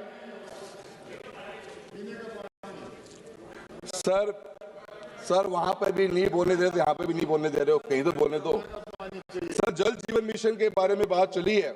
67,000 करोड़ रुपए का प्रस्ताव बजट एस्टिमेट में था हमारे भी 25-26 के अंदर। रिवाइज एस्टिमेट 17,000 करोड़ रुपए को, इसका मतलब 50,000 करोड़ रुपए का हम जो बजट खर्च ही नहीं कर पाए, या बजट को हमने चेंज करने की कोशिश करी। हालत राजस्थान की ये है कि राजस्थान के अंदर आज भी पीने की पानी की व्यवस्था नहीं। आज मेरी कॉन्स्टिट्यूएंसी के अंदर भी, या राजस्थान में ऐसे कितने ही टेंडर्स हैं जो जल जीवन मिशन के ओपन तक नहीं हो पाए हैं। आज की तारीख में अवार्ड हुए वर्क 2021 के अंदर, और उनका डेविएशन आ गया 500 करोड़ के प्रोजेक्ट में 70 करोड़ रुपए का डेविएशन आ गया, और उस डेविएशन के अंदर आज सरकार के पास 2 साल से फाइल पड़ी हुई है, पर सरकार के पास 70 करोड़ रुपए नहीं है। अभी किसान हमारे रतनपुरा के धरने पे बैठे हुए थे, और उनको पीने के पानी की सरकार के पास में कोई सिस्टम नहीं। जल जीवन मिशन को बंद करने का काम कर दिया गया है। कहीं सरकार हाथ पे हाथ रख के बैठ गई है, पानी के लिए पैसा देने के पास सरकार के पास कोई विजन नहीं। और ऐसे प्रोजेक्ट्स हैं जहां पे अभी तक उन प्रोजेक्ट्स को सैंक्शनिंग करने के लिए फाइल 2 साल से ऑफिसर्स के पास पड़ी है। निशिकांत जी, आपसे निवेदन करेंगे कि आप भी बोलिए कि जल जीवन मिशन के प्रोजेक्ट को जो 21 से स्टार्ट हुए आज तक कंप्लीट नहीं हो पा रहे। मैं सरकार से प्रधानमंत्री ग्रामीण सड़क योजना की बात करता हूं, 19,000 करोड़ रुपए का सैंक्शन की थी, 11,000 रुपए बजट एस्टीमेट को रिवाइज करके रिवाइज एस्टीमेट में 11,000 करोड़ रुपए लेके आ गए। आज भी प्रधानमंत्री ग्रामीण सड़क योजना का जो फोर्थ फेज चल रहा है, उसमें सिर्फ बचे हुए गांवों की रिक्वायरमेंट नहीं रही है मंत्री महोदय। गांव की रिक्वायरमेंट रहेगी कि आज पंचायतें इतनी बन गई कि पंचायत से गांव जुड़े कैसे। राजस्थान के अंदर गांवों की, हिंदुस्तान में भी मैं मानता हूं कि एक गांव से दूसरे गांव, एटलीस्ट अपने गांव से पंचायत हेडक्वार्टर तक जोड़ने का भी प्रावधान होना चाहिए। और जो एग्जिस्टिंग रोड्स पहले बनी हुई थी, जो फेज 3 में थी, जहां पे आप रोड का चौड़ाईकरण कर रहे थे, उन रोड्स को भी शामिल करने की बात करिए। मैं मनरेगा के बारे में बात करूंगा। मनरेगा के अंदर आपने ये बात कही है कि 40% शेयर वीबीजी रामजी बिल के अंदर 40% शेयर स्टेट गवर्नमेंट देगी। अध्यक्ष महोदय, राजस्थान की सरकार ने पिछले साल 4800 करोड़ रुपए नरेगा में खर्च करे। राजस्थान गवर्नमेंट अपने basic day to day expenditure के लिए भी लोन लेना पड़ता है। क्या राजस्थान की सरकार 2000 करोड़ रुपए अपनी जेब से दे पाएगी? मनरेगा की शुरुआत, खात्मे की शुरुआत हुई है इस नए बिल के साथ में। जो एक आखिरी व्यक्ति गांव में बैठा हुआ था, उसको पीने की, उसको जो काम हो, उसको रोजगार मिलता था, उस रोजगार को छीनने का काम सरकार करने जा रही है। मैं जल जीवन मिशन के साथ में सिंचाई के पानी की बात करता हूं। आज की तारीख में भी एक हाल ही में जो रिपोर्ट मेरी आई है, एनवायरमेंट एंड वाटर की एक इंडिपेंडेंट स्टडी के अनुसार इंडिया की treated water, waste water rescue capacity अभी बहुत कम है और सिर्फ 10 स्टेट्स के पास फॉर्मल रीयूज पॉलिसी है, जबकि ट्रीटेड वेस्ट वाटर 2050 तक दिल्ली के क्षेत्रफल के 26 गुना के बराबर किस क्षेत्र की सिंचाई कर सकता है और वास्तविक आर्थिक मूल्य पैदा कर सकता है। फिर भी इस सदन का कोई नेशनल प्लान नहीं दिखाया गया, न टाइमलाइन, न बजट, न टारगेट्स, ताकि वेस्ट वाटर को भी कैसे रीयूज किया जाए, वाटर स्कैरिसिटी को केंद्रीय स्तंभ बनाया जा सके। क्यों नहीं हम वेस्ट वाटर जो सचमुच बहकर बर्बाद हो रहा है का उपयोग करें?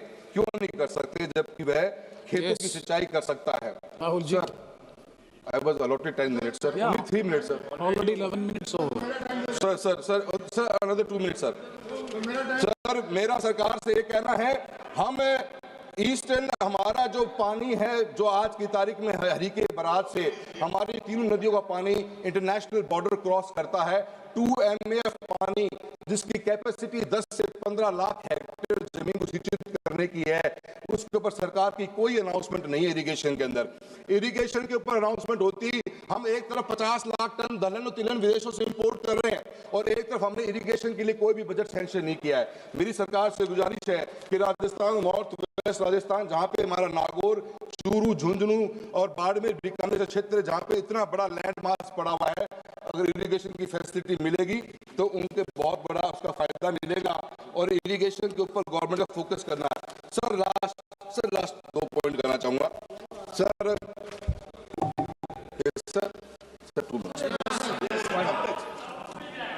सर मैं वहीं से आ रहा हूं सर, जहां आप बोल रहे हो।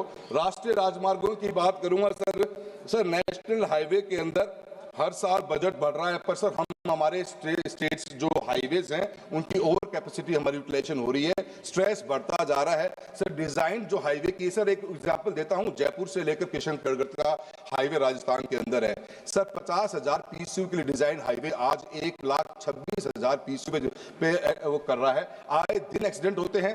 अभी पिछली बार इलीगल कट एक्सीडेंट होने पर 100 से ऊपर लोगों की जान गई।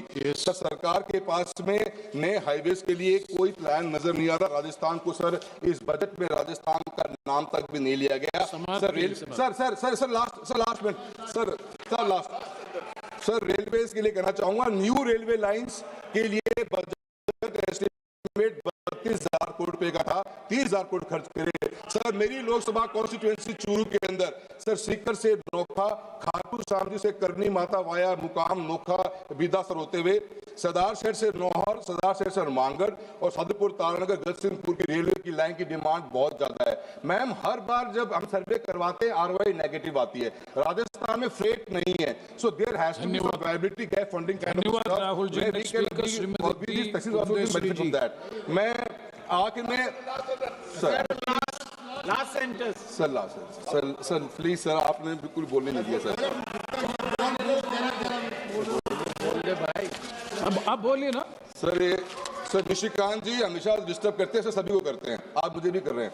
सर डॉक्टर साहब बैठिए, डॉक्टर साहब बैठिए। सर वादों की दुकान सस्ती रही हर साल, पर गरीब की थाली रही खाली की खाली। कागज पर चमकते हजार, कागज पर सपने चमकते हजार, जमीन पर मगर सिसकता परिवार। पिछले बजट के हिसाब नहीं और इस बजट पर विश्वास नहीं, राजस्थान का हिस्सा नहीं तो विकसित भारत सिर्फ एक नारा है और एक नारा ही रहेगा। धन्यवाद। Madam ji Purandeswari ji.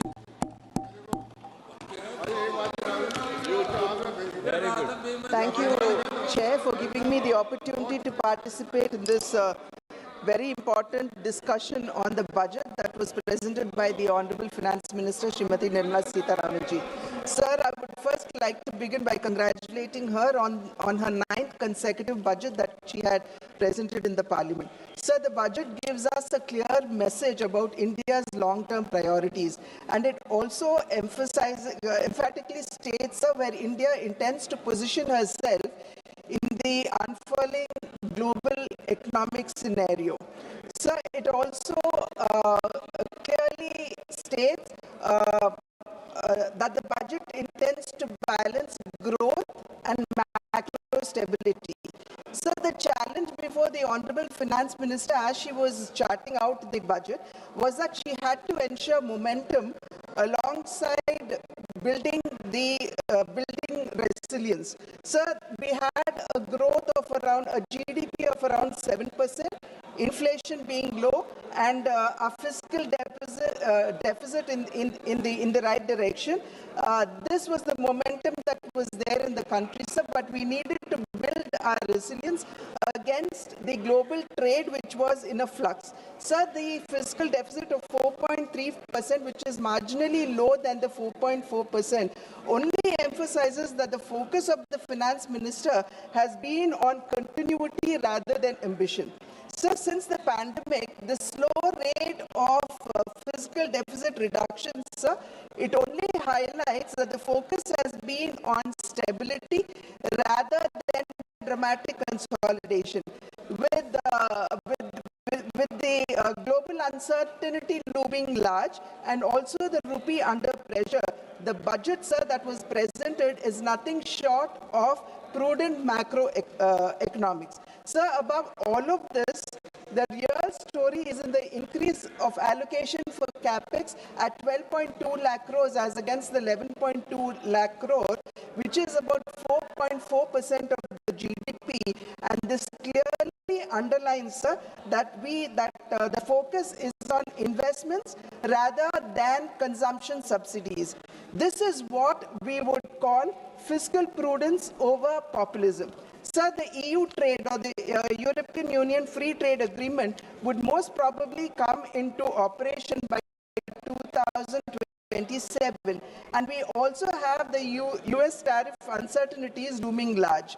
Sir, under these circumstances, we need to build our domestic capacities to protect our country from from supply chain disruptions. Sir, against this backdrop, the industrial strategy that has been spelled out in the budget, sir, reveals a resolve to move up the value chain. It could be the 10,000 crore allocation for the Biopharma Shakti initiative, or the 40,000 crore allocation for the electronic component manufacturing, or this India's semiconductor mission 2.0.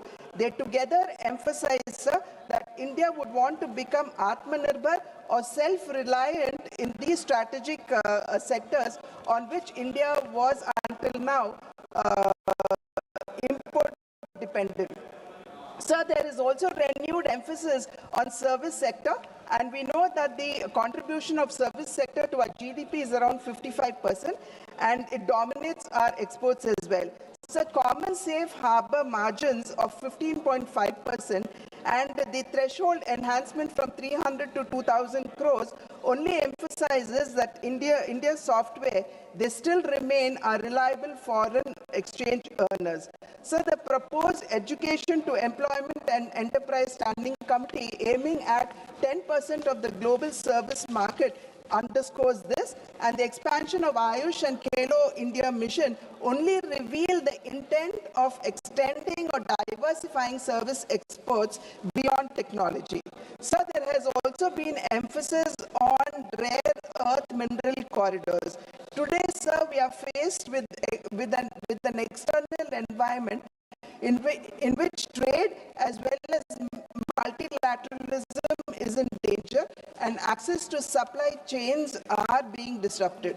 Hence, sir, we need to strengthen, if not protect ourselves against these external shocks. Therefore, the manufacturing of rare earth permanent magnets or REPM is vital to meet our upstream industries, growing demands of the upstream industries like electronics, electric vehicles, aerospace, defense, and the likes. So the need for securing our supply chain arose when China, the world's largest, if not the only supplier of REPM, curbed its exports, giving rise to global shortage and disrupting industries. So this shock emphasized the need for indigenization, and today, by indigenizing REPM, India could position herself as a global hub of sustainable manufacturing. So the proposed scrapping of custom duty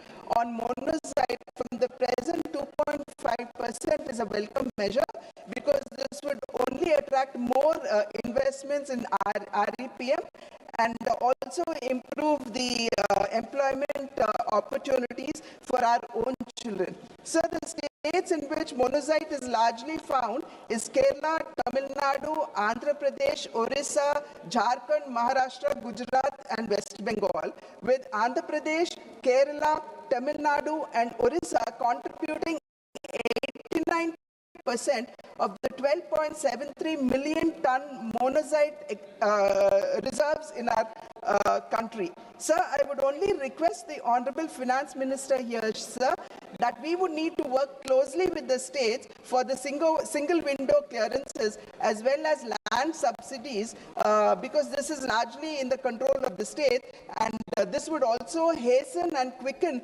investments into our country in REPM. Alongside, sir, I would also request the Honorable Finance Minister to consider applying PLI or performance-linked incentives for the mining of rare earth minerals, because as the very name states, sir, they are rare earth minerals, and we need our efficacy to improve in mining of rare earth minerals, and also apply PLI to REPMs too. Sir, the budget further, sir, it simplifies customs tariff by rationalizing exemptions and focusing on effective rates. So the ripple effect of this would be that our domestic manufacturing sector would be strengthened and our exports would improve. So customs today are moving towards trust-based, digitally AI-assisted framework, marking a significant stride towards ease of doing business. So the targeted exemptions, sir, and process reforms, they aim at reducing the input costs that would improve certainty for long gestation and capital incentive projects. So manufacturing is a central pillar of our Indian economic growth, and its contribution to the GDP is around 16 to 17%. So it is much lower than what many of the other countries, for example, China, has. However, sir, the duty-free imports for leather and footwear industry, the extension of export obligation period under the advanced authorization scheme from 6 months to 1 year, the announcement of the scheme to support production of high-valued, technologically advanced construction and infra components, sir, and for the MSMEs, the removal of the rupees 10 lakh per consignment cap on courier exports would not only improve our access to foreign markets, but would also strengthen our local manufacturing sector as well. So in the health sector, the customs duty exemption on 17 additional drugs, so this is over and above the exemption that was given for the cancer drugs earlier in her earlier budget, and medicines as well as on key diagnostic components, it only indicates the commitment of the NDA government to the well-being of its citizens. So this reduction in customs duty would provide immediate relief to patients who are suffering with cancer and rare diseases, signaling a policy towards affordable health care. So this is alongside the Ayushman Bharat, the Jan Aushadhi Kendras, which are already in place in our country. So the PLI allocation for the auto sector has been increased, which is a very welcome measure. But I would also appeal to the Honorable FM to reconsider the 45% increase, reduction in the PLI for the lithium-ion cells, because this is rather important. So the exclusive economic zones, or the EEZ, they span about 2.3 million kilometers in the Indian Ocean, and making fish caught in the EEZ duty-free will not only reduce operational costs, but would also recognize the fish catch as Indian catch, and if it lands on other shores, then it would be considered as exports. Many countries, sir, like US and China, they actually follow this route, and this would actually unlock the economic potential of our country's marine resources. So this would also, beyond boosting deep-sea fishing, facilitate harvesting high-value fish like tuna, marlin, sailfish, and the likes. Presently, sir, Indian fishing vessels, they are not well equipped for long-distance operations, and this would actually call for investments in vessels with onboard freezing facilities as well, opening up a sea of opportunity for our fisher folk. Sir, the limit for duty-free imports on specified inputs used for processing seafoods has been increased from 1% to 3%, sir, over the previous year's export turnover, and this would actually ease the pressure on the marine sector by bringing down the cost of production at a time when one of our largest export earners is actually facing a crisis of the high US tariffs, which have now been, of course, reduced. Sir, the budget thrust on high-value farm produce and allied sectors. So this would also help in reducing our import cost dependency, modernize agricultural practices, and also improve farm incomes. So production of coconut oil has reduced drastically in the past 1 decade. So the production of coconuts in a country is around 600,000 tons, and coconut oil is around 450 tons. So oil production has now reduced to 4 lakh tons, and this one of the reasons, if not the sole reason, one of the reasons is that our plantations are aging and we need to replace them. Therefore, the Honorable Finance Minister coming forward, shouldering the coconut farmers and assuring them that their trees would be replaced by new saplings, sir, is a welcome measure. Sir, export on coconuts have actually risen to 1.88 lakh tons in 2025 as against the 1.76 lakh tons in 2024, which is a 7% hike. Sir, none of us have actually forgotten the success story of Araku coffee. Sir, when it was initiated, there were many people who did not believe that it would succeed. But today, Araku coffee has become a global brand. So, riding on the success of Araku coffee,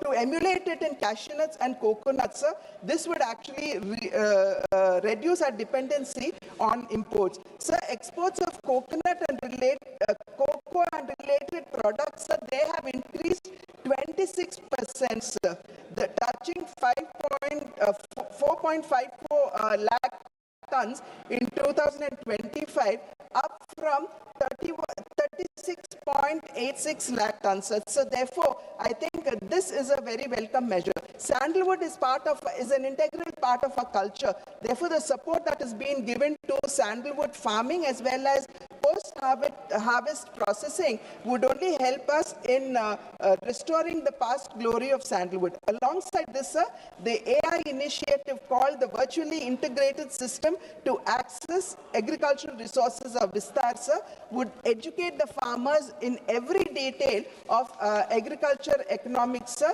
And this is very important for us because 80% of our farmers are small and marginal farmers who have land holdings which are less than 5 acres, sir. Therefore, this technical assistance would help farmers in innovative practices, thereby enhancing their incomes. Sir, India's 7.4 million MSMEs, they would stand to benefit from the 10,000 crore SME growth fund that has been allocated. This is over and above the 2,000 crore self-reliant India fund that has already been allocated, sir. And this provides access to risk capital for MSMEs. So MSMEs largely supply to PSUs and other large houses, but payments are quite often delayed, which leads to financial crunch and thereby the ill health of the MSME. Therefore, TREDs are being made mandatory, where the invoice has to be settled via the platform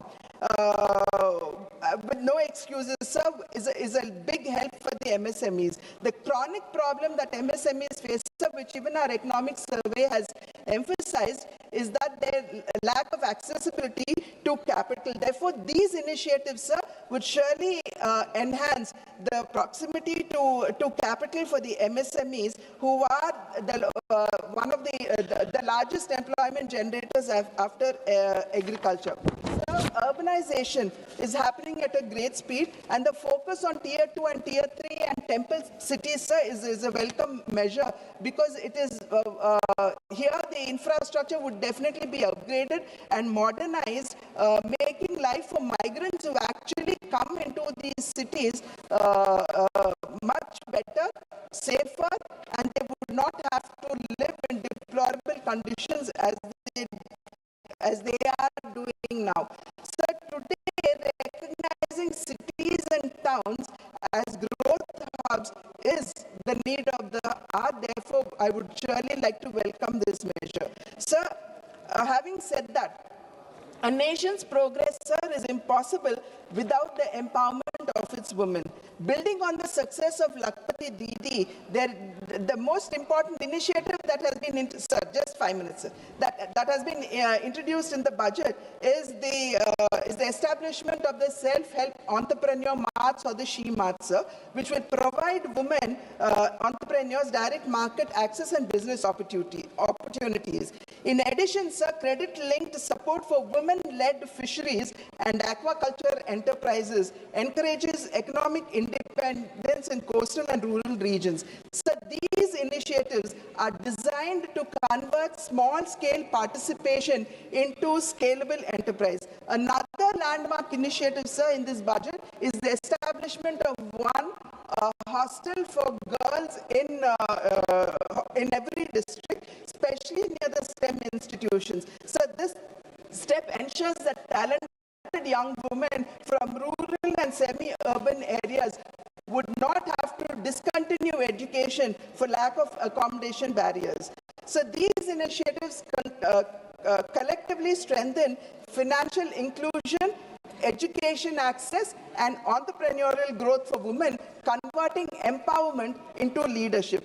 Beyond economic and educational support, sir, the budget also gives a strong social message that women are partners in nation building and not mere beneficiaries of welfare. Therefore, it is no longer women's development, sir, but it is now, the new story is women-led development. Sir, having said that, I would only like to conclude by saying that the budget has been crafted and presented amidst unique circumstances in an increasingly turbulent world. In such circumstances, sir, this budget is a coherent framework that laid emphasis on financial prudence, infrastructure-led growth, and human development, preparing India for the Viksit Bharat of 2047 in a volatile and an unpredictable world. Thank you, sir. Thank you very much. You didn't take 5 minutes further. Next speaker, Shri Y.S. Avinash Reddy ji. Sir, thank you, sir. Sir, I congratulate Honorable Finance Minister for presenting the budget 9th consecutive time, sir. Sir, and we appreciate the central government for enhancing the capex budget for the year 2026-27 to 12,21,821 crores, sir. 11.5% higher allocation than the revised budget for the current financial year 2025-26, sir. Sir, coming to the allocations for our state, Andhra Pradesh, sir, we all know that Polavaram is a national project with 194 TMC storage capacity, 45.72 meters height and an estimated cost of 55,000 crores, sir, which has to be spent by way of 100% central grants, sir. Sir, in the 2026-27 budget, an amount of 3,320 crores is allocated. There is a specific mention in the budget presentation that the revised cost of project is 30,436 crores for completion up to MDDL of 41.15 meters, and the balance central grant for the project is limited to 12,157 crores. Sir, at 41.15 meters, only 75 TMC of water can be stored. The objectives envisaged cannot be achieved if the project is restricted only to 41.15 meters height with only 75 TMC storage, sir. Sir, we on behalf of ISRCP bring to the notice of Government of India that this national project should be constructed up to 45.72 meters height, 194 storage capacity, 194 TMC storage capacity with an estimated and sanctioned amount of 55,000 crores, sir. Any change, any reduction to the sanctioned amount will severely affect the interests of crores of farmers across the state, sir. And we also request the Government of India to revisit and issue environmental clearance to Rayalaseema lift irrigation scheme. Earlier in March 2025, it was rejected. EC was rejected due to lack of persuasion by the present state government, sir. Sir, I seek to draw your attention regarding the borrowings of our state Andhra Pradesh, sir. During 2019 to 2024, YSRCP tenure, considering all forms of liabilities, an amount of 3,32,000 crores was borrowed, sir. Whereas in the present tenure, in a span of just 20 months, an amount of 3,20,000 crores is contracted for borrowing so far, sir. Sir, generally all kinds of borrowing put together should not exceed 3.5% of state's GDP, sir.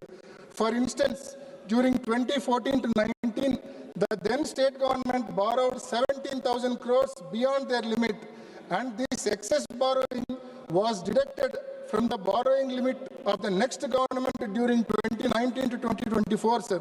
Sir, if the present pace of borrowing is continued, just like the President stated above, the borrowing limits of the next government will be deducted due to the present government's over-excess borrowings, sir. The next government will not be in a position to pay even salaries and pensions if this abnormal pace of borrowings is permitted. Sir, our state government is raising off-budget borrowings, sir. In May 2025, an amount of 9,000 crores was borrowed by way of APMDC NCD issuances. The worst part here is private lender was given direct access to draw his servicing amount from the Consolidated Fund of Andhra Pradesh, sir, which is highly unconstitutional and unprecedented, sir. Sir, in December 2025, 5,750 crores was borrowed by way of APSBCL bonds. Sir, and recently, State Cabinet cleared a borrowing of additional 11,850 crores by way of APSBCL NCD issuances, sir. Sir, during financial year 2022 and 23, when the previous government tried for similar off-budget borrowing through APSBCL NCD issuances, the central government objected such borrowings, and the Ministry of Finance, it has issued circulars, sir. Ministry of Finance has issued circular, wrote a letter to the Special CS of Andhra Pradesh Finance Department dated 27th March 2023 and stopped the state from taking such an off-budget borrowing. Sir, this kind of off-budget borrowings will have long-lasting ramifications. The next governments will have to pay their entire budget amount for repaying the interest, duly sacrificing salaries and pensions for employees and welfare schemes for the poor people. I request the Honorable FM to give clarity on this issue during her reply, sir. Sir, as I mentioned above, our state in a span of just 20 months borrowed 3,20,000 crores, but it could not allocate mere 5,000 crores for completing the 10 medical colleges out of the 17 new medical colleges taken up during the tenure of Shri Y.S. Jagannath Reddy Garu. Sir, bids are called for privatization the government medical colleges and hospitals, which will directly impact the poor, as they will not be in a position to afford costly treatment in these privatized hospitals, sir. Sir, an allocation of 96,000 crores is made for VBG Ramji scheme, which is new MGNREGS scheme, sir. Sir, state share is increased from 10% to 40%, because of which it is highly unlikely that the allocated amount is completely spent in the year 2026-27. We request the Government of India to implement the new scheme VBG Ramji with 90:10 ratio for our state, Andhra Pradesh, on par with other northeastern states, as our state's financial condition is very, very weak, sir. Sir, yes. We request the Government of India to set up steel plant at Kadapa, which is part of assurance given to the Andhra Pradesh as part of AP Bifurcation Act 2014, sir. We brought this issue to the notice of this August House several times, and we once again request government to fulfill its promise, sir. Sir, we request the Government of India to stop privatization of Vizag steel plant, and also request to allocate grant to clear the present dues of Vizag steel plant, sir. Sir, Kadapa to Bangalore railway line was sanctioned in 2010 with an outlay of 2,700 crores, sir. Sir, till date, only 10% of the work is completed, sir. We request the Government of India to allocate sufficient funds for completion of this project. Initially, this project was sanctioned on 50:50 cost-sharing basis between central and state governments, sir. Sir, post-bifurcation, AP is not in a position to contribute its 50% share, sir. So, AP government has already requested the Government of India to complete this project with 100% central funds. Sir, we request the Government of India to consider the same and expedite construction of this new railway line between Kadapa to Bangalore, sir. With these submissions, I conclude my speech on discussion on union budget. Thank you, sir. Thank you very much. Next speaker, Shri Lalji Vamaji.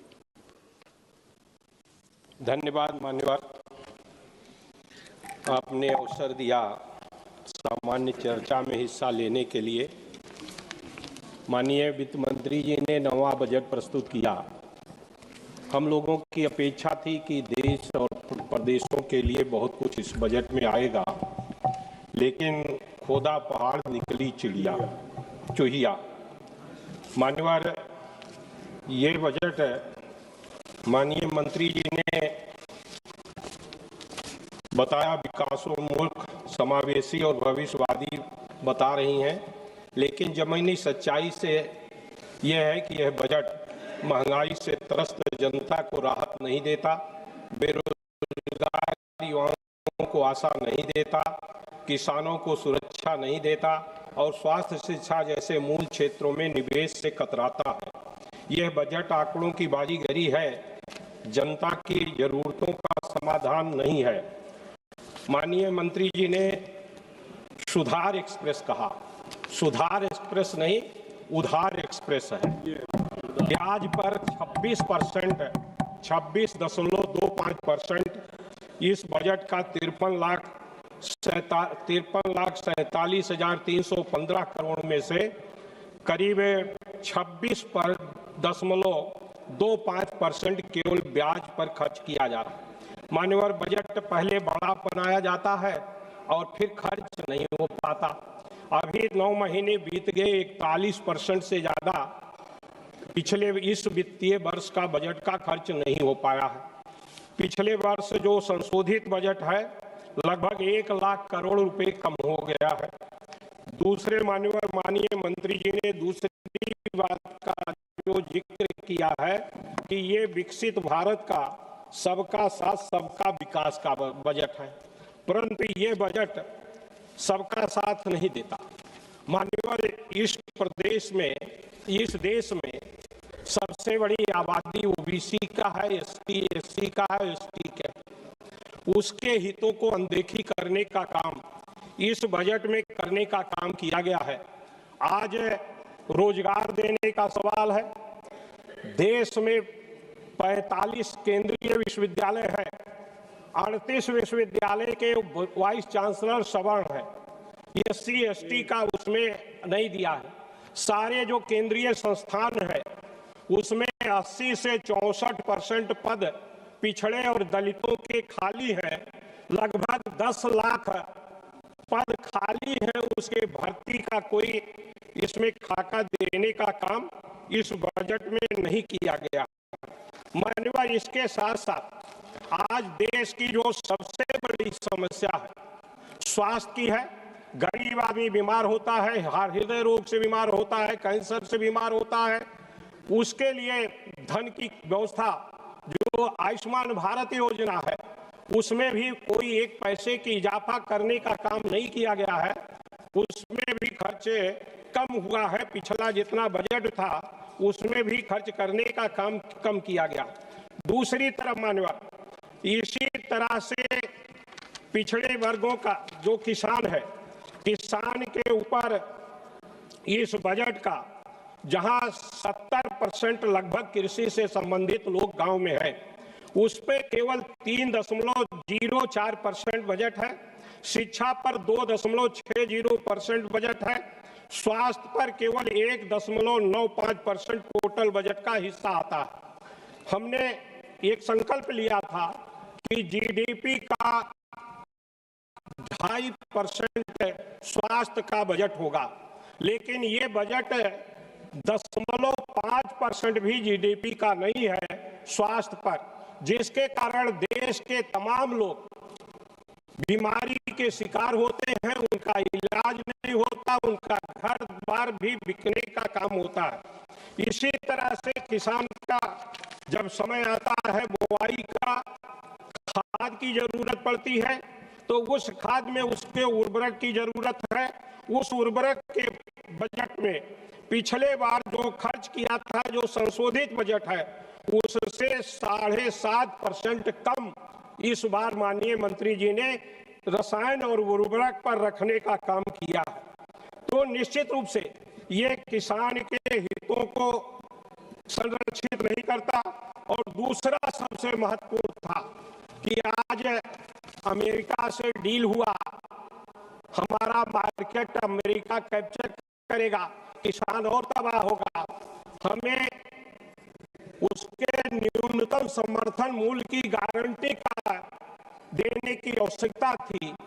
उस पर भी ये budget मौन है, उनको भी guarantee देने का काम नहीं करता। माननीय हम लोगों ने बड़ी अपेक्षा किया था कि भारतीय जनता पार्टी की जो सरकार है, ये अयोध्या के नाम पर बनाने का काम किया गया और उस अयोध्या के इस बजट में पूरी तरह से उपेक्षा किया गया। पूरे उत्तर प्रदेश की उपेक्षा किया गया। अयोध्या के लिए भी इस बजट में कोई व्यवस्था नहीं किया गया है। मैं माननीय मंत्री जी से आपके माध्यम से कहना चाहूँगा कि वहाँ पर कम से कम एक एम्स तो बना दीजिए, जिससे आपका उनके साथ जो भेदभाव है उससे छुटकारा मिलने का काम हो सके। दूसरे पिछड़ी जातियों का माननीय सबका साथ सबका विकास, ये कैसा सबका साथ है कि परीक्षा में जहां भर्ती होती है, प्रवक्ता अंग्रेजी का अनरिजर्व्ड का कट ऑफ है 64 और ओबीसी का कट ऑफ है 87, उसको उसमें माइग्रेट नहीं करने का काम किया। जबकि माननीय हमारे नेता ने कहा कि सुप्रीम कोर्ट का एक फैसला है, उस फैसले के आधार पर अगर पिछड़ी जात का व्यक्ति किसी लाभ को नहीं लिया है, न उम्र में न अटेम्प्ट में, तो निश्चित रूप से उसको अनरिजर्व्ड कैटेगरी में अगर उसका मार्क ज्यादा है तो उसको शामिल किया जाना चाहिए। इसमें वो शामिल करने का काम नहीं किया गया। इस माइग्रेशन न होने के कारण तमाम मान्यवर इसमें तमाम तरह की दिक्कतें आती हैं। तो मेरी ये मांग है कि माइग्रेशन को करके सबका साथ जो सबका विकास का नारा है उस पर धरातल पर लाने का प्रयास करें। दूसरा माननीय, मैं आपसे निवेदन करना चाहूंगा कि हम लोगों की बड़ी अपेक्षा थी, महंगाई बढ़ रही है 6-7% से ज्यादा, ये बजट 5.5% का पिछले वर्ष के बजट से वृद्धि है, महंगाई उससे ज्यादा बढ़ गई, यानी बजट पिछले बार से भी समझिए कम है।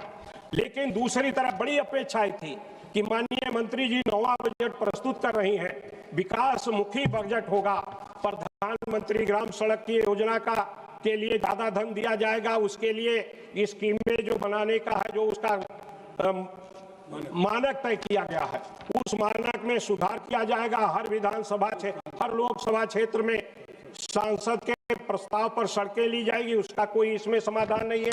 दूसरी तरफ जो सांसद निधि है, सारे सांसदों को मान्यवर 5 करोड़ लंबे समय से चली आ रही, महंगाई 10 गुना बढ़ गया, निधि 5 करोड़ है, 1 किलोमीटर सड़क बनने में 1 करोड़ रुपया लगता है।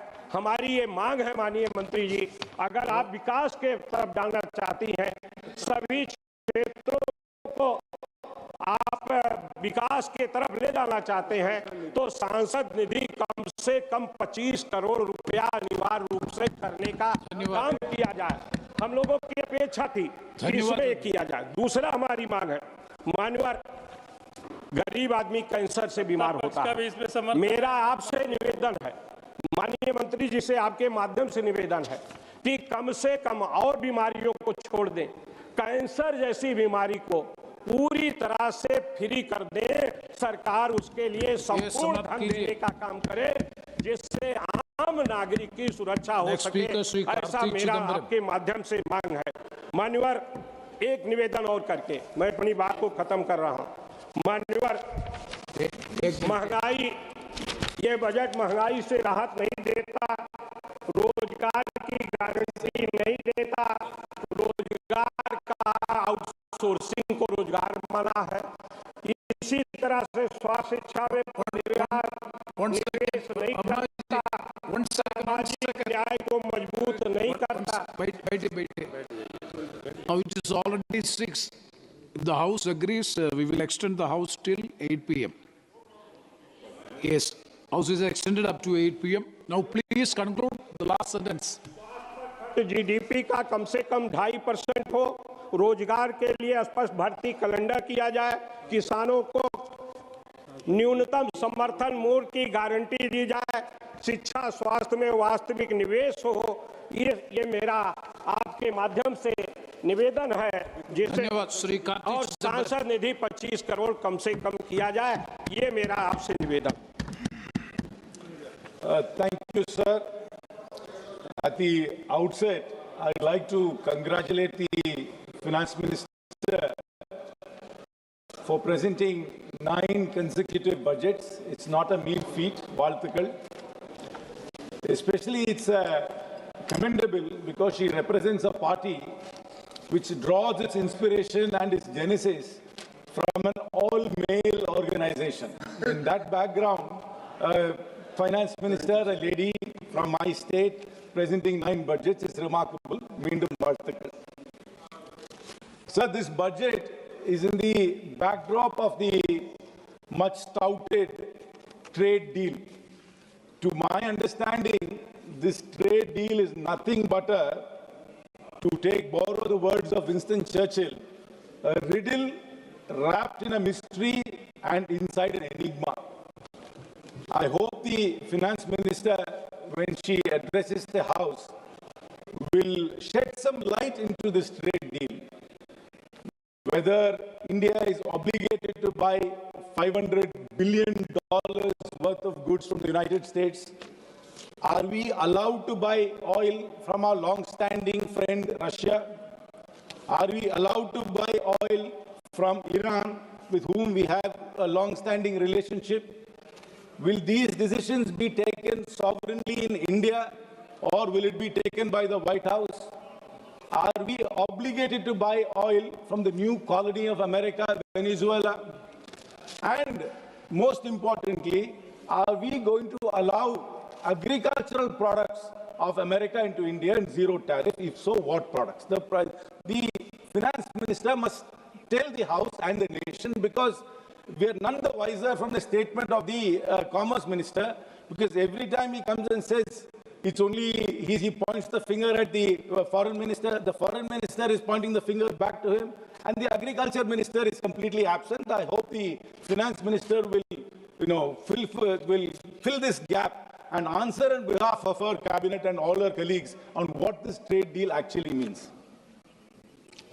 Sir, that if you look at the attendance here in the House, it's quite sparse. This is quite indicative of the mood about a budget. Budgets are losing relevance, sir. People are losing interest in budgets. And this is a reflection of that. And if members are not interested, it also means that their constituents are less interested. There is a reason for this, sir. Before I get into the specifics of this budget, I'd like to go down memory lane and recollect some of the landmark schemes our Honorable Finance Minister has announced in the last 9 years.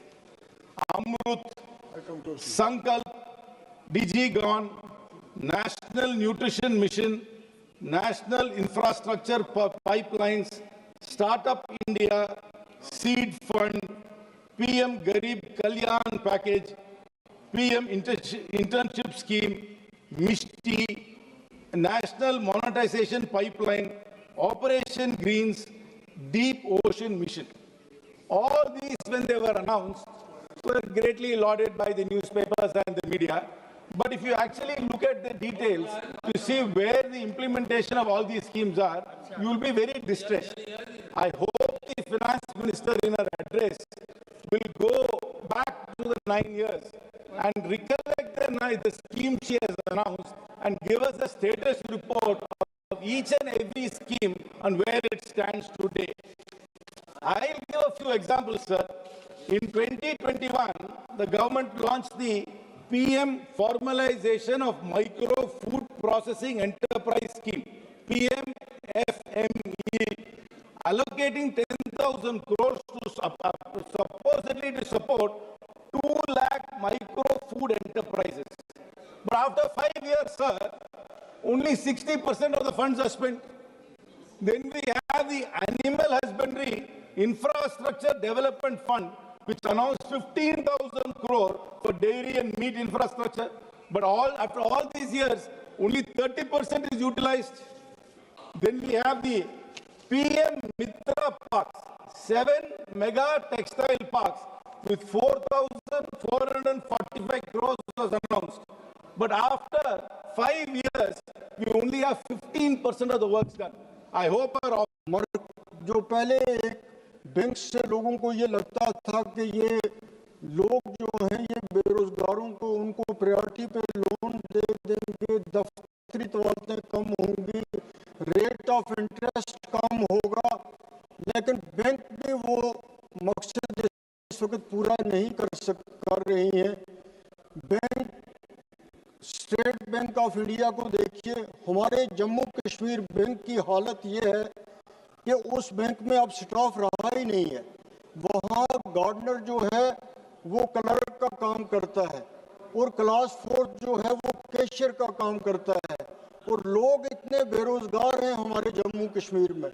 पोस्टें पूरे vacant हैं, लेकिन उनको fill up करने के लिए कुछ भी नहीं किया जा रहा।